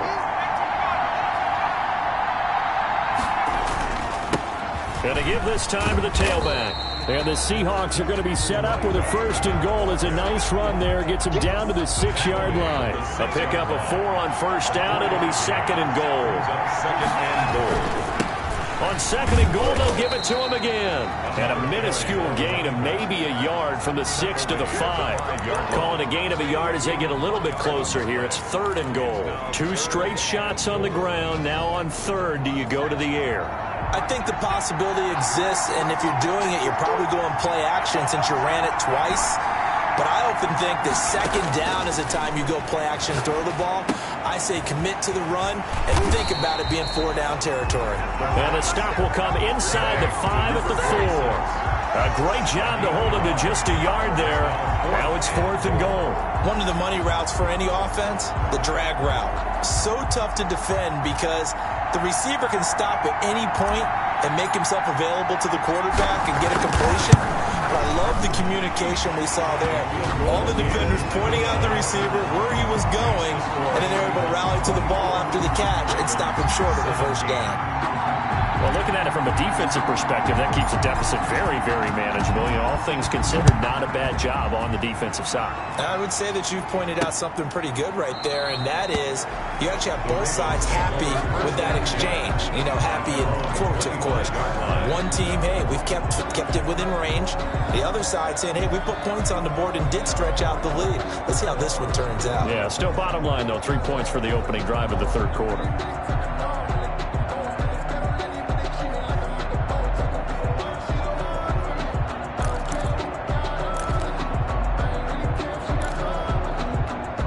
You can just kind of sense the momentum turning here. It's 1st and 10. Off the play fake. Posey. Looking left side, and it's complete. And he's brought down after a very nice gain. It'll go as a gain of 25 on a play that started back at the 25. He's certainly been a huge factor in this when he's got the 2 touchdowns to his credit. Now they look to him again. He picks up the 1st. Yeah, I can hear everyone saying, well, why don't you cover him, double him, triple him, do what you have to do. But sometimes they get locked into such a groove and such a connection, it doesn't matter how many guys are in his area. He certainly looks to be in that groove right now. They'll contain him to just 4. 2nd down. Well, offensively, that's the mismatch that you want. You want to force a linebacker to try and cover your back out of the backfield, out in some open space. The linebackers nowadays, they run like backs, and they take a lot of pride in covering. What a nice play he made there in the open field. On 2nd down now, it's Bass, and he's going to get this pretty close to a 1st down as the tackle is made at the Seahawks 42. I have to think a major focus of the halftime meetings had to be figuring out how to create space for the running game to get operating. Well, what you pointed out to me at half seems accurate. That line has struggled to sustain blocks. Yeah, I would agree with that totally. They've got to focus on staying on their double teams at the 1st level, make sure that block's secured before they slide off and try to chip someone at the 2nd level. Well, this is going to depend on the spot, but it's not a very generous one. He looks to be about a yard or so short. The keeper nets him only a yard, and that's going to bring up 4th. And if you like defensive football, focus on the defensive end on this play. He does everything exactly right. Reads the play and make sure he spills it for a small gain.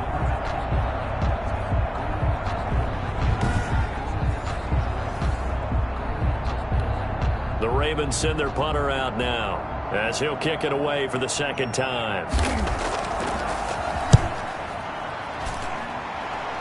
And this will be up to the ruling of the side judge here. He says it crossed out of bounds at the 16-yard line. And out now come the Seahawks. And they had a long drive last time, but they had to settle for a field goal, and I'm sure that's how it felt to them, settling. They probably should have gotten in the end zone. Yeah, not out-and-out joy, right? Because that's what you get when you put the ball in the end zone. But there are benefits to that type of a long drive. Your defense gets a chance to take a break, adjust a little bit, maybe get themselves ready to get back out on the field and play a little bit better. So they'll take the benefit even though they wanted the 6 points. Yeah, maybe wore down the other defense. We'll see. The last run got 6, now 2nd and 4.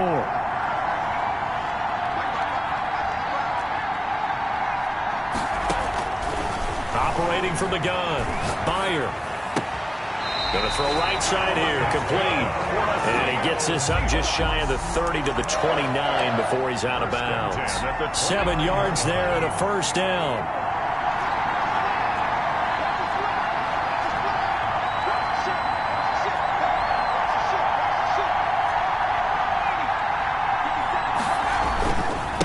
And he'll give it here to his running back. And room to run as he's up past the 35-yard line. A solid run on first down. Gain of 7 leaves him with a 2nd and 3. Brings up 2nd and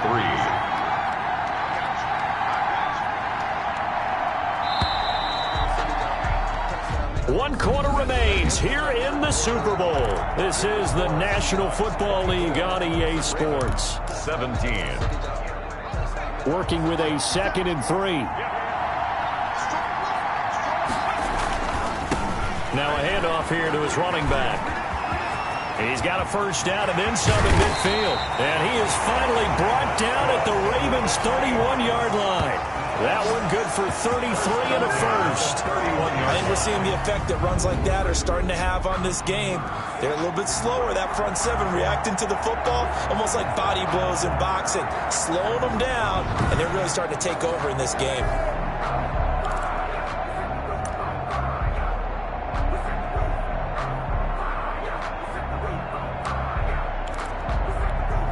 So the big play changes the complexion of things. Here's 1st and 10 just outside the 30.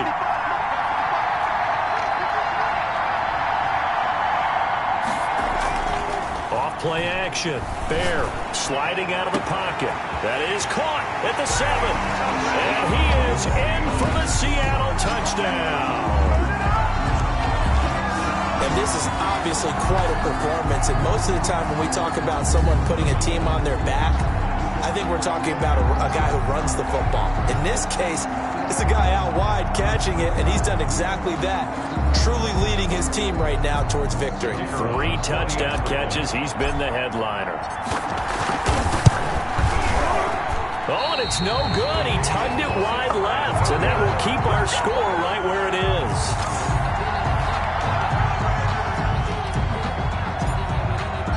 Now he's back out there to boom this one away, maybe with some frustration after the PAT miss. Fielded in the end zone, and no effort to bring this one out. It's a touchback. At their own 25-yard line. Now the Baltimore offense heading back out onto the field. And we're at the time in this Super Bowl where, look, they need points. And they need them badly. Trailing here in the 4th quarter as they begin this drive 1st and 10.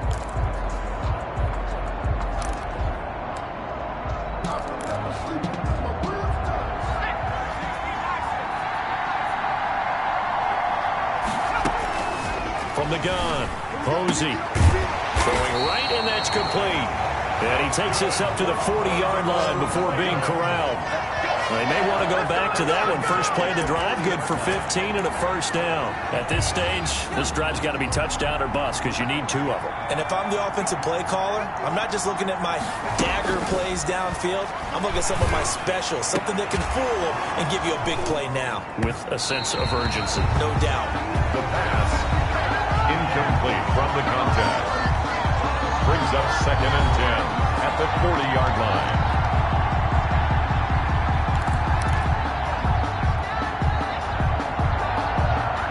So 2nd down and 10. Once again, they'll go from the 40. To throw again. Posey looking for his running back, and he's got it. And they get to him after a gain of 6 to the 46. They get 6. That'll leave him with 3rd and 4. Oh, I came to my feet on that one. I thought he was getting close to breaking that one big, but in the end, give some credit to the defense, finding a way to get to him and forcing a 3rd down. And the throw there going to be incomplete. They'll probably spend a little extra time dissecting the game film after this one. I think the part of their plan was to hit them over the top with the deep ball. They've been unsuccessful all night. If they're going to have a shot in this Super Bowl, they're going to need this one on 4th down. Got to try it here. He's back to throw. Throwing left side, it's complete. And he's got this down to the 35. The time to pull out the stops is now, and they convert there on 4th down. 4th down, trailing in the 4th quarter. They felt compelled to go for it, and they got it. Well, I'd look down at my play sheet, and what I would find, plays have been successful throughout the game that have worked at the distance you need, and that's exactly what they got done. So from Seahawk territory now, it's 1st and 10 at the 35-yard line.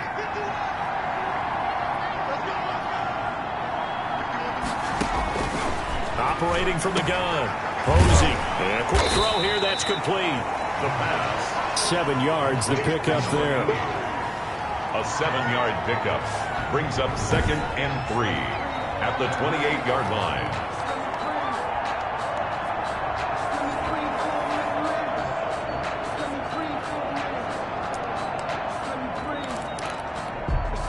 Able to get 7 on that 1st down pass play. 2nd and 3. From the gun, Posey firing quickly here, and that's complete. And he'll be a couple yards shy of the red zone here at the 22-yard line. 6 yards the pickup, and that's a 1st down.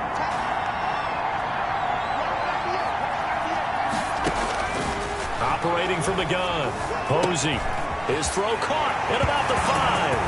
And he'll take it into the end zone for a Ravens touchdown. A 22-yard touchdown grab. And the Ravens have cut it to within a score. So they get the score, partner. Game's not over, but they still need some help here. Agreed. They definitely need some help, but they took care of the first part by scoring themselves. Extra point attempt to follow here.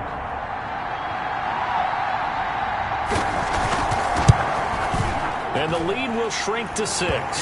So that one, an 8-play drive. It spans 75 yards. And it's capped off by the Baltimore score.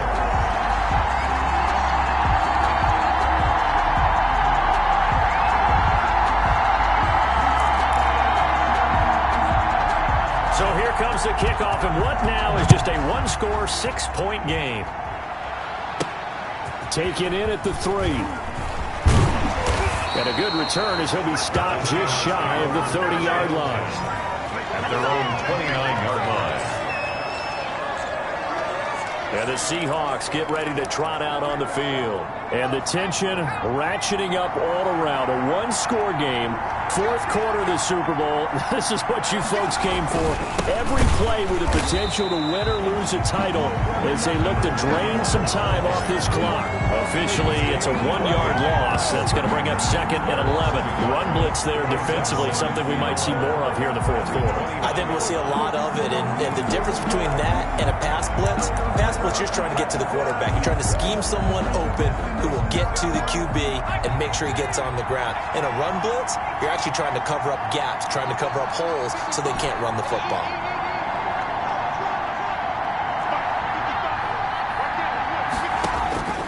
To throw on 2nd down. Byer. Quick hitter here. It's complete. And he slips up past the 45 before being tackled.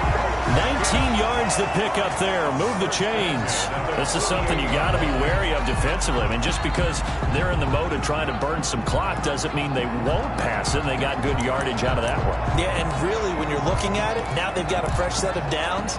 Look for 2nd down. If they want to take another shot and try and loosen things up, that'd be the time to do it.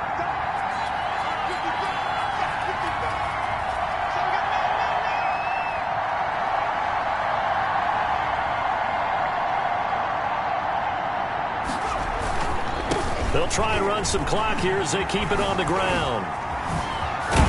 And he is tackled inside the 40, not quite to the 35. 4 yards. Another good gain. That's now 35 yards combined on those last 2 plays. Well, it is our business to analyze what we saw out there. And on that play, I saw defense staying in base, not taking a chance, not blitzing in a situation where they absolutely need the football back.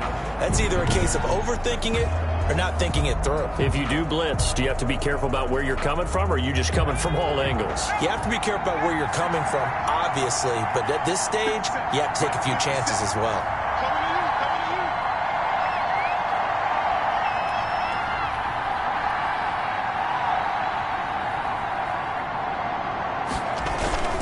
Running passing game working. They'll stick with it on first down. 7 yards on the pickup there, and it'll leave them with a 2nd and 3.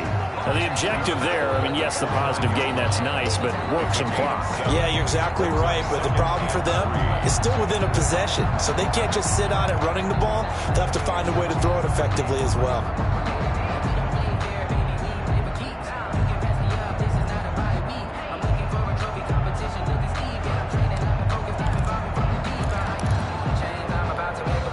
Nothing else. They've already taken a couple minutes off the clock here already as they come up 2nd down. And only able to muster a couple down to about the 27. Number 30, the ball carrier. He was tackled at the 27-yard line. A 2-yard pickup brings up 3rd and 1.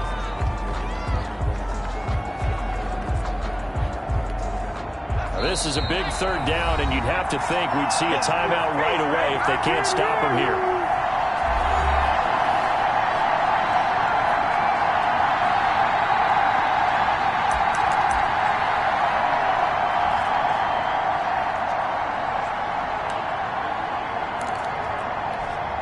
So it's Seahawk football as we march toward a conclusion.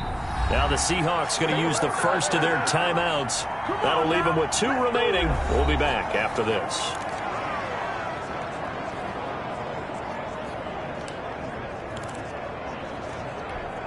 Here we go, 3rd and 1. Gut check time on both sides. Going to give this time to the tailback. And he's going to get the first down here as he's taken down at the 22. And now right out of the 2-minute break, we'll get a timeout used defensively with 1:56 to go.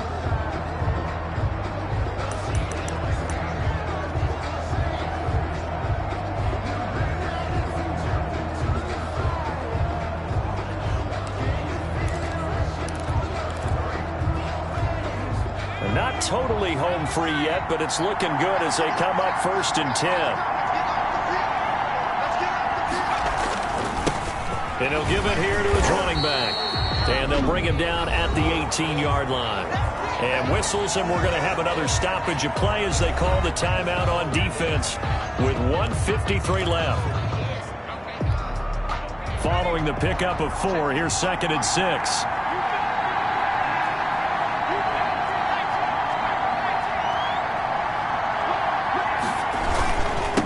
Now a handoff here to his running back. And he is in for a Seattle touchdown. An 18-yard touchdown run. And the Seahawks add on to their lead. A solid blocking up front from the guys on the offensive line allowed him to get in for the touchdown. Yeah, some might say that the guys on the offensive line were in concert. I used to have a coach who called it marrying up, meaning when you get on a guy, you just stay right there and eat.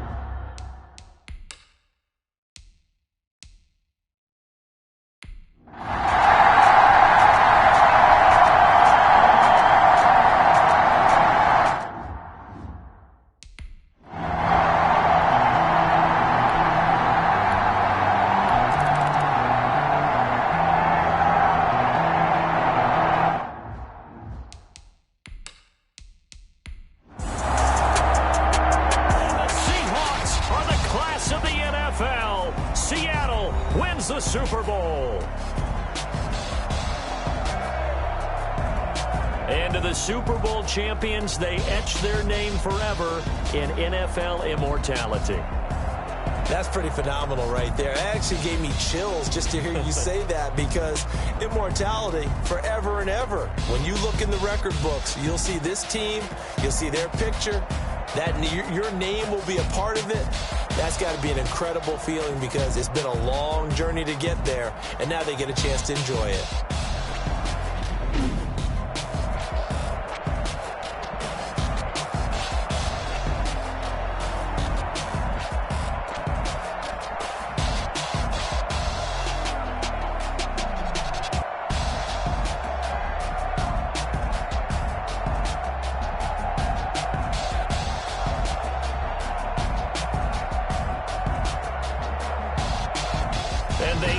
this year just how everybody wants to end the year, holding the Lombardi Trophy.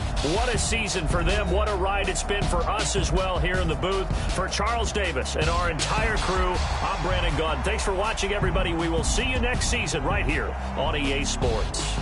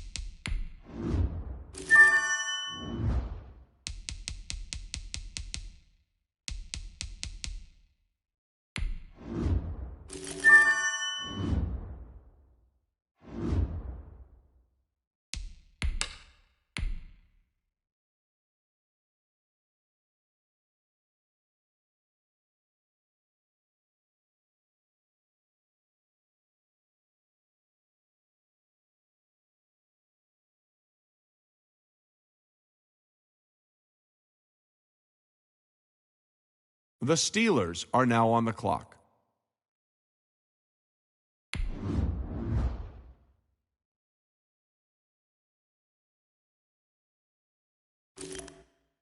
The Rams are now on the clock.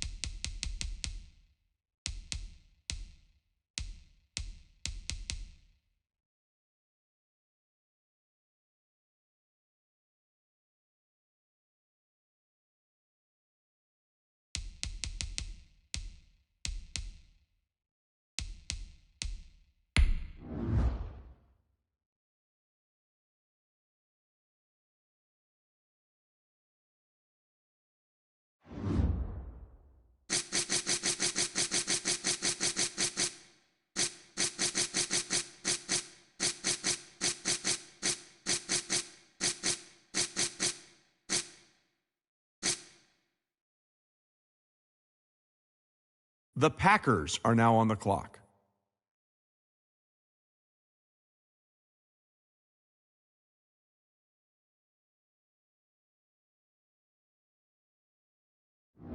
The Rams are now on the clock.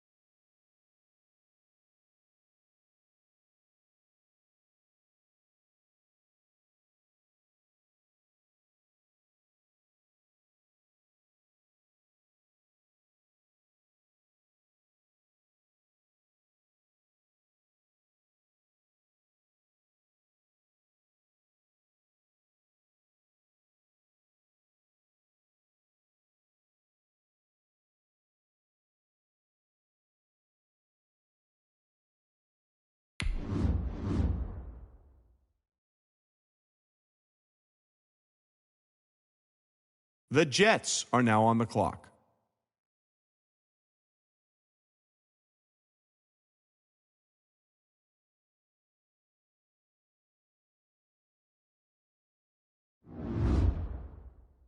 The Seahawks are now on the clock.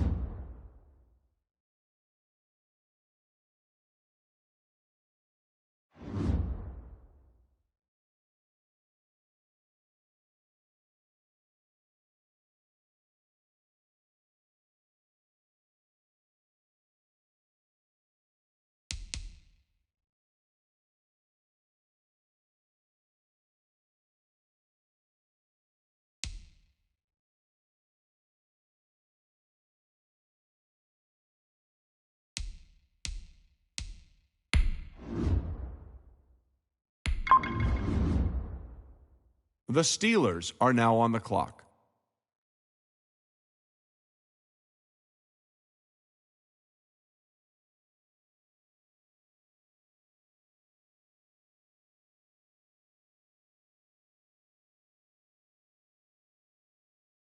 The Rams are now on the clock.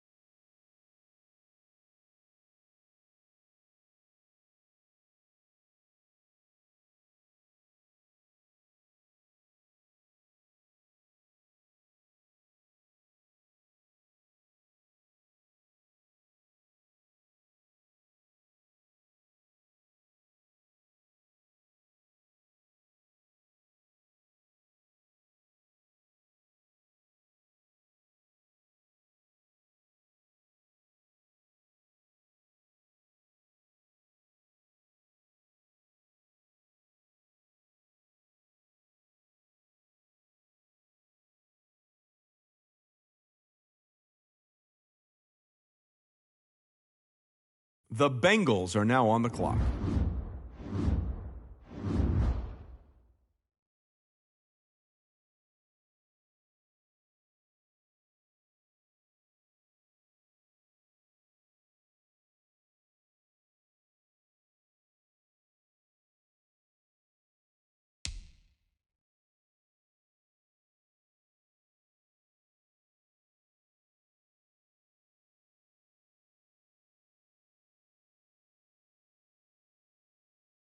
The Seahawks are now on the clock.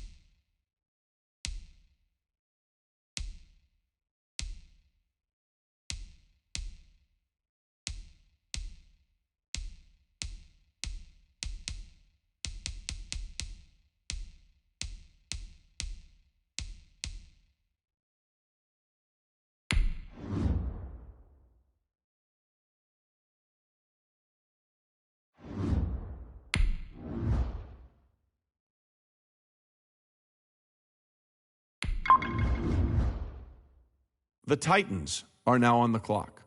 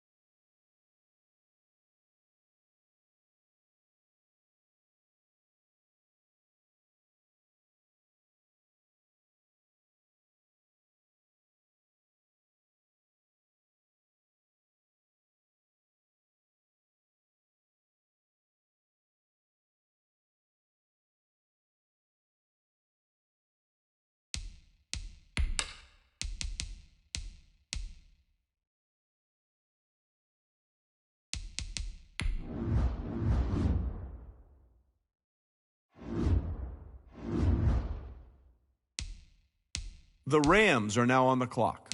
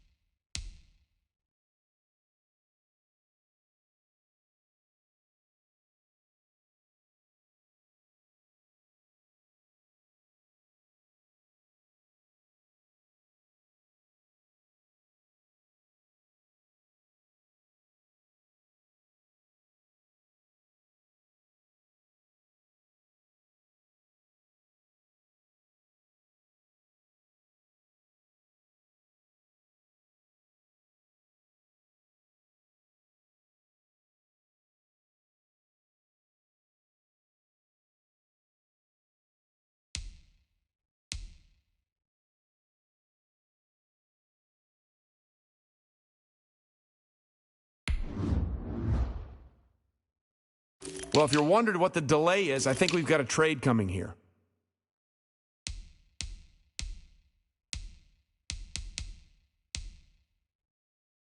The Seahawks are now on the clock.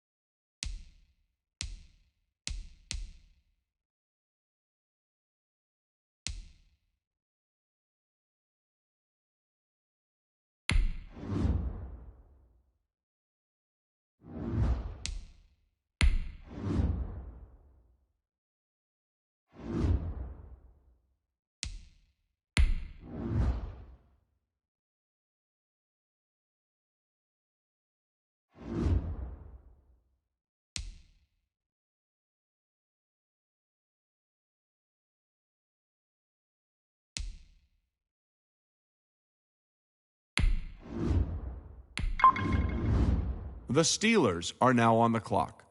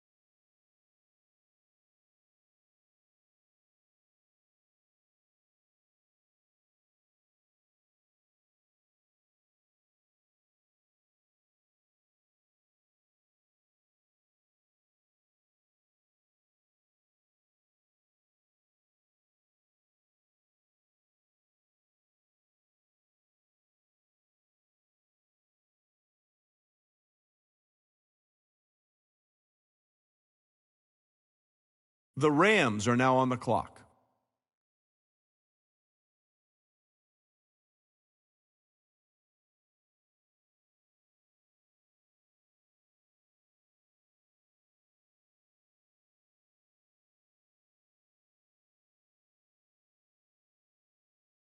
The Bengals are now on the clock.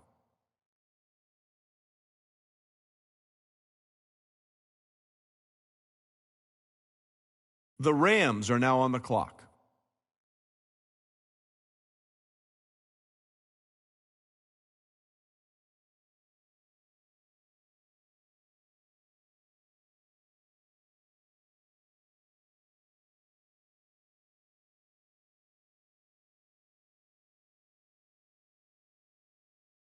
The Steelers are now on the clock.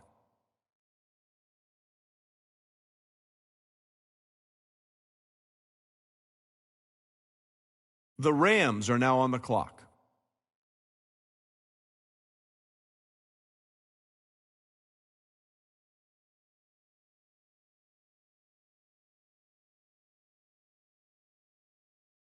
Well, wait, looks like both war rooms are feverishly back on the phones. I think that means a trade is coming.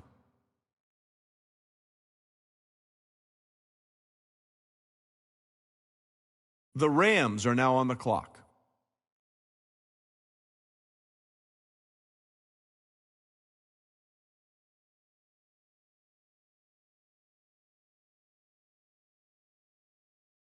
Hold on now. This pick is trading teams.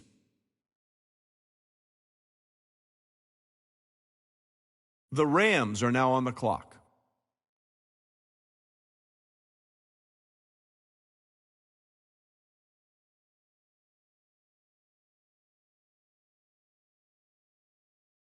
I see both teams filling out cards. You know what that means? We've got a trade. The Seahawks are now on the clock.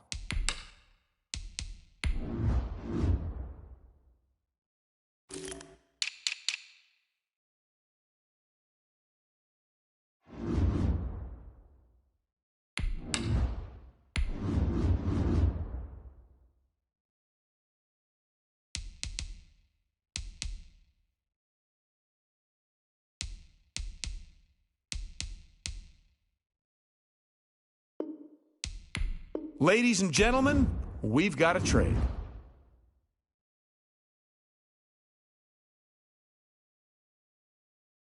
The Seahawks are now on the clock.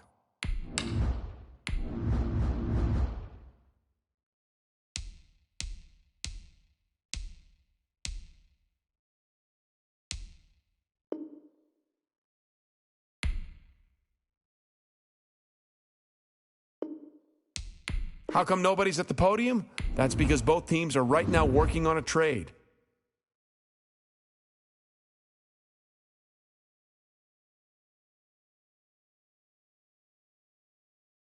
The Rams are now on the clock.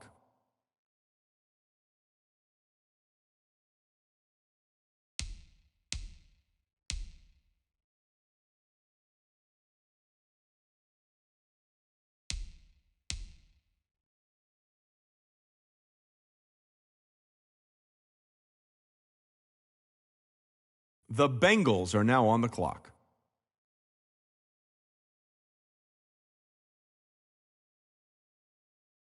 The Rams are now on the clock.